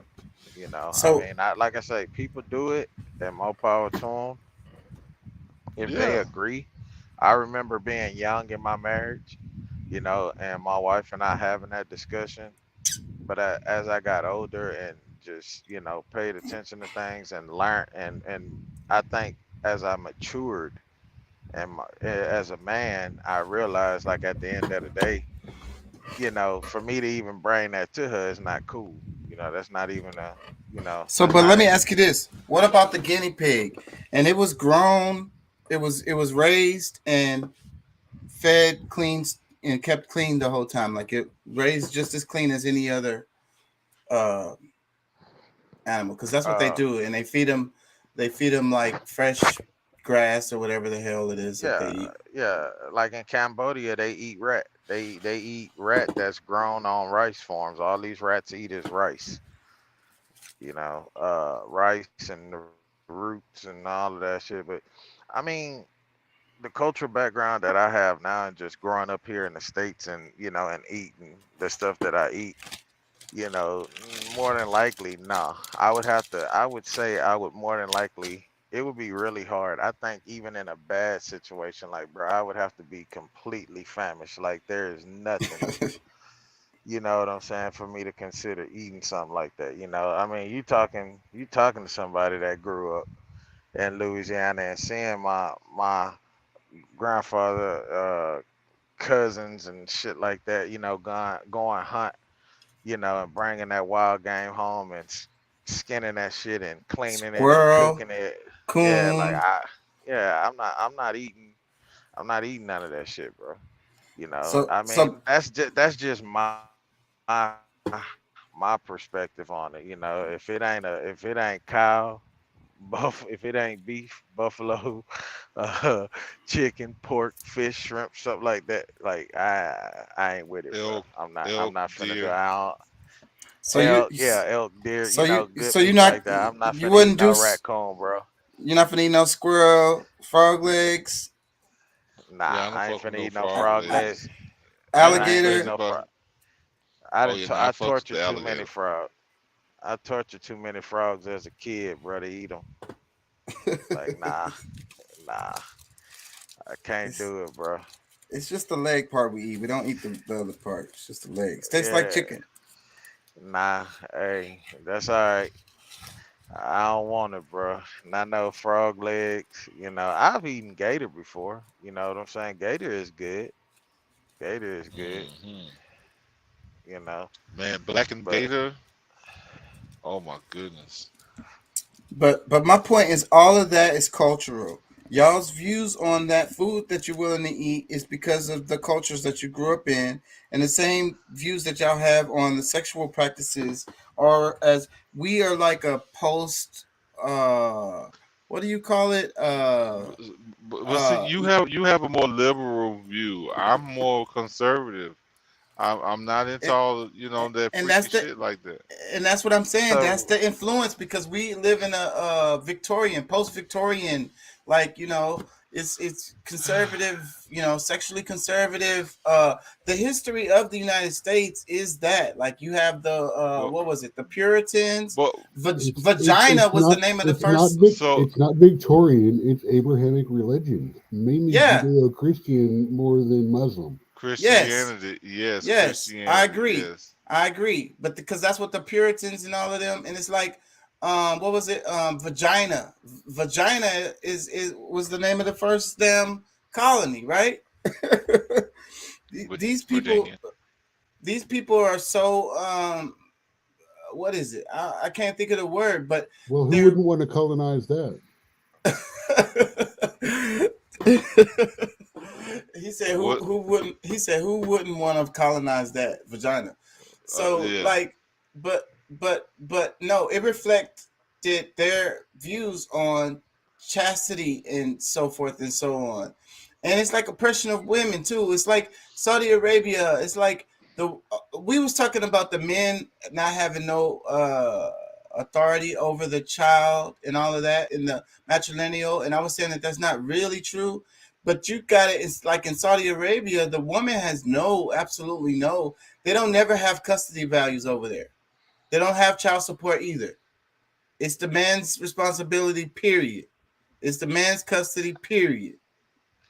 But do you think that a lot of the man's views when you ask the question that you pose, I think beyond the fact of cultural or beliefs or things that we have been engraved, I think for a man, you know what I'm saying? I think it's more of like a I don't even want to say an ego thing. Maybe it is an ego thing, but I think for a man, bro, like when you got a woman that you truly into, like you really digging this chick, like you into her, you know, this your girl, you love her, like you know, that down there in that area, that's a sacred moment, bro. Like that shit happens when y'all connect in that moment, and then to see And I agree. another, And I to know agree that with you. she's sharing that with some other guy, and you will like, nah, bro. Like I my think it's ego a is bigger spiritual. than that, bro. I agree with you. Like, I think it's a spiritual experience on one side, and it should be precious. It should be yeah, precious. that's But why. But That's why you but see, but man, like if a woman cheat, they like, nah, bro, I'm not fucking with her no more. As much as I love her and I care about her, I know it's gonna hurt me to walk away. I'm not gonna do it. I'm not sticking with it because I also it's think something it's a about it, primal. bro. It's I just I something also think about it's that. primal too. You know, territorial, protective, male. You know, territorial type of thing, primal type of thing. I also think there is a factor of that in it. But but I think there's also a spiritual part of it because I mean, you know, our DNA and a woman, you know, is a receiver. So she's receiving these spiritual entities based on our semen, our DNA that we can pass along that has attachments to them that can disrupt the way that who they naturally would be if they weren't, you know, with multiple parties. You know what I'm saying? So and I agree with that, and I agree with all of that. I be preaching that same thing all the time, and the STDs, sexually transmitted demons, you know, real thing. But what I'm saying is, so until you we guys, decide that we're open to doing that, we're I mean we're wrong.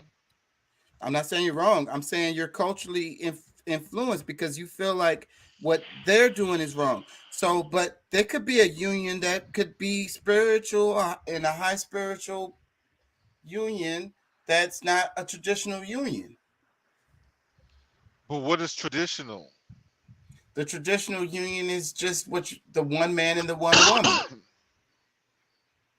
But it's really not. Isn't that what you I don't said? think I don't think so. I really don't. The traditional is that means what they're calling traditional. Like that's the lingo No, like that we have to well, use to. I don't. traditional. If you're really honest about what traditional was one man and multiple women in America.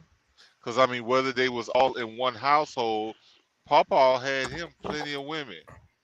Yeah, but what I'm saying is in the cultural landscape of the United States today, traditional, union would be just one man and one woman. But that's That's based what on the but that's based on laws that was put into place because I mean maybe if those laws didn't exist that structured people to being able to instead of them saying all right bringing his girlfriend to the house, all right baby, here go another wife for you, put her to work, whatever you need, blah blah blah. I mean maybe those I things would have happened more if it wasn't for the I legalities. 100% agree with you, and I think you're upholding my point with this because that's But that's them what that's creating this culture of this certain point of view of kind of like yes. Christian Muslim marriage, one man one woman, monogamous relationship. You know what I'm saying? No sex outside of But marriage. the thing my personal preference and what I recognize to be what a reality is, like because they're different doesn't mean I don't understand. Okay. Oh, he got comments. Okay. He said it's all the man there. Wait, it's all the man there, but they also stone women to death for learning how to read. Yeah, it's all about the men, and it's total oppression of women, and that's what happens, and that's why I brought them up as a point, because that's what happens when we have this point of view on society where it's okay for a man to have multiple wives, but it's not okay for a woman to have multiple husbands. Then we're just saying it's wrong, and that's like coming from a religious standpoint of right and wrong, and also it also is that pedestal. It's also looking down on them like, oh, you're Well, dirty. Well, no, I mean, honest. I mean, because because I mean, it was mostly royalty that could really get to the point of having multiple anything, because the peasants, like, they couldn't afford to do anything different. But those who could have multiple wives or husbands usually were of a certain status. So I mean, Queen Yeah, I bet you Cleopatra was fucking whoever she wanted to fuck. whoever she wanted to. Who gonna tell her anything? Nobody. So that's the thing. Like, you really have to look at the intricacies of all of these different positions. You can't just look at the average man and woman and think that these are things that's gonna happen. But you're because still, I mean, you're upholding my argument because you're talking about power dynamics. That Yes. woman, Cleopatra has the power to do it. The regular folks, the regular chick don't. So she got to cheat and lie.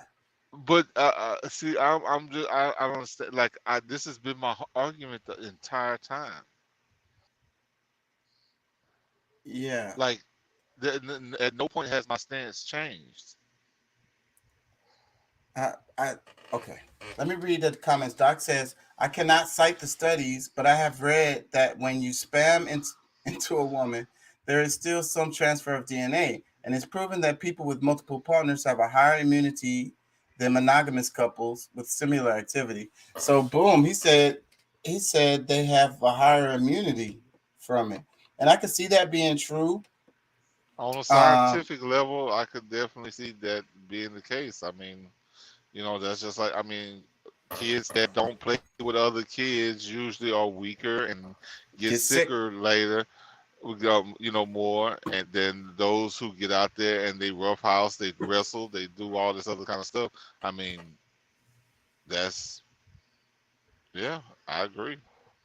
Damn, Doc, are you trying to kill that bottle, bro? I'm sure I've seen you take like 6 or 7 shots already. You should be on the floor. What do they say? 1 tequila, 2 tequila, 3 tequila floor? 5 tequila, 6 tequila, and you laying on the floor. Yeah. But, he says, I'm just a happy gringo right now. hey man, I'm going in tomorrow. I might have about 10.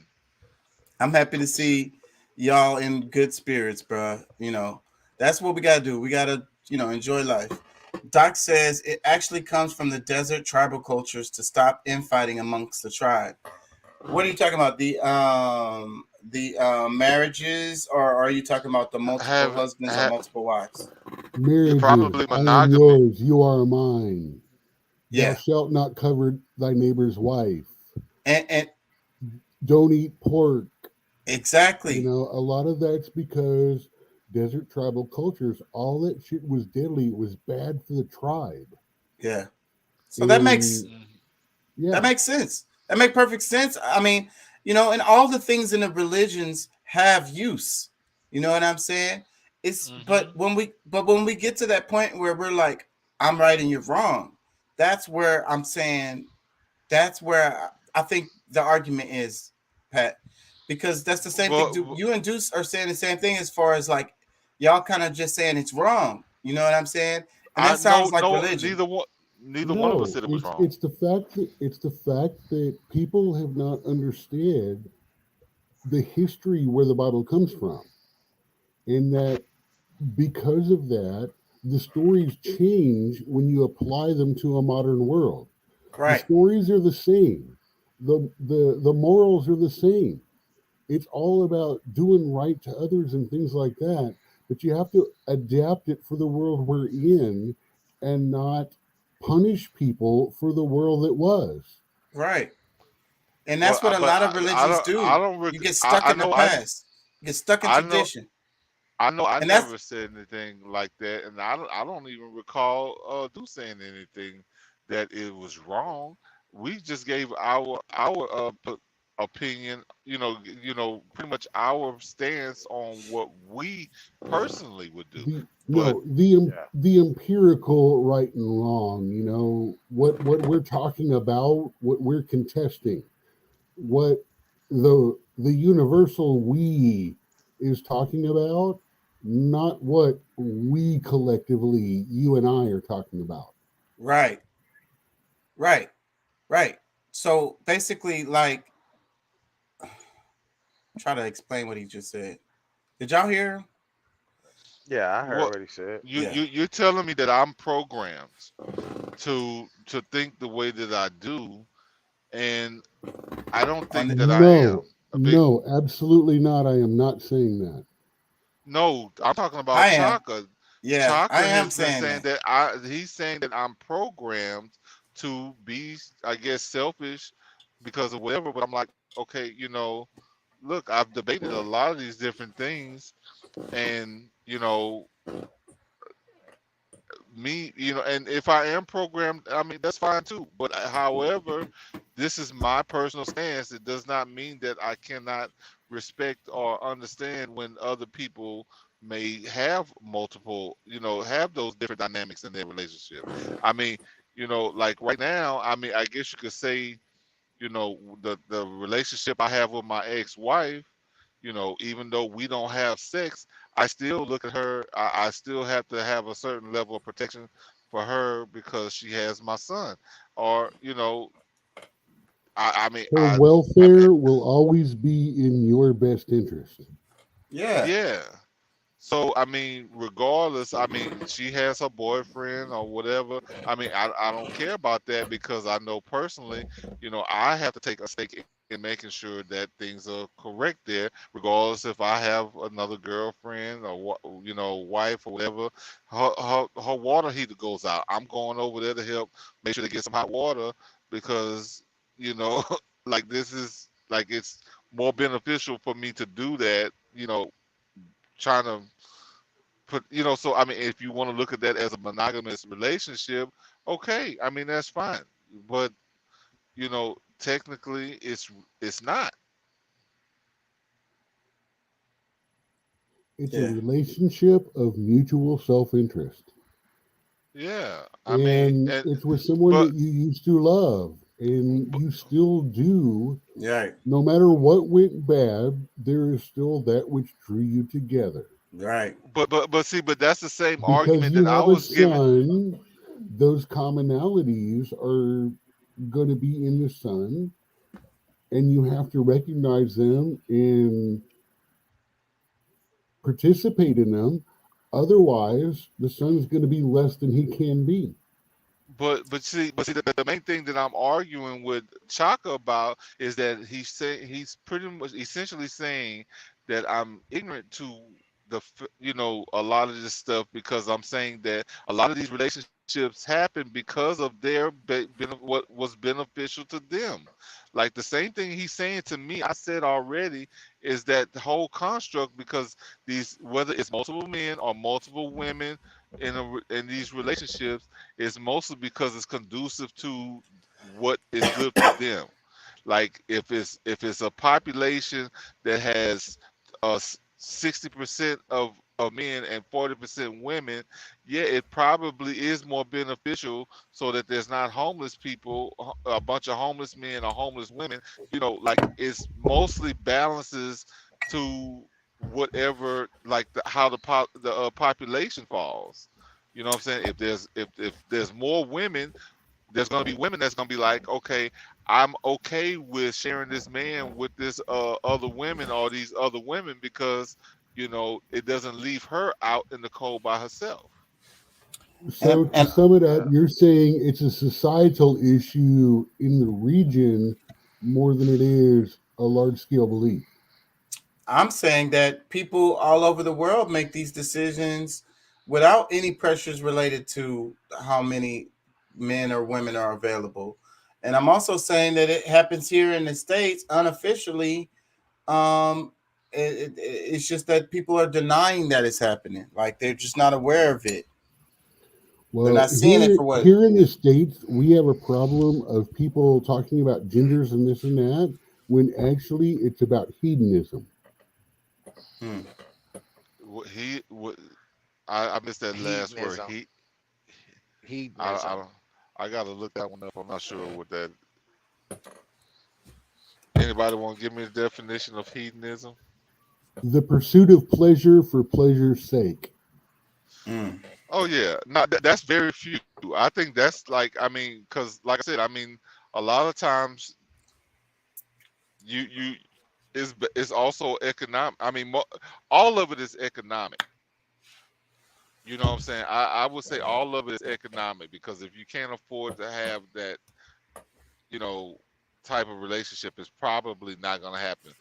Very few times are you going to find where there's poor people, and which it probably should be, you know, work more that way if they are poor.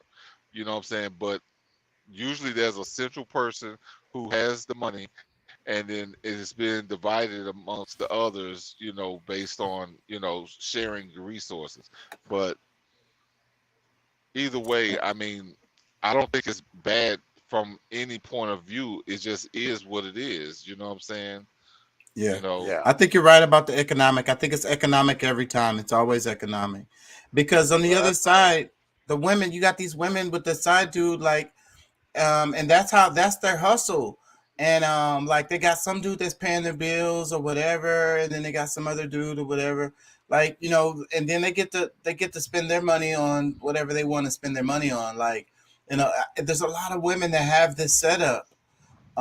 They keep all their money, and then they have other people, and then they live alone. They don't have somebody else. You know, there's like a single mom or whatever, and they have this situation, and I understand why they do it, because I mean, like, paying all those bills by yourself is dumb anyways, you know. So you know, give a nigga a little bit of ass every now and then, and he pay the bills. That's a pretty damn good deal. But look, I'm gonna tell you. I mean, I've seen these dynamics. I mean, it does happen more than people might admit. But you know, like, I mean, because if you really think about it, a lot of times the wife knows that her husband has a girlfriend, or maybe two, and you know, like, you know, you said unofficially. So I mean, I've never said that that's not the case. Like, I know it happens, but I think that your biggest fallout is when I say that's not me. I don't feel comfortable with that for myself, and that's just, you know, that's just the way it is. I mean, and that's why I say you're probably not gonna eat the hamster, not gonna eat the grass-fed hamster either, right? Not knowingly. I mean, you know, but I think we also missing in the argument too, that in a lot of these places where people do that shit willfully, we're leaving out the fact that shit, the argument that you're bringing to me and Pat about our beliefs is culturally. I think that it happens in these other places, in these other countries, willfully, because it is their culture. And then on top of that, you got where women don't, in these other countries, you know, don't have any rights. You know, just like a woman, just like in, I forget what country that is, that when she's married, well, they used to do it. I don't know if they do it anymore, but when a woman would marry, the night of their wedding, after their wedding, they go and have sex, and the man would bring the sheet out and hang it in front, like hang it out for everybody to see that she was a virgin because she bled after sex. So it's like, you know, you were bringing that argument to us, but we're missing. I think we're not arguing the fact that a lot of this shit and other places, it's cultural. You know what I'm saying? It's their beliefs, and this is how they believe, and this is how things are gonna be. And then also it's against their will, because I guarantee you a lot of these women probably don't want to have to do that shit. And that's a lot what of these men probably don't want to have to do that. That is totally my argument. You know, that's completely my argument. Even today, there's cultures where the family will sit outside the nuptial room and come in to identify later. They may not do the blood thing anymore, but they stand out there to make sure they hear the sounds of it, to make sure that it is legitimate. Yeah. Well, like what there's a about all right? Let me, tribal culture in Africa where like there's some part of Africa it's the group of people that the women they put like this red clay on their skin, but their culture is that when they have guests come over, the man will give his wife to the guest if it's somebody that's a good person, somebody that they known, well known person, he will give this man his wife for the night while he's visiting.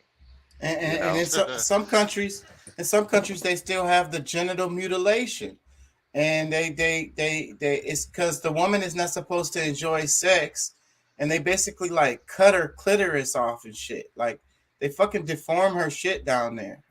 You know what I'm saying? Okay, here's where we can get into the discussion of course, that is freaking horrible. That is monstrous. But what about circumcision? Right.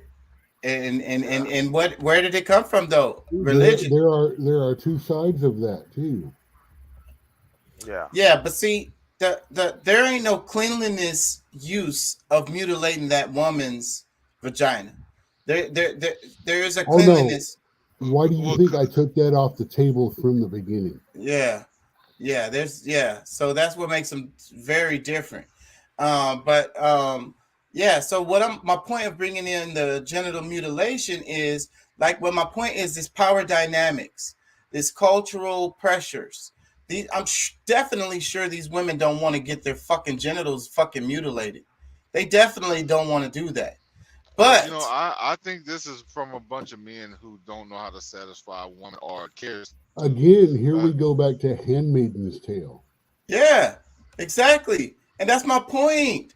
Look, the women don't want to get their genitals mutilated, but they live under a culture where that's what they traditionally do. Even though most read of the those guys, book, Handmaid's Tale. Seriously. Read the book, then watch the show.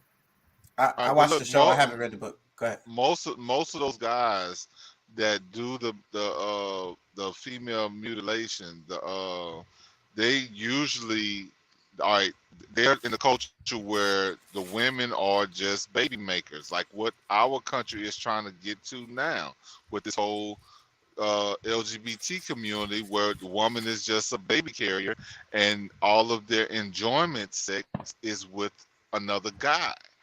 You know what I'm saying? Like this is the same thing. I agree. And that's my point, because the slippery slope of us turning into Saudi Arabia is what I'm saying.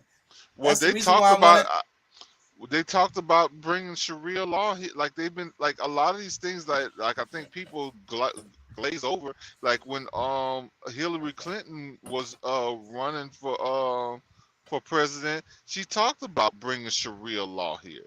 But that's also like a part of the same thing. Like all of this stuff plays into, because like you can have pedophilia, you can have, like you can just use women for, just reproduction. You can do like all these different things play into each other. And right. You could do all that, but you can't have no abortion. Well, I mean, that's got to be controlled too, because I mean, they can, like, just because there's no abortion don't mean that kid's not going to end up dead somewhere else, because like, they need to control the organs that's being, available. Exactly. Or, it's the blood, adrenochrome. Fucking. Let me play some of this video. It's only a 5-minute video, y'all. So, and I'm still probably gonna stop it as a couple times. It's an image that has been etched in our minds. A family is a married couple with 2.5 kids. Oh, great, Dad. Yeah, oh, great, Dad. I don't even know but if it's today, the right only one. a minority of American families are traditional 2-parent nuclear families. We're in a moment of cultural lag.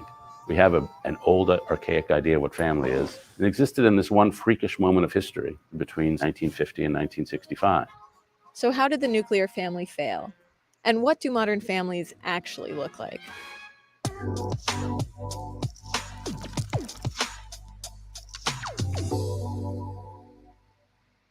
get This in is trouble David for that. Brooks. He wrote this Atlantic cover story about the history of the family in America. Through most of history, family was an economic unit. It was for making the farm work. In 1800, 75% of American workers were farmers, and most of the other 25% worked in small family businesses. In the South, of course, slavery separated many Black families. But across most of society, people lived in big, extended families. There were uncles, nieces, nephews around. If a relationship failed, if somebody died, there were plenty of other people to pick up the slack. During the Victorian era, the family reached its peak in the US and Britain. I hope you are behaving very well.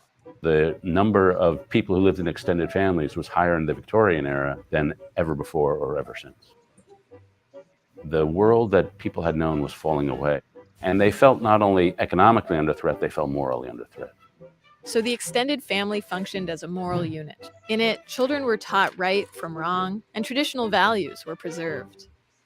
Then, as factories opened in big US cities in the late 19th and early 20th centuries, young people left home to chase the American dream. The families they started were nuclear families. By 1960, the nuclear family dominated. Nearly 78% of children were living in one. You had what they called a cult of togetherness. So there was tremendous social pressure to live in one of these nuclear families. But the conditions for its success were very particular to the post-war era. He said cultural pressure. Everything conspired to make the nuclear family stable and possible. Wages went way up, so you had men who could have a single earning household. Women were relegated to household. You had high union membership, high church attendance, high social trust. These independent people spend the profit from their labor to maintain the highest standard of living in the nation. By 1965, that was over. And the stable, cultish nuclear families of the 1950s have been replaced by the distressed families of every decade since. Over the past half century, He said the distressed families of every since, because that nuclear family only worked in the 50s and 60s. No, it didn't even work then. But I mean, that was the beginning of it all, and it seemed to be that because like the whole idea was to present to the world through TV that this American dream was, you know, just smooth and like all, you know, grandioso. Like this is the best way that, you know, if this is how, you know, if you want to have a productive home and blah blah blah, this is the structure of it. That's why Leave the Beaver was always a big example, or My Three Sons, or, you know, these Leave it to different. Beaver shit. Yeah, all of those shows. Let me read the comment. Doc says, also scientifically, a woman is more likely to conceive if they orgasm, which is why birth rates in certain countries are so low. Shit. Yeah, I bet you that's true. These dudes is not. I think a lot of people aren't having satisfying sex. That's a big thing that's going on. Well, see, I mean, that's just the hatred for the woman. You know what I'm saying? Like, right. That's one of the things that you got. Yeah, I mean, look, I'm gonna tell you, like, what is sex worth? Why is sex even worthy if both parties are not enjoying it? Like, I mean, God put these pieces together so that it can work the way they work. But then when you go to being God, trying to play God and saying who deserves what and who don't, like you bring the imbalance. Yeah, you're the fault. You're the reason. I 100% agree with those comments. Let me read some more. Let me play some more. The share of people living alone in America has doubled. People are marrying later and divorcing more. The general fertility rate is dropping. And the stress from this change has fallen disproportionately on less affluent households who must perform all the work that was once done by members of an extended family. This burden isn't evenly distributed. Women still spend significantly more time on housework and childcare, according to recent data. Affluent people. So, yeah, that's what I wanted to point out. You know, the creation of this nuclear family is a big part of the stress, you know, that average families have. Like I said earlier, people are having a lot less kids. Not, not, it's not just the birth rate, what we mentioned earlier, but people are choosing not to have kids because they don't want it's going to be expensive. You it's know a what I'm headache. saying? Yeah, Yeah. and then it ends up being a headache. I mean, I could even give the idea that, you know, like me, I'm gonna say this for me personally. I think I had more growth of a, you know, becoming, you know, a man by not having a man in the house. Like it made me explore that, you know, like is it, you know what I'm saying? Well, let me What ask you I, this, Pat. You plan on having any more kids? Deuce, you plan on having any more kids? Doc, you plan on having any more kids? I'm not planning on having any more kids. Let me just let y'all know right off the top. I'm not planning on having any more kids. It's not in my plan. Like it could happen, but it's not in my plan. Doc says divorce as an acceptable solution has also harmed America, and not to the couples but to the family dynamic. So y'all let me know, what do y'all think about that? Because I was just saying the pressure on, you know, the expensiveness of children is a big, and like you Pat said, the headache. Do y'all plan on having any more kids? Deuce, Doc, and Pat? I do. I would love to have at least one, potentially two. Doc says I'm not Yeah. planning on it, but if I win the lottery, there's a brood coming. Hell yeah. Yeah. What say I you, don't know, Deuce? bro. What, Yeah, more I mean, kids? I'm not planning on it, but if it happens, it happens. I mean, none of us are. What do you call that? We're not at the point where we can't. So we're still young, both 35. So Well, who's 35? He's talking about him and his wife. Oh, okay. I said, Chaka, you older than that, huh? Yeah, I'm old. Let's not date me, please.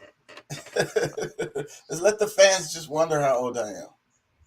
As I get older, I'm like more and more. I understand that like ageism and stuff now. I understand like why people didn't want to say their age and stuff now. I get it now. I didn't get it Well, when I was younger.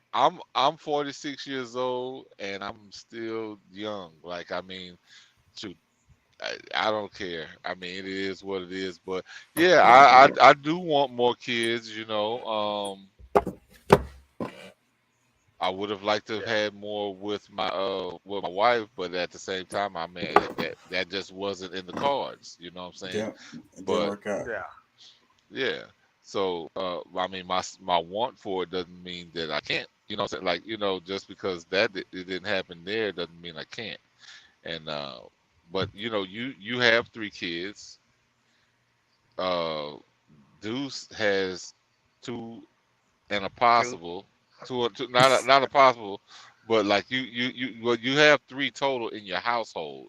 2 is yours, Yeah. and then yeah. Oh no, you Yeah. got 3. You have 3 in your household, but 2 of them are yours, right? Yeah. Yeah. 2 of mine. Yeah. Yeah. I mean, I So want more, man. You know, but I'm just, I'm at this point. Like, if it happens, it happens. You know, if it don't, yeah. hey, I'm fine with the 2 I've been blessed with. You know. Well, and I feel the same way. I have one son, and you know he's definitely been a blessing to my life, and you know I appreciate it. I mean, you know, God allowed me to have him, but you know, I always dreamed of, you know, having me a daughter, and you know, really, really twins has been you know, a set of twins where it's a boy and a girl, but You sound like either them way. bougie people that's gonna test tube baby some stuff. You're gonna give it a woman, hey, let's make some twins. Okay, let's do it. No, Go to no. a fertilizer clinic and stick a bunch of eggs. I'm just fucking with you. Let me read No, Doc's comment. but our government has the technology where we can predict what we. Well, they can manipulate shit now. They have an No, ability. They no, might be no, able to no, fuck with eye color and all kinds of shit. no, no, no, no, no, no, no, no, no, no. None of that.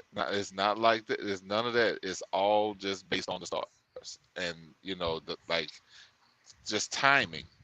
Yeah, that's the right way. You're saying the way you know the right way, but yeah, I'm just saying them you know the people can do it what do you call it? Synthetically. They're manipulating these babies in all kinds of ways. Let me read the comment. He says, I have one that I just found out has been doing H for the last year. Yeah. That's sad, man. It's a lot of people are all fucked up. I think he means heroin. Let me And play afford this. to buy extended family. The switch from an extended family to a detached nuclear family has been great for those who are privileged. It's given us way more freedom. It's been sometimes cataclysmic for those who aren't. But around the globe, 38% of people still live in extended family units. In Gambia, the average household size is 13.7 people. In Mexico, many live within kinship groups of up to 70 people. There are disadvantages to the extended families of the past. Sometimes you're never alone. You don't get a lot of privacy. And in the old days, one of the disadvantages of extended family, the women were stuck in the kitchen cooking for 25 people. And so they have real downsides. The most interesting trend of the past few decades is the creation of chosen families. And this phenomenon really came to prominence in the 1980s in San Francisco in the gay and lesbian community. People who have been cast adrift by the breakdown of the nuclear family, they've lost touch with one or both parents, and they're sort of floating, and they come together and say, we'll be a family together. A chosen family can help to share the challenges and the rewards of modern life and make it more equitable. We need to extend love to others. And if we don't have a chance to do that, something goes really wrong. A family is a place where you offer care, you offer unconditional love. The bond between you is no longer transactional, it's no longer even voluntary. And we're seeing that spread not just in biological ways, but in non-biological ways too. It's one of the more hopeful things I see in society. Hi, it's David Rose. So what do y'all think?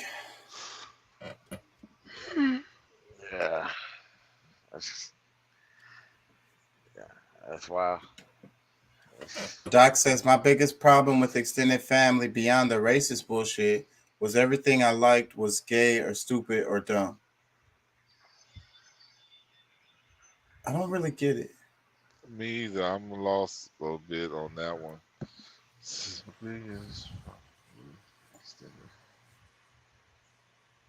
Everything I liked was gay or stupid or dumb. Like your parents said that everything you liked was gay? Can y'all hear me? Did y'all freeze? Did I freeze? No, Nah. you still. We see you. I said Okay. my biggest problem with extended family, beyond the racist bullshit, was everything I liked. Was everything I liked was gay. Is that like brothers and sisters, and Oh, like the other people in the family giving you a hard time. Yeah, I think that's a part of it. Let me see. He says, or what hurt my heart the most was useless. Oh, they called you useless.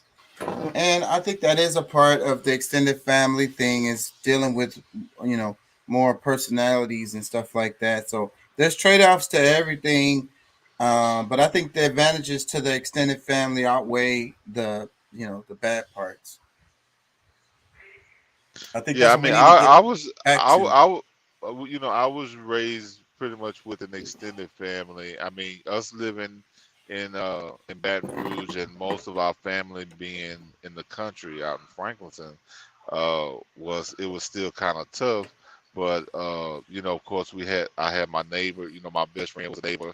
His mom, dad, they kind of looked out and did kind of was there when mom was at work. Kind of make sure we wasn't doing nothing too crazy. I mean, they couldn't catch us on everything. But also like summertimes aunts and this and that, whatever. So I mean, I think that was very beneficial because I mean that's really where I learned, how to share and really, my cousins being like brothers and sisters. It was my time of growth, like us being somewhat a small family, as far as just mom and my two brothers. But having all of those cousins, like my mom grew up with 7 sisters. I mean, But no, it was 7 girls and 4 boys in the house, plus cousins that they took on and took care of. So they grew up with a big, a bunch of people around. So, that dynamic, I think, really kind of helped me be more of a, understanding, caring, sharing type of person based on that type of lifestyle. And like I said, I don't know if things would have been quite the same if my dad would have been in the household. He's kind of a loner, everybody else, like his chosen few matters, but the rest, not so much. So, I ain't gonna lie, bro. I hate the way it sounds in your voice when you talk about your dad, given the circumstances of so many households of and like I say, a lot of times it's the mom who pushed the dad away, and then the dad wasn't there, and then there's a resentment that's there, and a lot of times it don't be but it's not necessarily because. But that was never it. My mom always had an open door for my dad, always, even to this day. You know what I'm saying? Like, they have a better relationship now that, his responsibilities don't really lie on us. Like he don't, he stayed as far away as possible as long as he was responsible for us. But as we got older, it's more he came around. You know what I'm saying? Like it's totally him, bro. And like I said, I still love this man. You know what I'm saying? He's my dad. But at the same time, with me realizing the dynamics of being a father, that, there's a lot of things that he could have done differently that he just didn't. Let me read the comments. He didn't just leave my mom. He left me and my brothers as well. You know what I'm saying? It's sad. Let me read the comments. Doc says, they didn't call me useless, just everything I was interested in and wanted to be. He says, I chose to waste my life according to my extended family. Wasted? Yeah.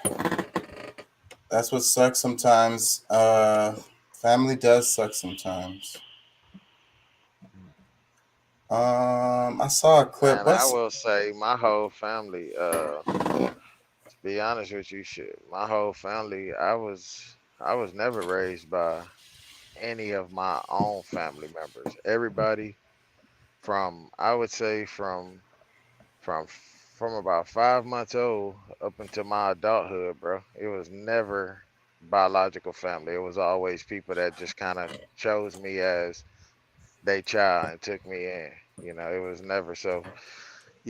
I had some ups and downs with that, but yeah, I can honestly say I was never raised by any of my immediate family, and still to this day, any of my biological family, still to this day, like I pretty much to myself, bro. It's just me, my wife, and my kids, pretty much, and I mean, just kind of that loner. Like when I talk about grandfather and grandmother in Louisiana, these were people that took me. They were here in Houston, and they knew of my dad, and they took me, knew his situation and my mom's situation, and they took me back to Louisiana and raised me. So.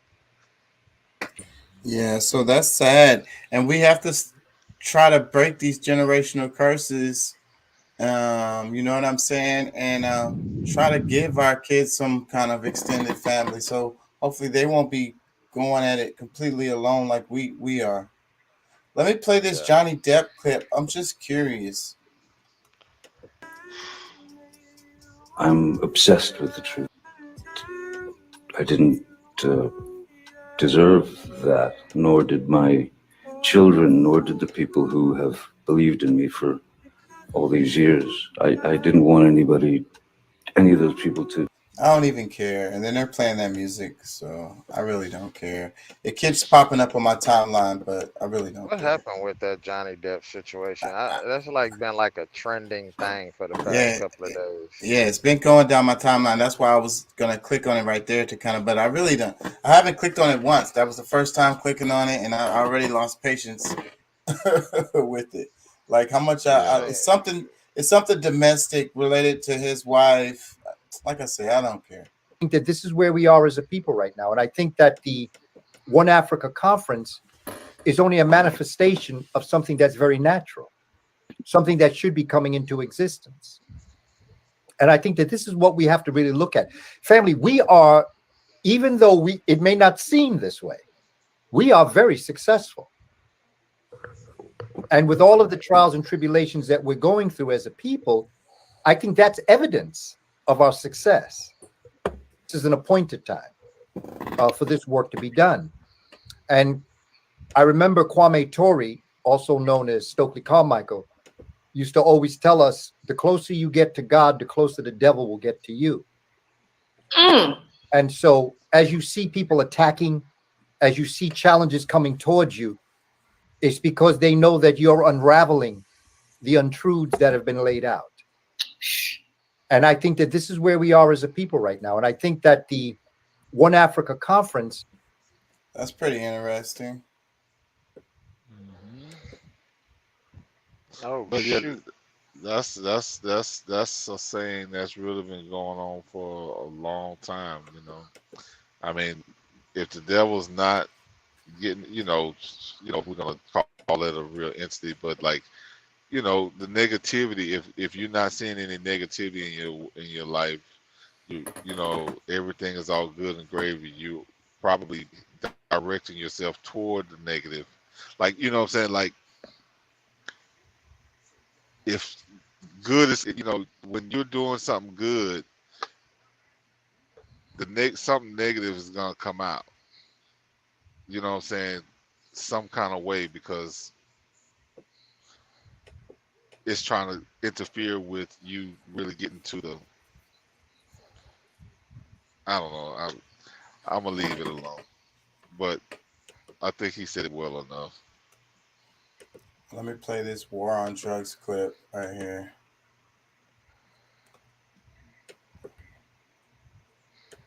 Unbelievable amounts of money to get out.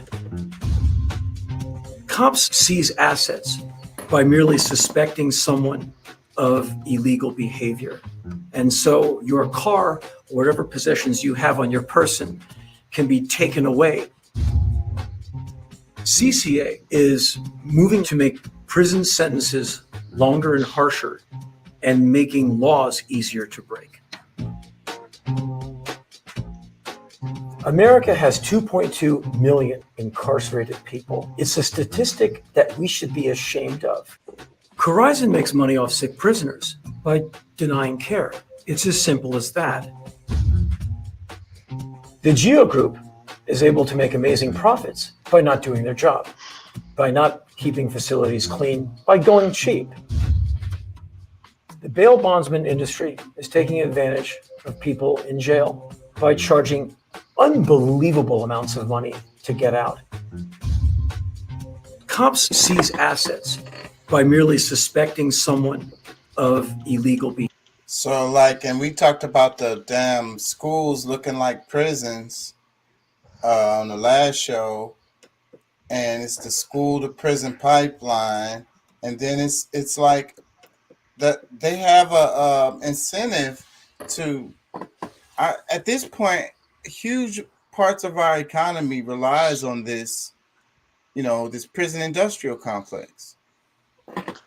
Well, it's already being, that whole idea of having privatized prisons is incentive to at least a certain group of people to keep people in prison. Because once you put it on the stock market, you got people that's trading and can make money on it. Like, you almost have a whole, have a group of people that's hoping for the demise of people, people going to prison. So that's already I don't know. That really should say a lot to people. Like, people are being incentivized on every level of government, whether it's state prisons, the the government, as far as judges and lawyers and this, that, and the other, like just to be able to send people to prison, they get incentivized for doing that. Yeah, because that's what This they shit here mentioned. funny. That's what they mentioned about the lobbyists. They spend a whole bunch of money to keep this racket going. Like the whole thing with the war on drugs. I mean, I don't know if I said it on the show, but the police budgets would be cut in half if you legalized all drugs.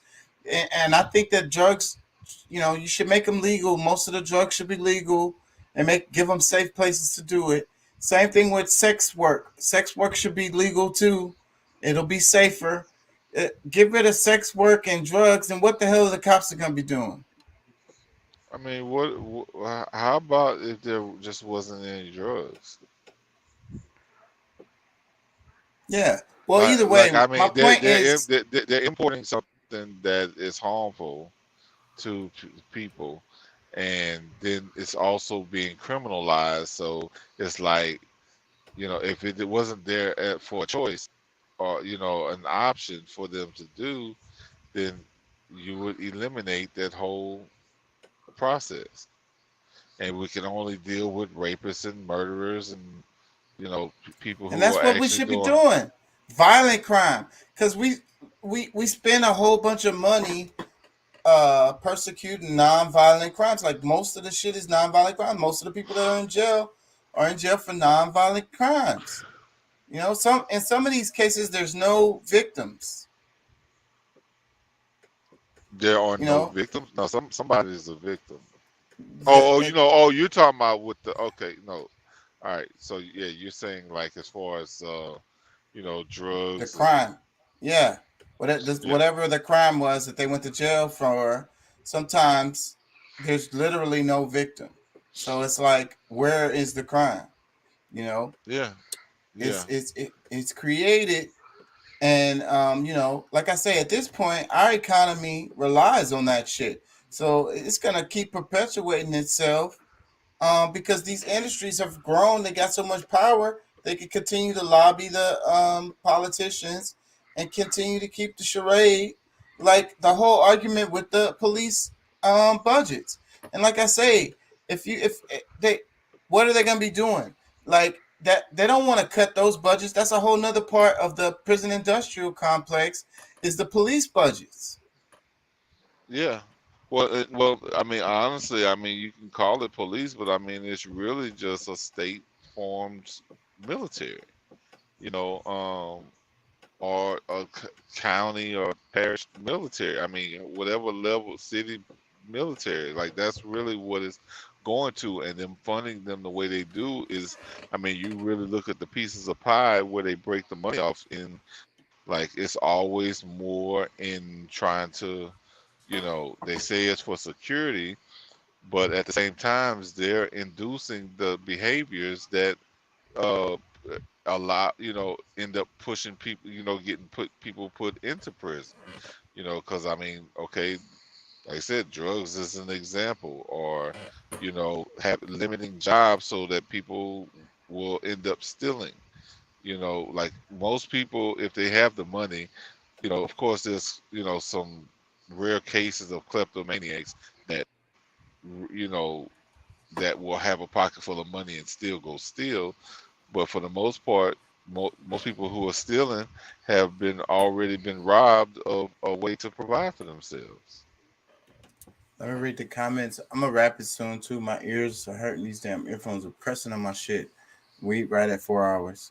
Doc says, as long as prisons are private, things will be bad. If the government is the only ones running prisons, it's worse. Ugh. Damn. I can't even argue. That's good. That's Lord. so And painful. Yeah, I mean, and when you really look at it, when you look at those two different dynamics, it's just like, damn, there's no win. Painful. How do you deal with that?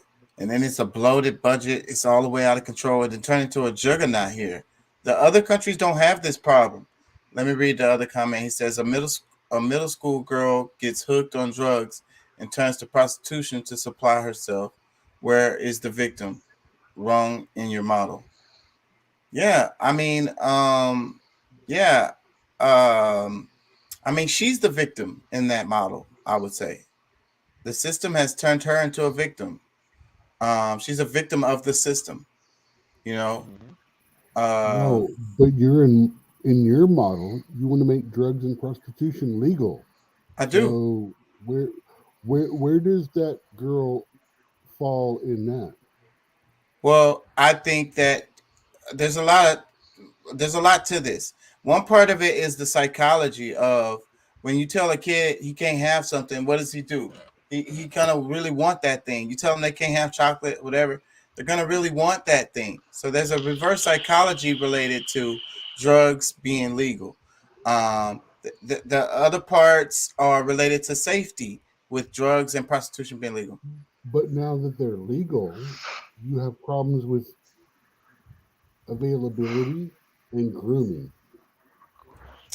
Well, no, because maybe you'll have those issues, but it's going to be better because it's going to be regulated now. If it's legal, it's regulated, so that's going to make it better and cleaner for everyone. The drugs, you have to buy it at the store. It's going to be regulated. The prostitution, you have to again buy it at the store.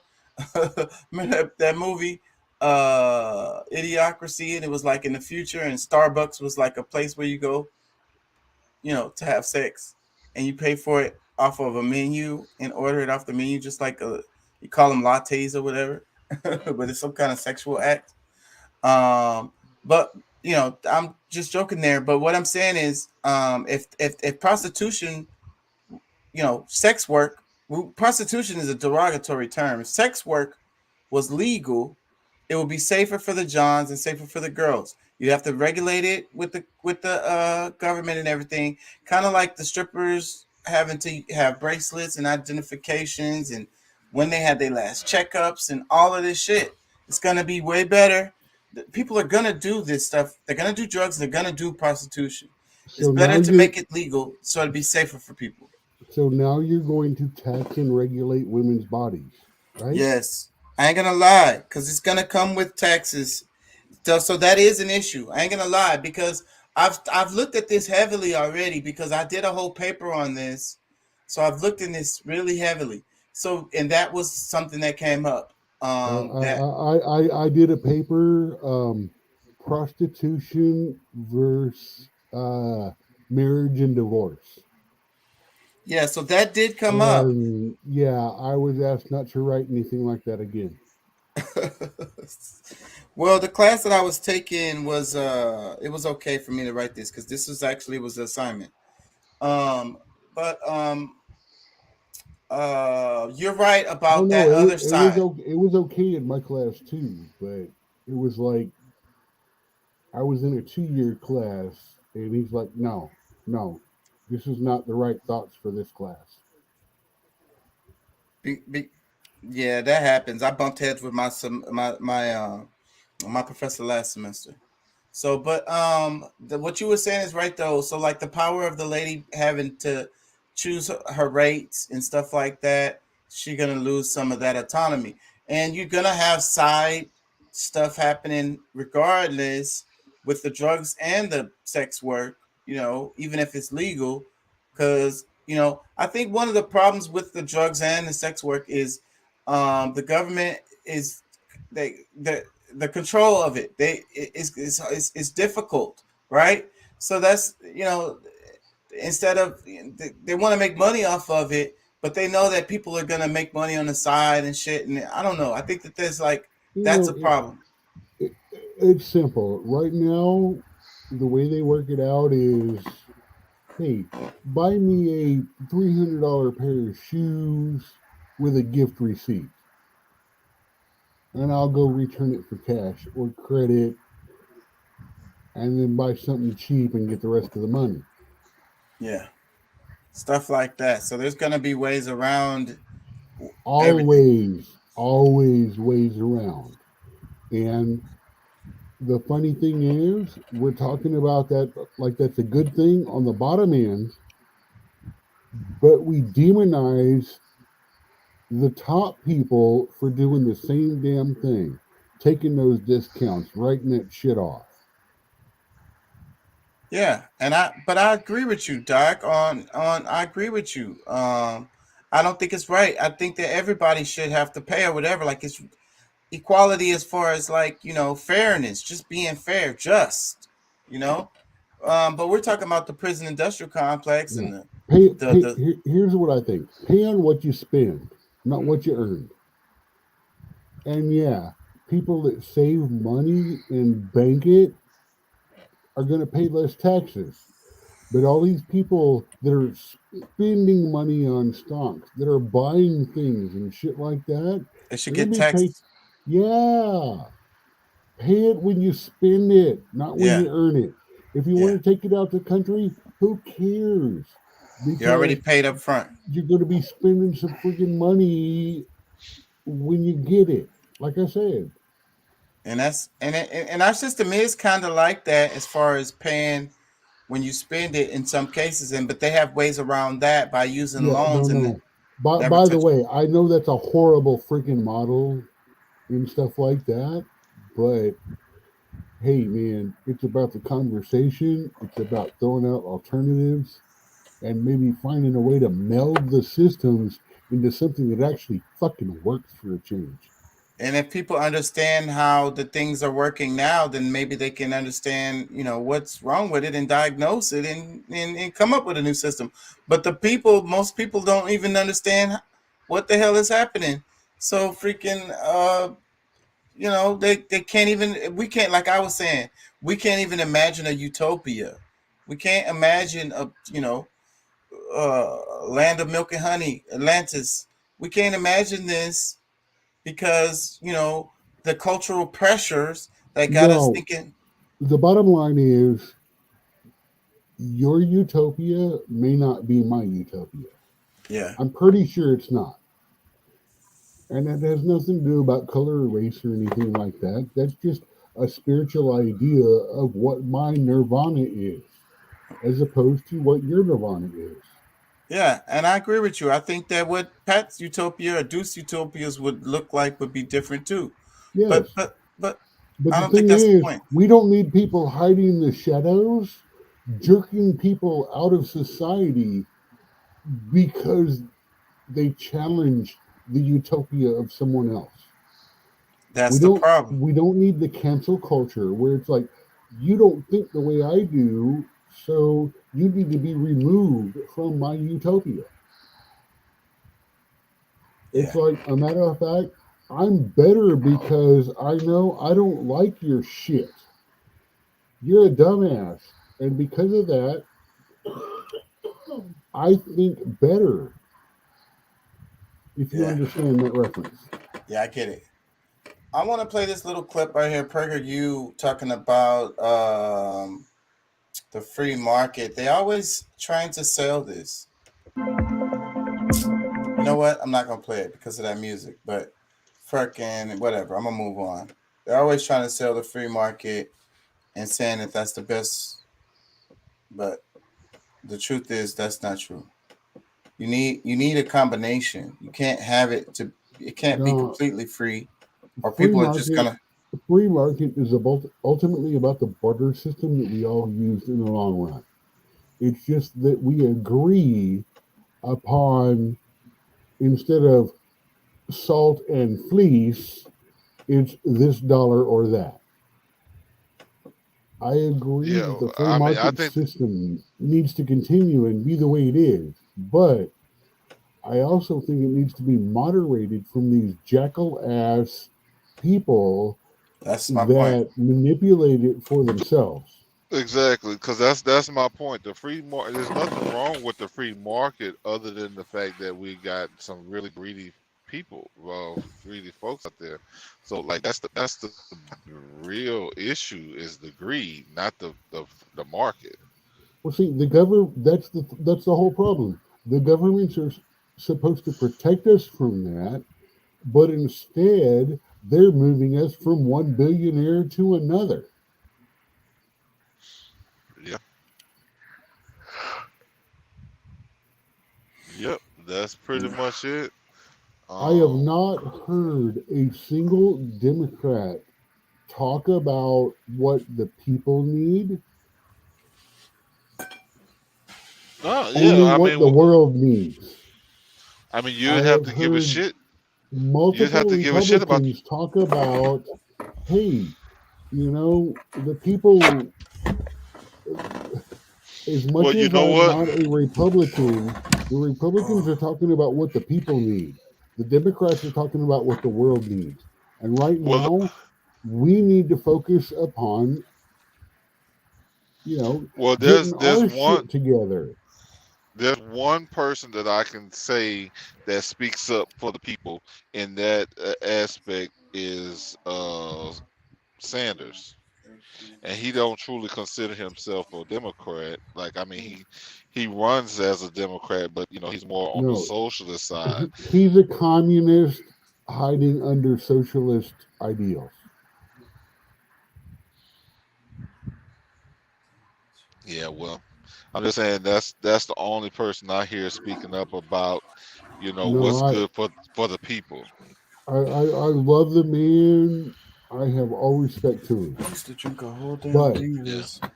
when he got his More than third one on the show. house What happened? by declaring Hillary Clinton as the better candidate, he lost all of my respect forever. Yep.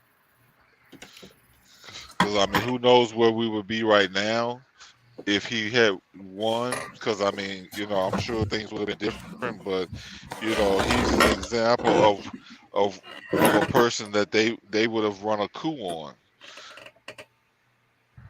Like, he would have been a president with the type of stuff that he talks about trying to do. If he actually tried to do it, like they would kill him.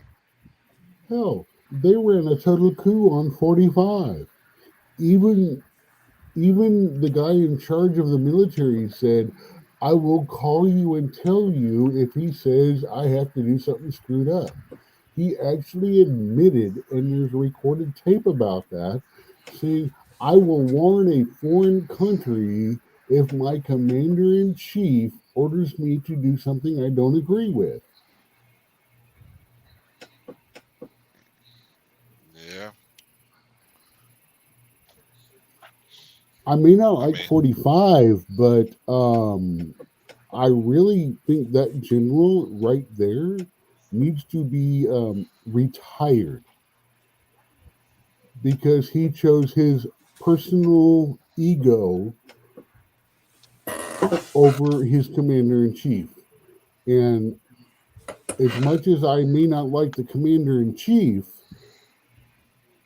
that's a military coup. He took charge of the military arm of the government over the elected president. That disturbs me. Who you talking about? Trump? I have trouble hearing you sometimes. Because are you talking about currently, like with Biden, or you talking about with Trump? No, yeah, when I lean in, I'm trying to do harder. I need to get a better mic. A matter of fact, I might go mic over camera because, Yeah, the sound is better than the video. And more important, I mean. Damn, this little video just blew my mind. Yeah, the dude told Russia if Trump decides to make a move or anything like that, or he told China, no, it was China. He said, if Trump decides to make a move or anything like that, I'll call you first.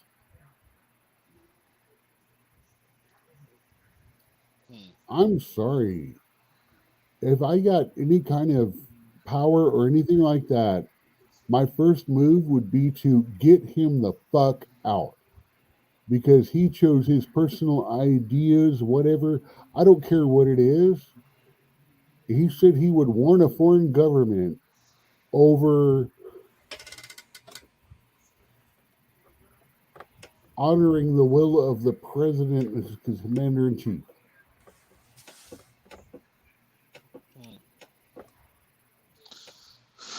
Yeah, man. I'm done. Yeah, I'm tired.